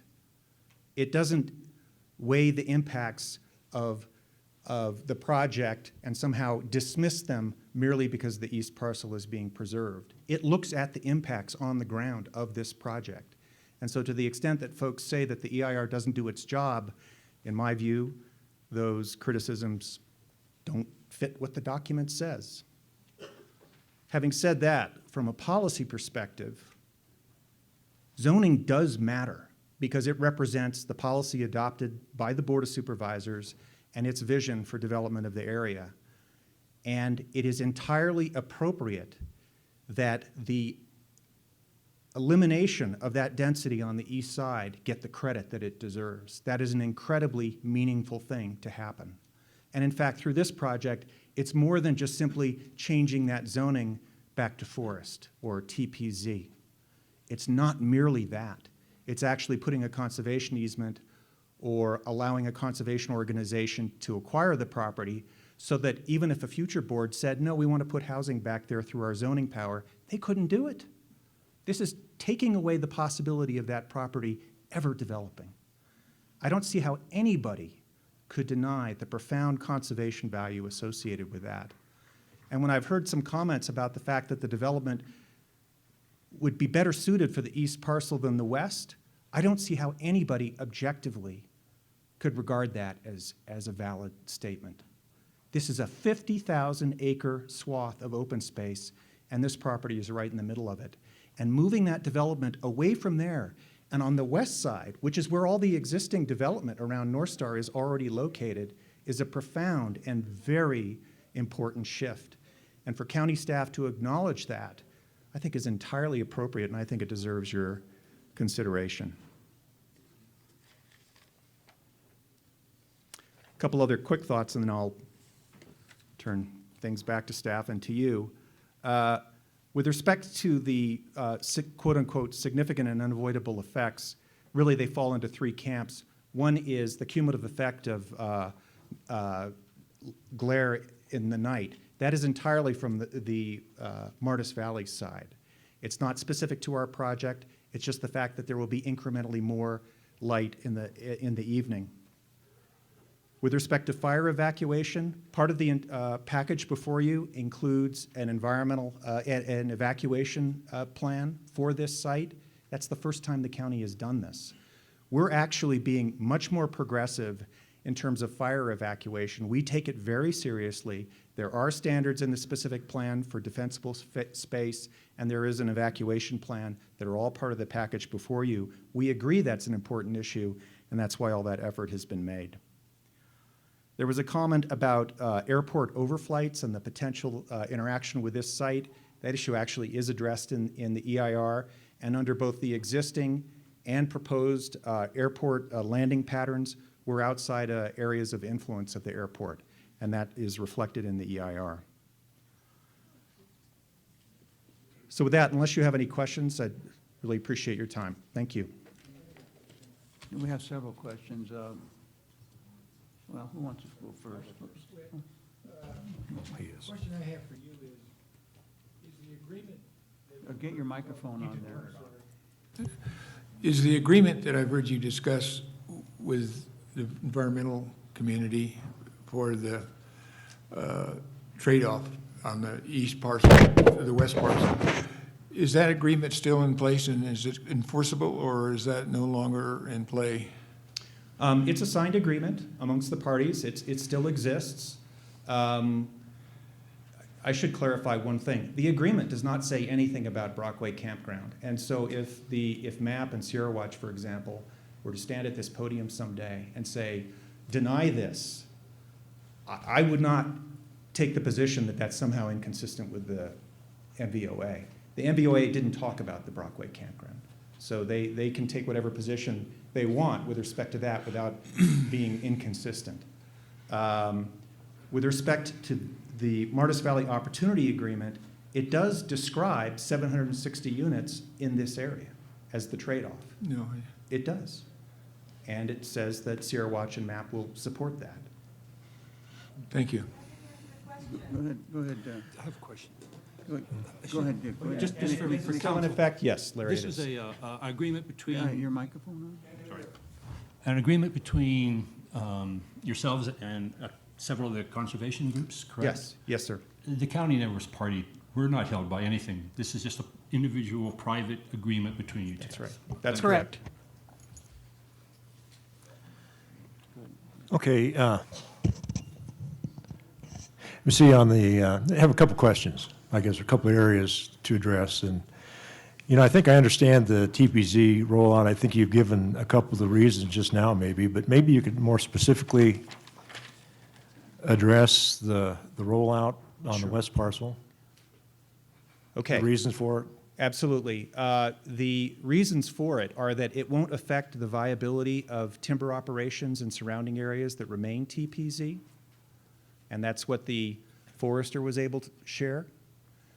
And simultaneously with the rollout of these 662 acres from TPZ, we're actually putting back into TPZ, how many acres is it?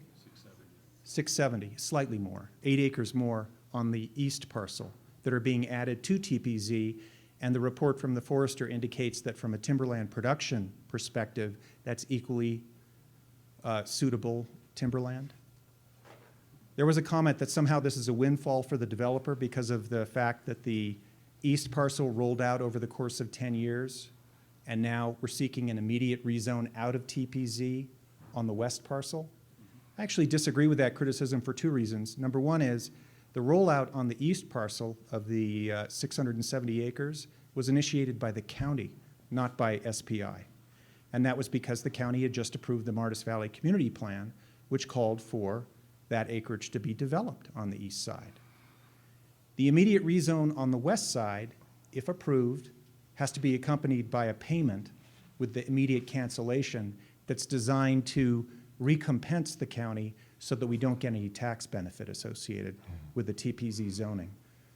Call it a penalty, call it a catch-up provision, what have you. There is a price to be paid associated with an immediate rezone so that you're left whole. It's just like cancellation of a Williamson Act contract.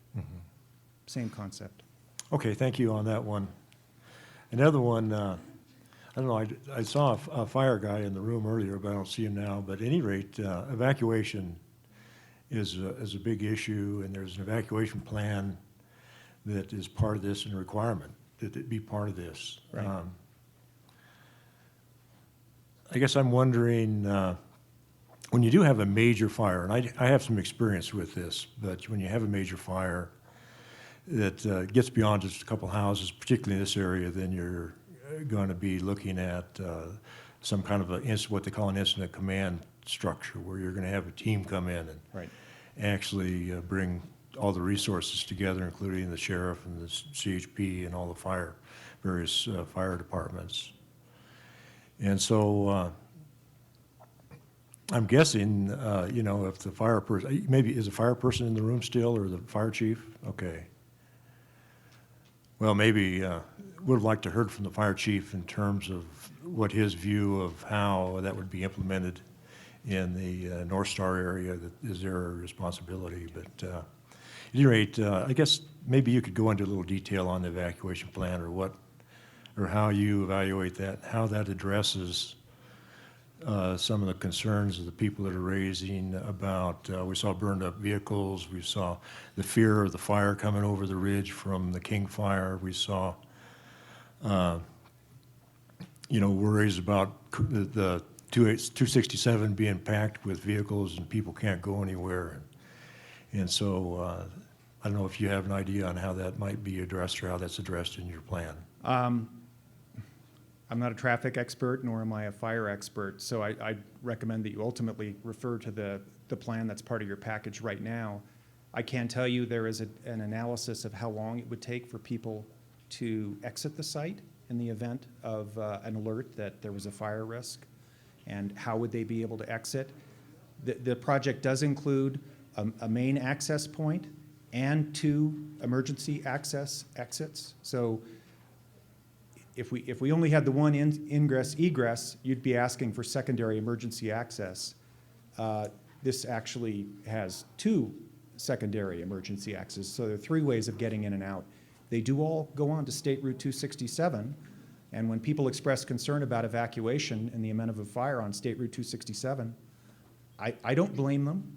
That's a legitimate concern. It's a legitimate concern today, with or without this project. Mm-hmm. Yeah, Adrian? I have a question. I can, I think, speak directly to this, at least part of your question. Adrian Graham, I'm an environmental and planning consultant working for Mountainside Partners on this project, and prepared the emergency preparedness and evacuation plan. So to answer your question about the incident of command structure and how all of that would work, when we prepared the plan, we were very careful to make sure that it would coordinate with the county's adopted east side evacuation plan. So there's a plan in place that talks very much about incident command structure, who's going to take over when under various scenarios. So the purpose of our plan is to ensure that for the Martis Valley project, that evacuation of that plan, should that be needed, is coordinated with the east side plan and the planning that be going on by the fire, sheriff, et cetera. In addition to that, the plan goes into extensive detail about the kinds of things that we'd want to see go on under the homeowners association, but really for the property owners and the guests, to ensure that they know about what evacuation plans might need to be put into place, that they're aware of and hopefully signing up for things like Nextel and Everbridge, so that they have early warning if there are any problems, and that the homeowners associations are coordinating regularly with the North Star Fire Department, so that they are keeping their members aware of what all of these issues are. So the plan, as I said, it's focused on making sure that there's preparedness on the part of the homeowners and guests within the project, and then that it's coordinated with the existing planning that the county has already done with the East Side Plan. And I guess what you're saying, or at least what I'd interpret, is that it's not going to be a helter-skelter evacuation. It's going to be a carefully controlled evacuation. Is that correct? It will be that any evacuation is not going to be a good thing. But that, yes, that to the extent that that can be done, that there's a lot of coordination ahead of time, and it's really about early preparedness and communication. Somebody made a comment earlier about how people weren't going to leave just because there was smoke, but a lot of the people who would be staying in this area would be either second homeowners or renters. That's been brought up as well. And for those folks, we think, that if there is a heightened risk of fire, even if it's not at the point where anybody really needs to evacuate, that they're more likely to be leaving ahead of time. But it's important that they have some way of knowing what's going on, and we want to make sure those communication protocols are in place. Okay. I think she has presented, a good statement here, and when there's a fire, it's not all the different departments that are working separately, they're working together. Mm-hmm. And so the sheriff and the CHP are going to be working with the incident management team, And if there's a real need to evacuate an area, the sheriff and the CHP will assist the incident management team in making sure it's orderly. And part of the difficulty with evacuations is often trying to go door to door or convincing people to leave their homes. And again, that's where the early preparedness and the working with the homeowners and their membership to make sure that they're tied into social media or other mechanisms so they have information ahead of time, and they don't have, they're not waiting until somebody knocks on their door to tell them it's time to go. Just wait, quiet now. Okay, well, I think you've answered my question very well, so I appreciate it. Thank you. Oh, there's another question for you here. Just a couple of things. Your microphone. Did we receive a letter from any of the? Did we receive a letter in the last 7 days from any of the fire departments? Yeah. I seem to have. Could you bring that forward? Yeah. And secondly, I noticed that you have an evacuation plan that you guys prepared. Is that correct? Mm-hmm. And was the county sitting there saying, yes, we sign off on what you said? Or are you waiting for that now? The county had the report peer reviewed, and I think that we made some changes in consultation with the person doing the peer review. Mm-hmm. I let Stacy speak to the county's position on that.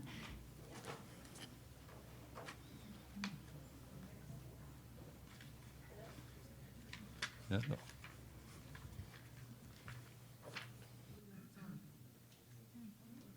Keep. Here. Hey. Got it. Okay, here we go. So yes, as Adrian mentioned, the EPEP, the Emergency Preparedness Evacuation Plan, was peer reviewed by the Emergency Management Consultants 2, so EMC2. And as a result, they did, I won't go into his whole evaluation, but Who are these people who are doing the review? Mr. Pete Nat, he's a retired, I unfortunately did not bring his resume, but he is a retired fire chief, I believe. He's worked in the public facilities of emergency services and such. Again, not to go through his entire report, I'll just focus in on his strategies and recommendations. And these are the items that he's identified as a result of his peer review of the EPEP. That he's recommending that the North Star Fire Department is a well-managed organization with a world-class defensible space program. The forester on staff is committed to developing a wildland interface that both aesthetically pleasing and very practical for the environmental conditions. Risk will be reduced if these practices are carried over to the west parcel, and the practices he's referring to are those in the EPEP. He also mentioned or recommended that include a response time analysis in the EIR, EPEP, specifically the differences between the current district and the addition of the west parcel, so meaning the existing current emergency operations that they have in place to expand to consider the west parcel, potential 760 units. And then, although not feasible now, continue to evaluate as development occurs in the area the feasibility of an easement that connects the west parcel to the Highlands Fire Station. So that's the fire station off of Highlands View Road. And access from this fire station, which would result in a significant reduction in response time. I can clarify that a little bit. What he's referring to is where the west parcel is and Highlands View Road. There's a parcel in between that is actually owned by Vail Development, but it's not owned by the owners or the applicants of this property. So unfortunately, they don't have any rights to consider connecting to Highlands View Road at this time with their project. However, should that parcel, the development parcel in between, that private parcel in between Highlands View Road and the west parcel ever be developed, that consideration be linked from the west parcel through the Vail parcel to Highlands View Road be considered for an additional emergency access route to Highlands View Road. And then just briefly conduct conduct a tabletop exercise of the east side evacuation plan, revise if necessary, meaning after that exercise, if they found some things that could be changed or done better, that those get incorporated. Proceed with the staffing mitigation plan to address the increase in call volume, and he's referring to the mitigation in the EIR. Continue to promote the North Star Fire Department Emergency Evacuation and Preparedness Guide. That's what they currently have in place. And develop an internal mass notification system and/or protocol to include all of the mechanisms and means to quickly disseminate critical information to the public.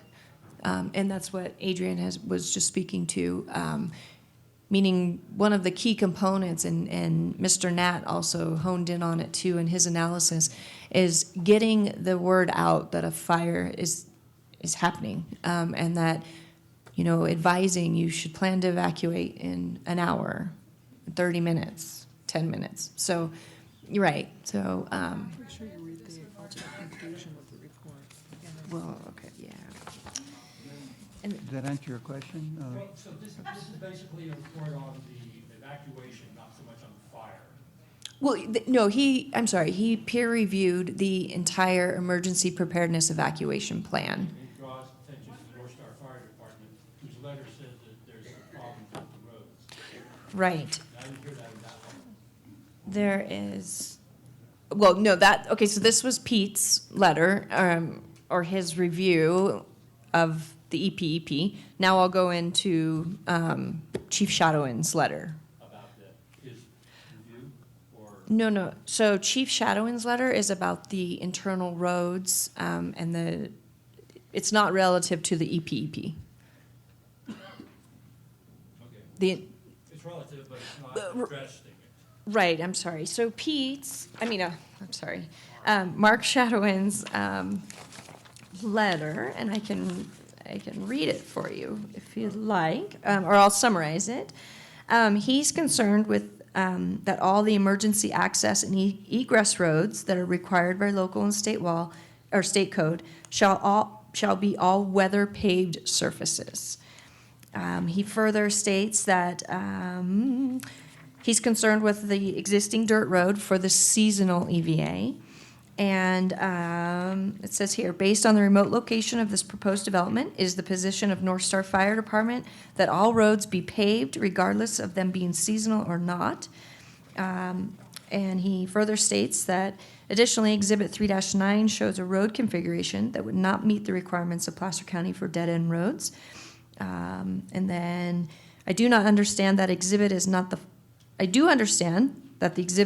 final design standard, but in order for this development to meet the current standards, several of the roads within the exhibit would need to connect with the Fiberboard Freeway, which I think directly affects the IR. And I can tell you that I did speak to Chief Shadowins and explain to him that the conceptual plan that we all are reviewing today is just that, conceptual. And that when the small lot tentative maps come in for the backbone infrastructure roads, when that map comes in, it will have to be reviewed by Mark Shadowins, as well as many other special districts and agencies, as well as county staff. So we will ensure that those roads are developed to standards and codes. And should that seasonal EVA be required to be paved, then we will go back and address that. But at this time, he also understands that it's not their primary EVA, it's not necessary for their EVA. It's recognizing what exists today. And in fact, it is an existing logging road that leads out to Fiberboard Freeway. Is that, I'm sorry? is that, go ahead.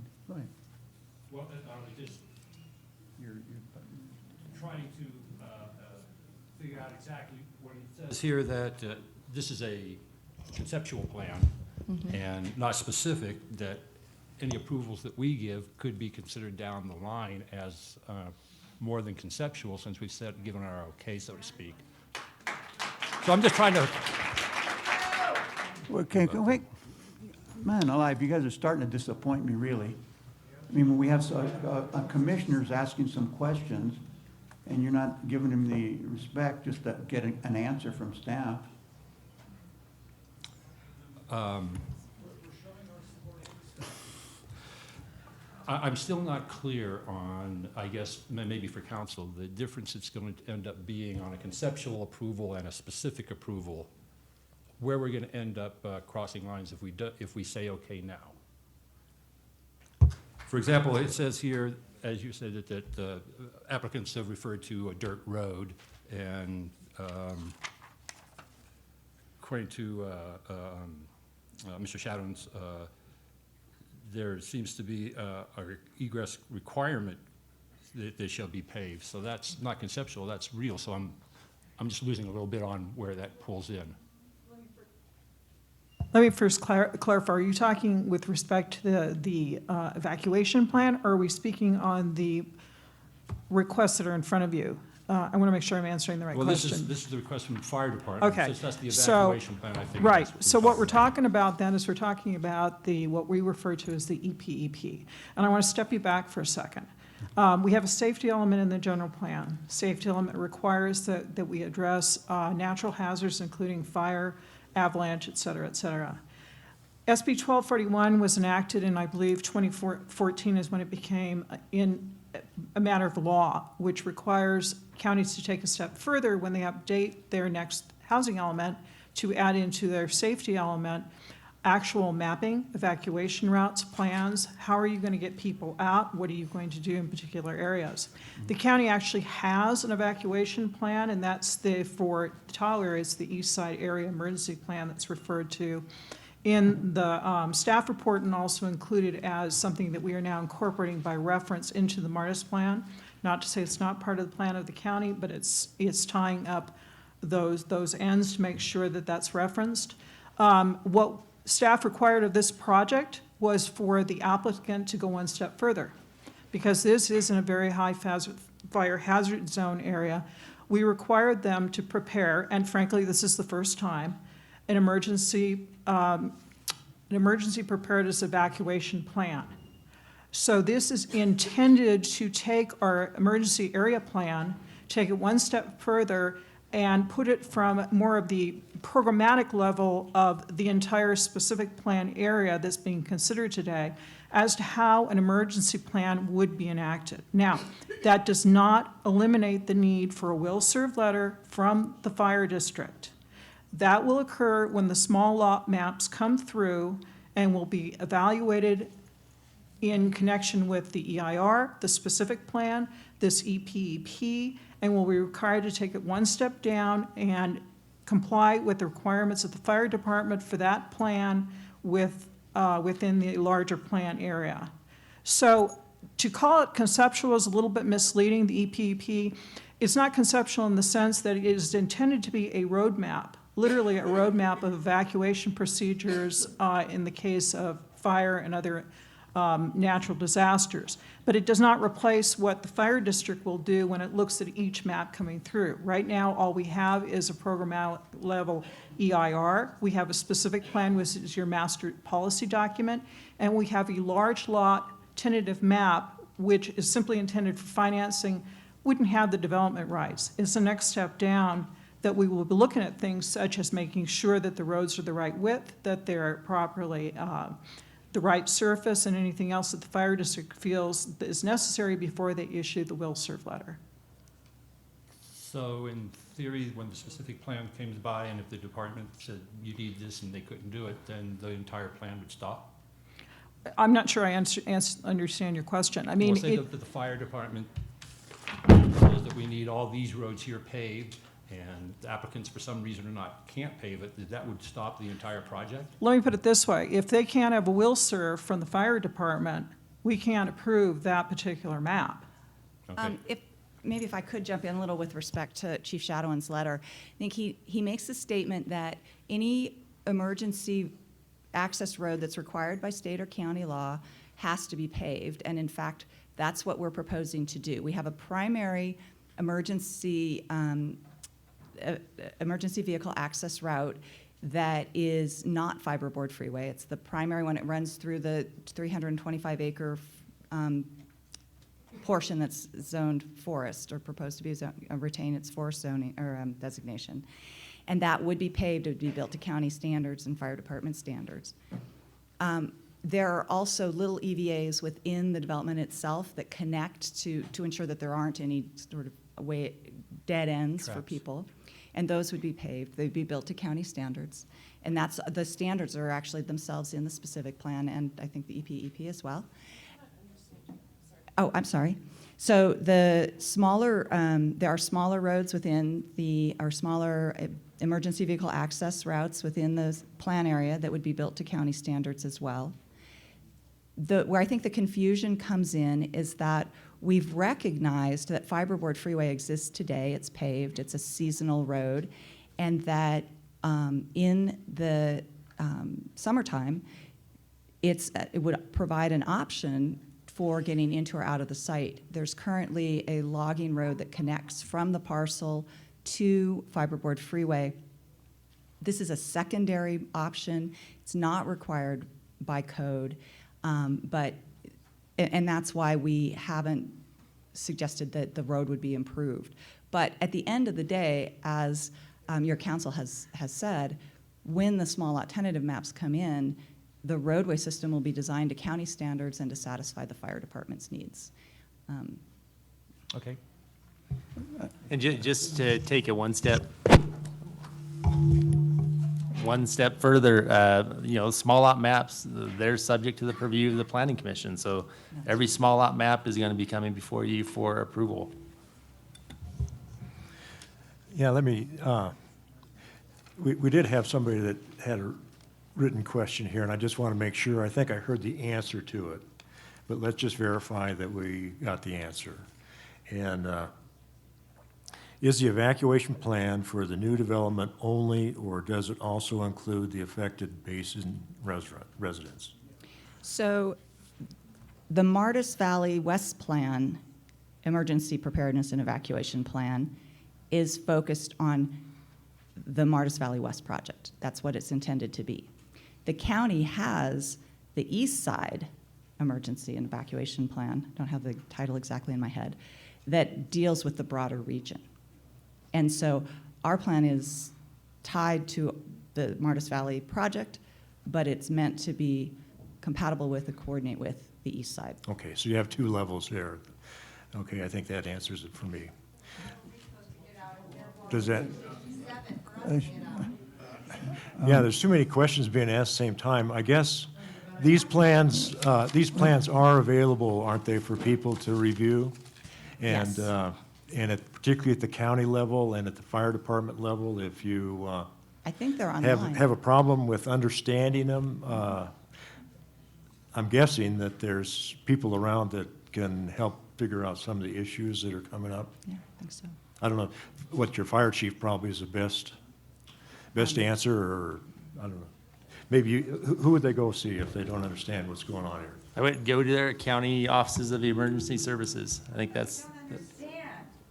We're asking that if this project blocks the access on 267, so they all get out first, but what about the rest of us who are in the basin? How do we get out once the new project full of Right. millionaires has 267 Okay, cars? Okay, I think we hear that, and, I don't think it was answered, sir, respectfully. yeah, well. I'm going to have this person removed if they keep disturbing these proceedings. I think we're trying. No, we close public comment, please. Okay. We're trying to answer the questions best way we can here. You keep getting interrupted, though. Okay, we try to answer the question, but I do hear that there's maybe a lack of understanding of what evacuation means, and I heard that comment, the basin included. And so the answer that came from staff, and this is what I would recommend, if the people up here through your MAC or through some other organizations are concerned about this issue, then invite the County Office of Emergency Services representative up to address that issue so that you're comfortable with what the overall process is for evacuations in the basin. Public comment closed. Okay, I'd like to ask a separate question of Stacy. During the presentation, there was a comment made about that the West Plan here has deeper entitlements I wasn't quite sure what that meant, if that's even true. Are the entitlements more with this plan than was originally envisioned? This was a comment like that, I'm not quite sure what it meant, but. Right. The only way I can answer that is those are the only entitlements that have been requested of the county. The initial submittal did include the area plan entitlement, which of the portion of the project that was in the basin. In the basin. So then that went away. But I think what they were referring to was the entitlements as it related to the MVOA, the Martis Valley Opportunity Agreement. Okay. And the county is not a party to that agreement, Okay. so I'm not sure what discussions of entitlements that they, okay. but the entitlements that we have listed are those required for consideration of this project. Okay, thank you. Are there any other questions by commission members of staff? I do. Oh, go ahead, I'm Yeah, sorry. here's the question.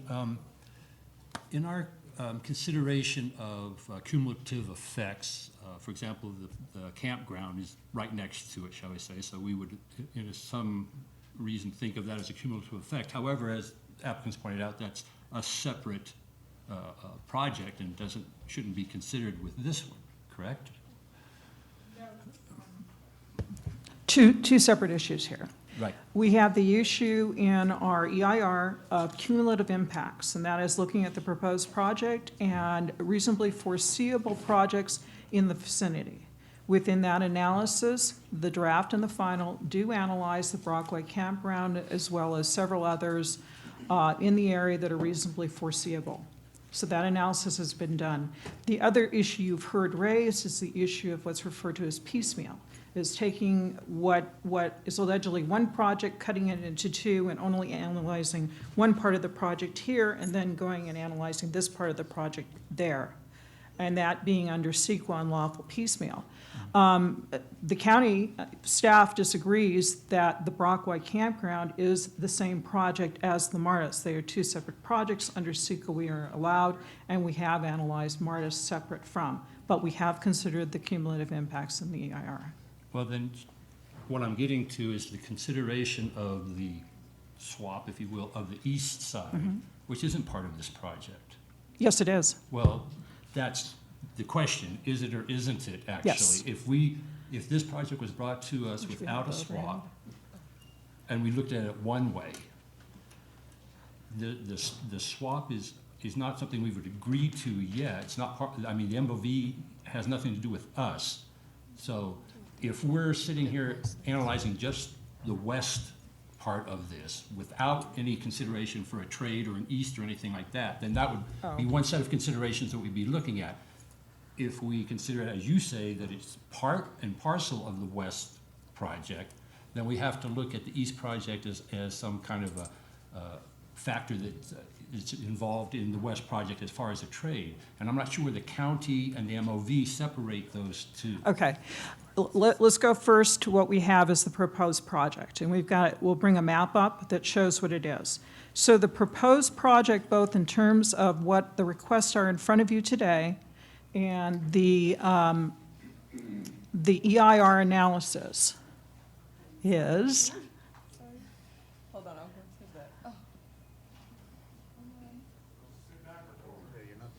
I think it's backwards. Backwards. That would do it for you. No, they're asking. Oh, I want to go to the, like, towards the beginning. So back. Keep going. Okay. But There you there, go. okay. Thank you. So this is the map. That is the proposed project with the exception of the little hashed lines which represent the area that's in the Tahoe Basin and the area that's in Nevada County. That is your project, the proposed project in front of you. That includes both the east parcel and the west parcel, right there. What is not part of this project and not shown for the obvious reason, because it's not part of this project, is what's being referred to as the Brockway Campground, which is a separate project. But that is your project, so it's both the east and the west parcels. Well, I guess I'm having a hard time separating. If, for example, the east project didn't exist and the west was judged only by itself, the facts in the EIR would remain the same other than the fact that we're getting something in a trade. I don't know that you really can say that. I mean, I think now we're going on an esoteric conversation that we simply can't really answer because we don't have just the west parcel in front of us. What we have is both the west and the east. So under CEQA, what we're looking at as the project as a whole, we look at it, the project as a whole in terms of its impacts. So I don't think you can separate out west from east and determine whether it be different because that's not what's in front of the commission for consideration today. I don't know if I agree with that. I think I understand what you're saying. He's got planning commission discretion that's different than secret. Okay, is there any other questions? Yes. Oh, go ahead, Yes. I'm sorry. Poke me, you're close enough. Okay.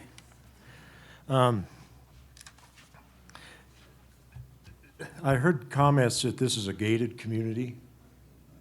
Is that what the specific plan calls for?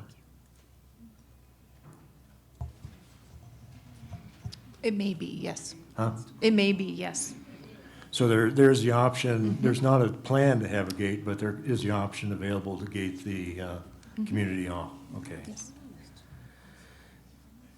Let me see, I also heard a comment that there'll be houses on the ridge so that they could see the lake. Can you repeat that again? I heard that there'll be houses on the ridge top where they can see the lake. And I guess the point there was then the lake could see them. Is that, I don't know, where that sits in terms of the height limits on the houses and that kind of stuff? I think I'd like to refer to Ascent, our environmental consultants, to address the visual as it relates to the environmental document. So at this time, I'd like to, I believe, Fran or maybe Sydney, because that's where the analysis of the visual impacts and such. So. Good afternoon. Sydney Coatsworth, Ascent Environmental.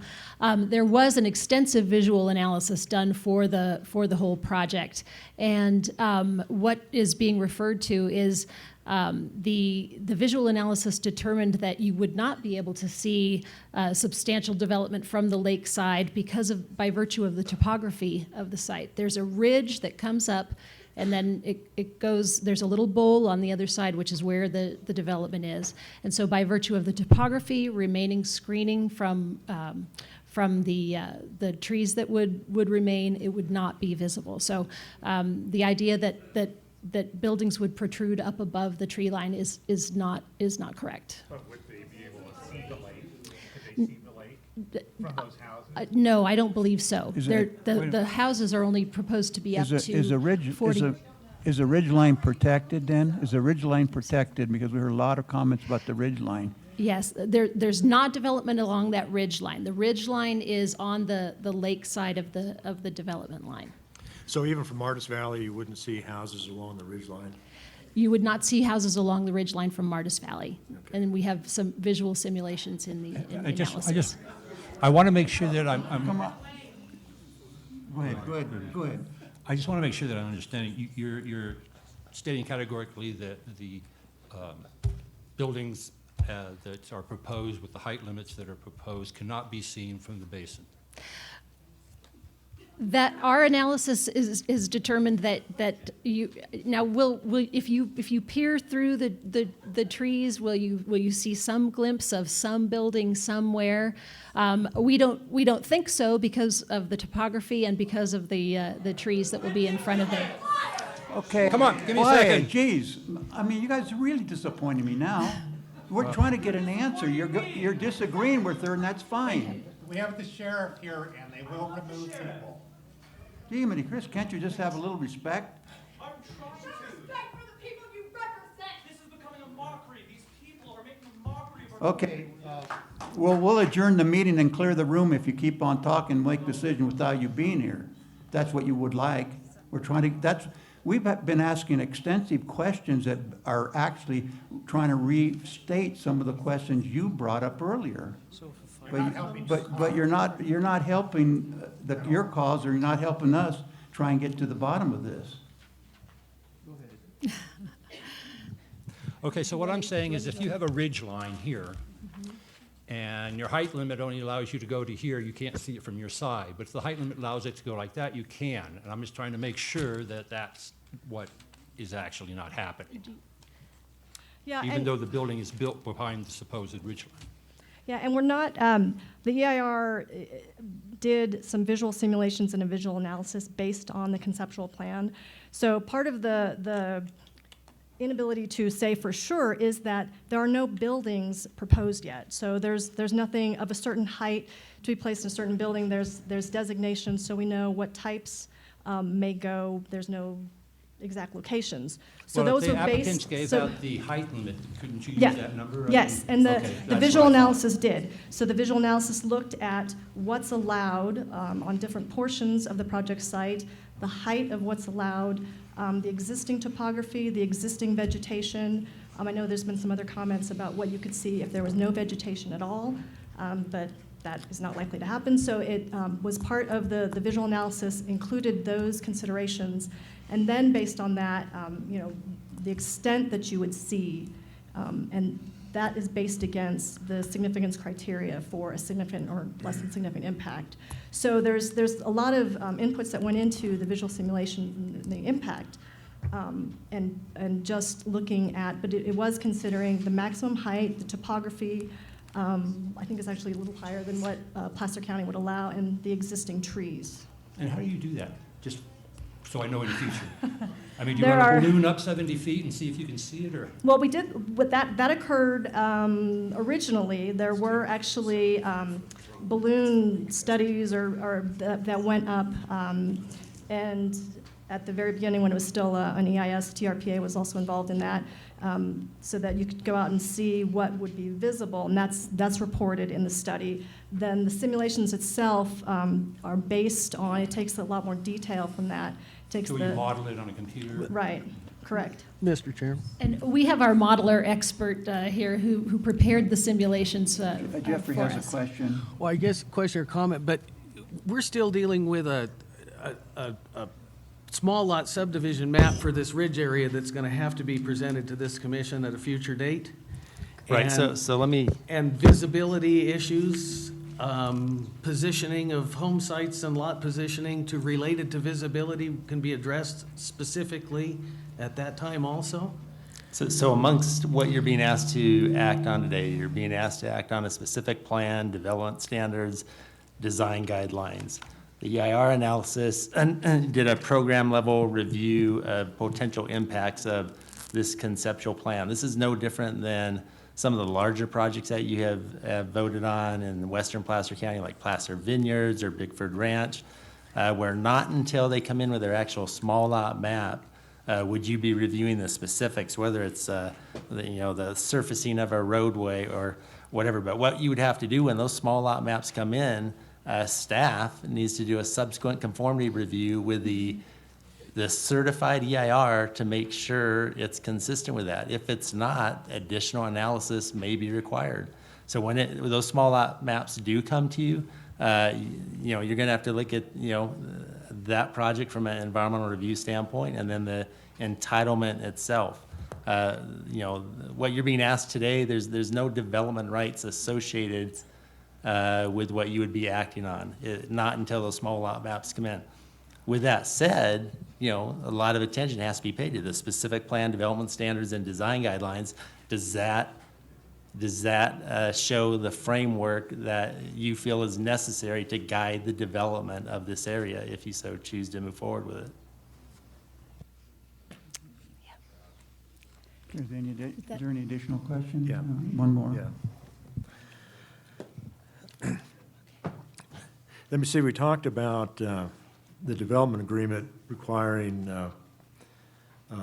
payments to the county for their share of impact on the major road systems like the Highway 267. And so also we heard kind of discouraging thoughts about the fact that we'd have to wait for Caltrans to make decisions on that. But at any rate, I'm thinking that we have a Placer County transportation planning body And I know they work with Caltrans, and actually Caltrans, before they'll do improvements in the county, oftentimes ask for a fair share allotment from that group from Placer County. And so I guess what I'm a little bit confused about is, you know, it sounds like it's up to Caltrans, but it sounds like it's also up to the Placer County Planning, the Placer County Transportation Planning Group. Is that correct?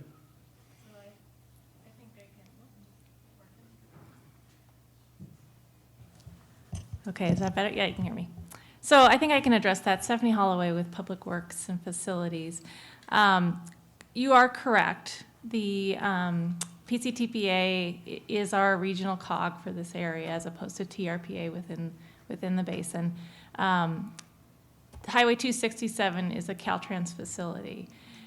That said, you know, I kind of was asked to give you kind of a brief synopsis of the history of our level of service standard on Highway 267. So Caltrans has what they call a transportation concept report, where they identify operational level of service and improvements on state highways. The Martis Valley Community Plan, when it was reviewed and adopted in 2003, set forth land use standards. Those land use standards and zoning have traffic implications associated with that. So we run a model, we identify what the resulting level of service is on a number of area roadways. Highway 267 was analyzed at that time. The Caltrans Transportation Concept Report at that time identified an acceptable level of service of E on Highway 267. It's currently operating at E. Since that time, in 2012, Caltrans modified their concept report to allow for level of service D. Hardly ever go the other way. So that was kind of unorthodox that we went from E. We were operating probably close to or at E at the time that they made that change. And they changed it to what now? To D. To D? Yeah, so that's a better operating level of service. Okay. Even though we were operating at E, we went to D. So the question was, well, how do we do that, right? How do we go from E to D? The solution is to provide capacity, and that's where the 4-laning program came into play. At that time, Placer County identified the need to work with Caltrans cooperatively to take in traffic mitigation fees for a portion of, and this is where it gets kind of confusing, a portion of the overall funding for that improvement. So that improvement is estimated at like $35 million to be able to provide that improvement. Half of that is in our capital improvement program. So the traffic mitigation fees that the developer is required to pay through our ordinance for the Tahoe area does include a fair share contribution to that improvement. So I hope that maybe explains it. Okay. Yeah, so then the Placer County, PC, I get in trouble with the acronyms this late in the afternoon. Yeah. But they would be the county's instrument to work with Caltrans, and if Caltrans says we want some money, they would be the ones that would put the money together for them. Yeah, I don't know if PCTVA would be the lead or Public Works Facilities. Public Works maybe. Yeah. Right, would work directly with Caltrans. But again, it's a cooperative project with Caltrans. And because of that, this goes back to what was said earlier, because we don't have a project that's ready to go, $35 million project. Part of the funding comes out of our traffic mitigation fees. The other part of the funding comes from the state. For that reason, we can't guarantee delivery of that project at the time that this project is constructed. Not to say that there isn't a plan for it, we just can't guarantee delivery of it at this time. So that's where the significant and unavoidable comes in. Thank you. Mm-hmm. Okay, any other questions from commission members? I have one last question. I guess this should be for applicants. We received a letter concerning the alternates or options for workforce housing. And I just want to make sure I understand right that you would be agreeable to paying in lieu fees, but that is the only way that you would provide for workforce housing?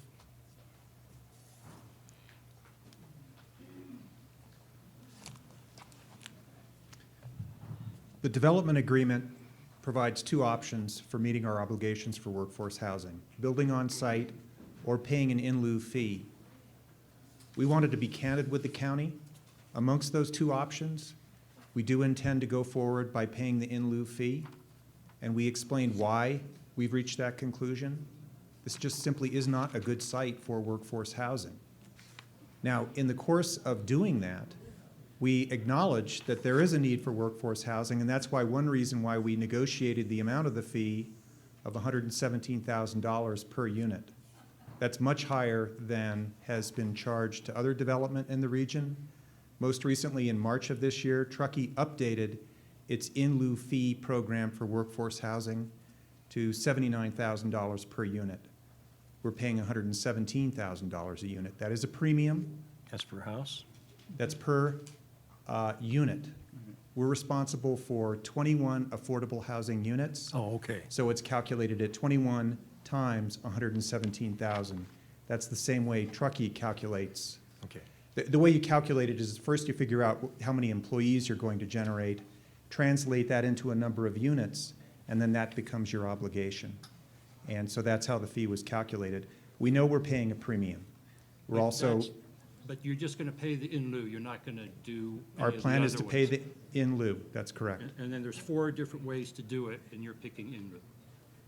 The development agreement identifies 2 of those options: build Well, on I mean, site. the county says that there's on-site construction and housing, and off-site construction, and in lieu, and then you build it yourself. So, I mean, we say that there's 4. That's correct. And you pick- Your policy does allow for 4 Four. options. That is correct. And the only one you'll accept is in lieu. That's, of the 2 identified in the development agreement, that's what we intend to do, yes. Okay, thank you. Thank you. Okay, is there any other questions? Staff want to make any more comments or at this time, follow-up comments or? Yeah, I don't think we have anything follow-up to the discussion that we had, but if you move forward to make a recommendation, we would want you to make a motion on each individual action that's listed, if that's what you so choose. Okay.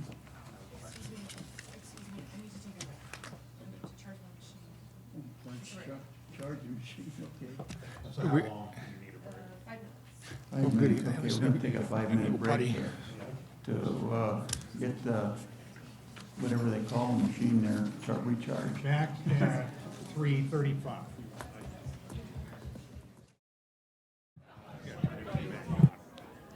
You ready? Okay.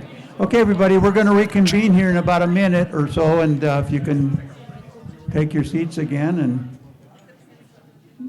we'll turn it back to the commission members here for comments.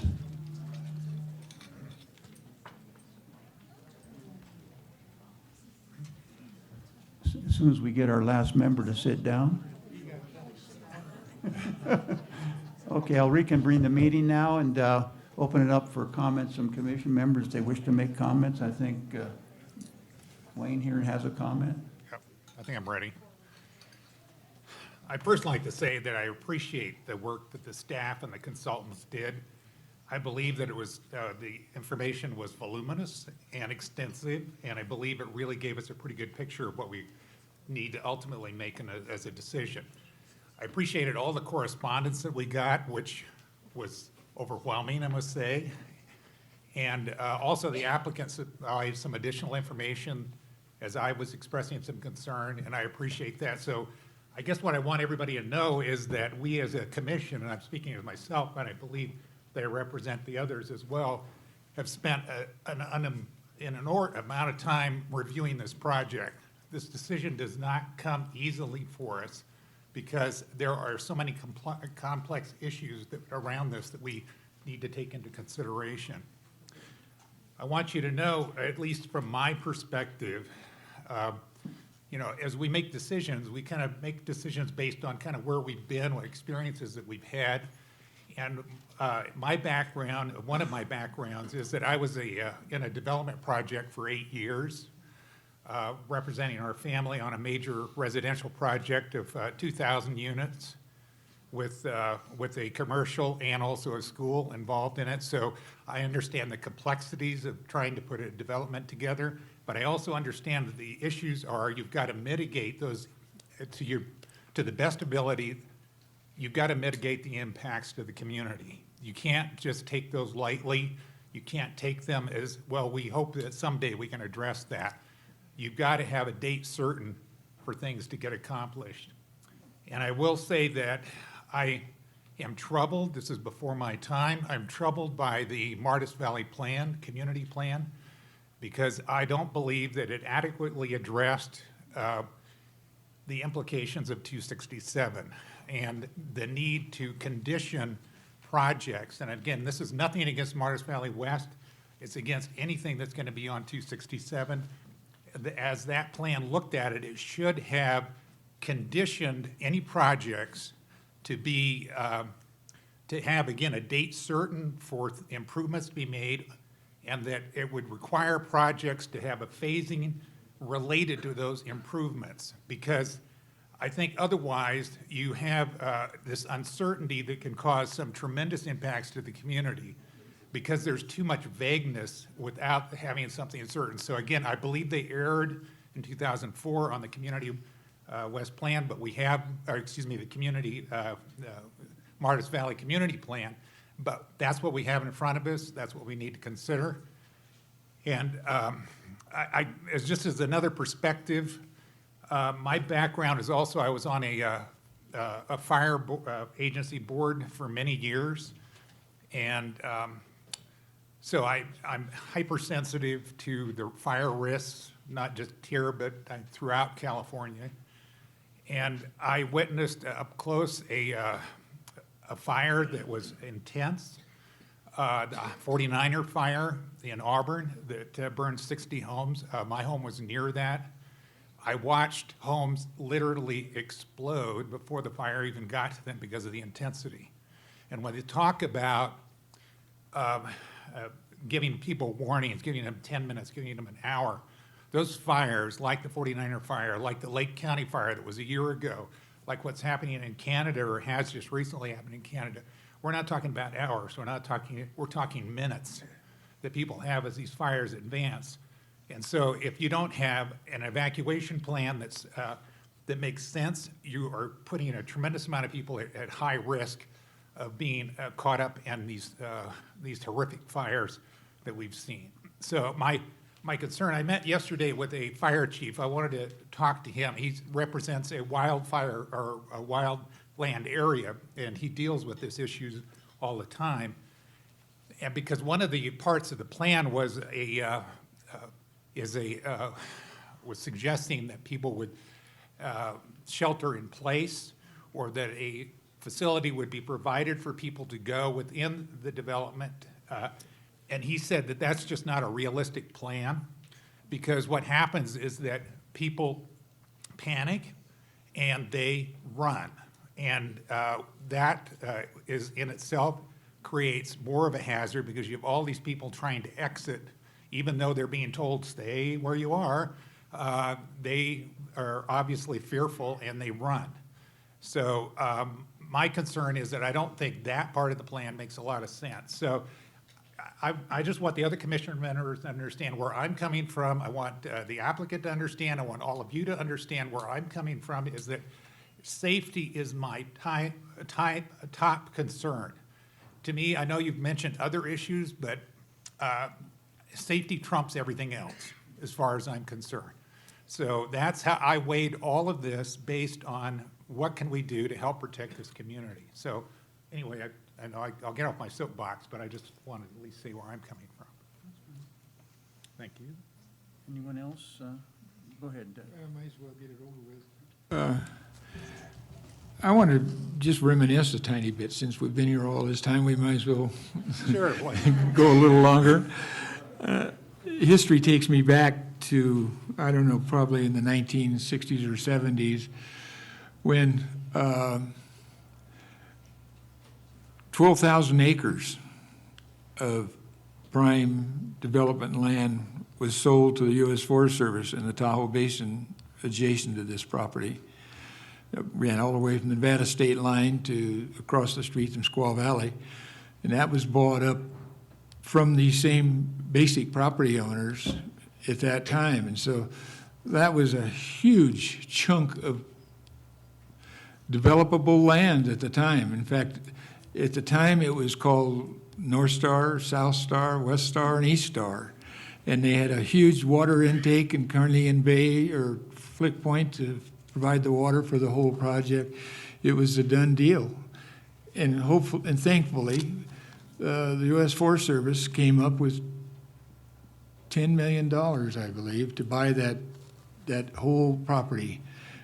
You're looking at me like, I don't know if I'm off base or close, but it's my recollection of it.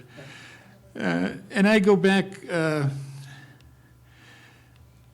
to another issue, the amount of property that has been taken out in recent years with the Forest Service and the Tahoe Conservancy that I also represent.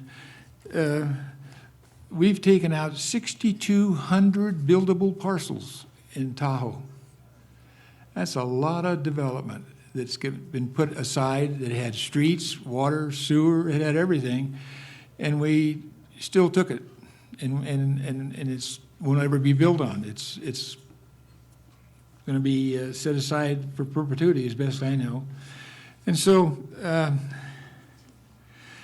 it's a strange thing that at the same time we're reducing the potential for who can be here. We've, at the Conservancy, we've also, in the county as well, we've spent a lot of money on bike trails and on new beaches and on public access and all these things. And all it's done is attract more people. I'm not sure why we're doing what we're doing. We're telling people they can't move here, and then yet we put in resources and things that are encouraging to come. And it's a crazy scenario. I have to admit I'm kind of frustrated by all of it because I'm a big advocate of bike trails and those kinds of things. And I think all we've done is made it more desirable and brought more people in, and that's a little bit frustrating. I think we need to. I am concerned. I share your concern about the fire hazard. I'm not sure that we've gotten all the answers that we need to get to move forward because of that. I also think there are issues with Caltrans designations on the highway. I'm not sure why. I'm really not sure why they're not here. I think they're such an important part of what's being talked about as far as fire and access and traffic, and yet they've not raised a voice. They're not here, and I think that's unfortunate because they know as well as the rest of us. In fact, I just heard it from the governor not too long ago. There's going to be 7 million more people between San Francisco and Reno living in that corridor. Now, I don't know where the hell they're going to recreate or where they're going to park their cars, but there's not room for them. And so I don't know how we're going to deal with all of it. Do we just give up and go home, or do we start requiring limited number of births you can have and children? It's crazy. And it's frustrating for those, particularly for us who are up here trying to make it the right decision, knowing full well the way we're going, we're slamming the door in somebody else's face, in effect, and saying we don't want you, you can't, you're not welcome, we don't have room for you, and that's unfortunate because we've all enjoyed it, and now we're sort of saying we've gotten our place and we don't want anybody to take it away from us or make it less desirable. And I'm sure we all feel that way somewhere, no matter how courageous we try to be. And so to come up with an answer that's meaningful, I'm a little bit confused right now. I'm not sure exactly where we can turn and where we can go. It's certainly easy to say no and let it die at that, but there are such a thing as traditional property rights and others that we have to also appreciate. And so I'm of a mind that I think I would like to get some more answers about the fire issue and about the Highway 267 and hopefully bring forward a representative of Caltrans and so I think if we could see the horizon and know what we have to try to accomplish, and if it's doable, then move forward. Because I think the project proponents are sincere and I think they'll hopefully do the right thing. But I think we need to get the answers to at least those two questions from my standpoint that I think those are somewhat paramount. Larry, can I follow on that? Because when we had the original hearing on this, back whenever that was, we asked, or I believe I asked, that we needed Caltrans to weigh in on this.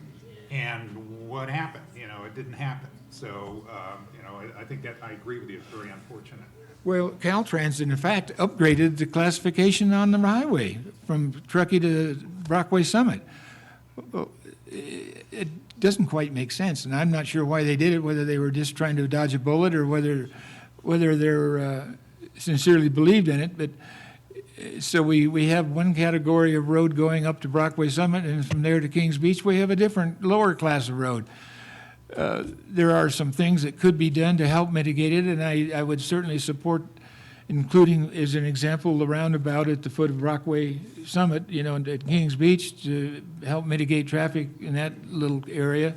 I'm not sure what other things could be done other than the 4-laning, which always bigger is not always better, but Back to Caltrans. back to Caltrans, yeah. And I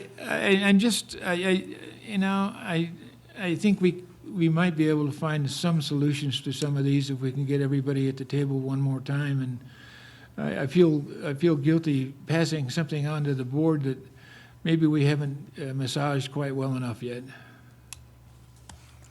Go ahead. So is there a motion in there? Yeah, I guess I'm not, Well, there are other people. You're just hungry, you want to go home. yeah, I'm not disagreeing with what they were saying. Yeah, I can go a little bit into my background. I spent 35 years with the U.S. Forest Service just over the hill, out of the Forest Hill area, or 20 years over there, I should say. But I have experienced fires in all different levels, wildfires and fires that affect communities, that kind of thing. And I can appreciate the plan that was put together and what was said there, though I think there's still a little bit of open question on the part of the folks here. And at any rate, when I read through the plan, I did build a level of confidence in the local fire people, the fire department, the North Star, and then the larger organization that you have here, that they really are taking a pretty aggressive role to deal with the high fire dangers that you have here. Let me see, I would like to mention that I do have a lot of experience with the incident command system. And once a fire does go beyond just a couple houses, you get into more of a landscape type fire. The priorities are, first of all, protect life, property, and then resources. So that's priorities that the fire people go by. But oftentimes, when you have these landscape fires, the fire actually gets beyond the capabilities of the local fire people to handle. And that's when in the incident command system, and here in California, we're very fortunate because between the Cal Fire and the U.S. Forest Service, they've really become quite proficient in operating the incident command. And so they have teams they bring in, different level teams, and if you get into this area over here with the fire, I'm sure you'll go real quickly to a Type 1 team, which would be the top level team in the nation. And there's several of them, but you'd have one of those teams come in. And I'm very confident that if you get one of those teams to come in on a fire, that they become very well managed because these people are going all over the country in all types of terrains and all types of locations, dealing with fires that are really beyond the imagination, the 100, 200, and 300,000 acre fires. I do have experience down in Southern California out of San Bernardino. There was a fire down there called the Old Fire. And the Old Fire, they have downslope winter, they have breezes that go towards the ocean. The fire burned out into the city of San Bernardino, burned about 1,000 houses. And then all of a sudden, the winds changed and they became an upslope wind or a Chinook type wind that goes towards the desert. The fire people were aware of that situation and they were able to evacuate a community of Lake Arrowhead, which is a very large community. They evacuated 40,000 people overnight, and they did it very safely. And so, you know, I am confident that the ability to deal with evacuation is there, and that we have the capability and the people that can do it safely for you. Though I think you need to have more information on that, because it surely is evident that that's a real concern up in this particular area. And, you know, I can see where, you know, I am a little bit disappointed that somebody from the fire department's not here really to give us some more details on what I've been saying, because they're the ones who are going to implement it. You know, I'm beyond my time on that, but they're the ones who are going to implement it. And so would like to hear more about how the local fire people would proceed with, you know, if they need to call in an incident team, and how they would deal with evacuations and how they would bring the various departments together so it works without a glitch. And then, of course, as I mentioned earlier, you know, there's been some real confusion over the highway. And, you know, if Caltrans put it up to a level D road, then I guess they're visioning more of a highway there, but somehow I guess it has to be paid for. So that must be the issue, but it would be nice to hear from a Caltrans employee exactly what the plan is and what they're thinking, and if they have any timing or that kind of stuff. So, you know, it could be that's the wise way to go, to at least address a couple of those issues that we've talked about here in a little bit more detail. I don't know if we need to go over everything again, but maybe some of the issues we need to get into more detail on. So that'd be my thought. Can we have a rescheduled hearing and still get in time for the board's? So right now, so there's no board meeting date set. Oh, I thought there was. I'm No. sorry. So there's no board meeting date set. You know, if you guys decide to, you know, make a motion to continue this, and it would be to an open date. We would have to figure out the logistics, one, getting other agencies to attend this meeting. The other logistics is to actually get a room somewhere here in, you know, the Tahoe area this time of season, because everybody's busy. So, you know, if you were going to make a motion, we would want that to be to an open date. Would there be some elements of it that we could vote on, and then, you know, I'm visualizing if we continue it, we don't want to just have a repeat performance of. We wouldn't have a public comment. We close the public comment. You've closed the public hearing. If the commission wishes to vote to reopen it at a future hearing, that is at the commission's discretion. You have no legal obligation to do that. You'll be discussing, it sounds like, some fairly discrete areas. The more detail you give staff, the more we'll be able to provide you with that clarification, and you'd probably want to hear from people, obviously, on those particular areas, but you have no obligation to rehash the entire project. Do we have to list all the things that we were going to talk about next time, or can we pick up new things as we go along? In the continuance, in other words, are we limited to discussions at the next hearing to the 2 items or 3 items we talked about, or can we talk about everything that's been? No, I didn't mean to say that, but what I was referring to is the fact that you have closed the public hearing. So in terms of if you were to consider, and now we're talking really kind of theoretical here, but if you were to consider to reopen it, you're not required to reopen it to everything if you want to hear particular testimony on issues that you've asked to come back.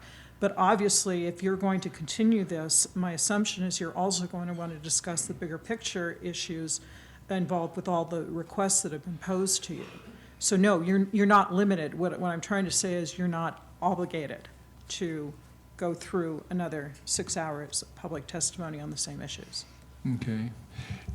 What options do we have as far as, assuming that somehow this gets approved, and then the next phase is the specific plan for the various portions of the development. Is that a feasible thing? Can it be phased through time to help mitigate some of the issues? Yeah, I'm not sure if I fully understand the question, but, like I said, it's on what's before you today, you would be acting on, several actions, community plan amendments, approving a specific plan, related development standards, design guidelines. Like I said, there's a large lot map, but no development rights associated with that. So before anything happens out there on the ground, they would have to come in and have the planning commission approve a small lot map when you would look at each specific area of this plan area that would be developed. So if that's what you mean by how this thing would be phased, the commission would have to be involved with this, another time in this process. I mean, this project is not done. No, I understand. I guess at one time, would issues like the fire plan and the highway Caltrans issues and some of these other issues be addressed in more detail, even if we were to take action today? I mean, you're looking at a program level approval. So if there's some big questions, which it seems there are, regarding the fire safety, Caltrans, Highway 267. I mean, those are bigger issues than just looking at the small lot map. Okay, they're issues for today. Okay, rather than later. Okay. I think something else, because of the concern for the fire situation, that it would be good to have as part of the next presentation or the next hearing, is a spokesman from U.S. Forest Service, because I'm familiar with what efforts they're putting forward, particularly in the North Shore, which abuts this, and what is most people's concern. They're spending a ton of money this year and the next foreseeable future in cleaning the forest and that whole region all the way between Squaw Valley and Nevada state line. And I think it would be good to have a representative of them. In fact, I'd be happy to speak to Jeff, who's the forest guy for this whole region, next week when I meet with him, about coming and doing a presentation and telling the world what their goals and objectives are in dealing with fire safety particularly, but forest health as well. And I think that can be an ingredient that could put a lot of ease. And I would also add incident management, because they do have people that are very up-to-date and active in the incident management program. Well, I'd like to ask a question on Caltrans. Because we brought this up at the last meeting or the last hearing on this subject, and we don't have any more input from Caltrans, are they just resistant, or are they ignoring you, or what's going on with them? They're snobs. Well, I will say that, Caltrans was circulated the draft EIR. We did receive comments from them, not substantial comments related to traffic. So in our minds, no comment is a good, I guess, good news. We don't care about a no comment. We want clarification from their plans. Correct, yeah. So I don't know whether we followed up and reached out to them, and I can find out, but we certainly will do so before the next meeting. All right, because I think, is this represented by District 3? It is District 3, yes. And that's Jody Jones, I believe. Is she still the District 3 director? I thought she retired. Did she Yeah, retire? I don't know who the current Maybe director is, yeah, but. Okay. But we can get somebody from traffic ops as well as long-range planning Right, as if well. we can't, we can't not seem to get a response from these people, I think we need to go to the director level for District 3. Yeah, and we'd be happy Because this to is work important. that. Yep. Great. I'd like to say at a follow-up meeting too, besides the issues that were brought up here, there was quite a few issues about all these effects on Lake Tahoe itself, not just the residents, but the lake itself, and maybe additional information, or at least maybe clarification from the excerpts out of the EIR that maybe I didn't pick up this first time around, could be discussed a little bit more in detail too. Yeah, let me clarify. As it relates to traffic, or are you thinking water quality? Just water Talk about the quality, lake. just the extra people. and how it would affect the lake. A few people mentioned that today about the traffic, about sediment, extra nitrogen in the air, you know, the invasive species that are invading the lake because of us being around, whatever it might be, but just you know, its effect on the lake. Okay. That this project or any other project would have, because I think several people mentioned as well some of the organized groups that that represented the people. I do want to say, hope I wasn't too critical today, but we try and have at least an organized meeting here. But I also want to say I really do appreciate the passion and the people coming out, because a lot of times, either at our level, or I've been a city council member for 17 years on Rosal City Council. Sometimes we have issues which I consider pretty important, and no one comes out for them. So this is really a good thing that you're here, and also the groups, different groups that represent your interests that are here. It's kind of nice to have those people pinpoint the articles or the most important points and give us our information. That's helpful to us too. Could I ask the rest of the commission members that as a follow-up meeting, do you envision not opening for public comment, that we're just information gathering to get, you know, a better perspective on making our decisions? Because I think the public needs to know that there will likely not be input at the next meeting, that we're just gathering additional information. Well, you know, I would make the motion that we do continuous. I don't know if we do it for dates certain, probably just continuous. Here, or is that mine? You're going to want to continue off calendar because, as EJ said, there are logistics involved with setting a meeting date. But the one thing I want to clarify is I would not be taking a poll vote or any decision at this point as to whether you'll reopen the public hearing at this point. You need to wait until it comes back and make a decision. You would take it by a motion and a vote at that point as to whether you open or not. At the time when we meet again on. Yes, correct. Okay, I'll go ahead with my motion that we continue as to open date, and the focus of that meeting would be on the Highway 267 fire and evacuation impacts on the lake. And there could be some other issues that come up that we need to address, but those would be the main ones we're looking at right now. I'll second that. It's been moved and seconded that we continue this meeting to a date unspecified at the present time. It's been moved and seconded. Roll call. Mr. Eckery is absent. Mr. Sevison? Mr. Gray? Yes. Mr. Moss? Yes. Mr. Johnson? Yes. Mr. Nader? Yes. Mr. Yeah, Rubin? was that a yes? Well, that was a yes, but I'm kind of with Mickey. I don't want to go through another 6 hours. Okay, and me, I'm yes. Okay, thank you. I want to thank the people for coming out today. I think that concludes our meeting today, but, you know, it was made recommendation by in the North Tahoe agency for the 30 days or whatever, so we're at least complying with that part of that. So thank you for coming. Meeting adjourned.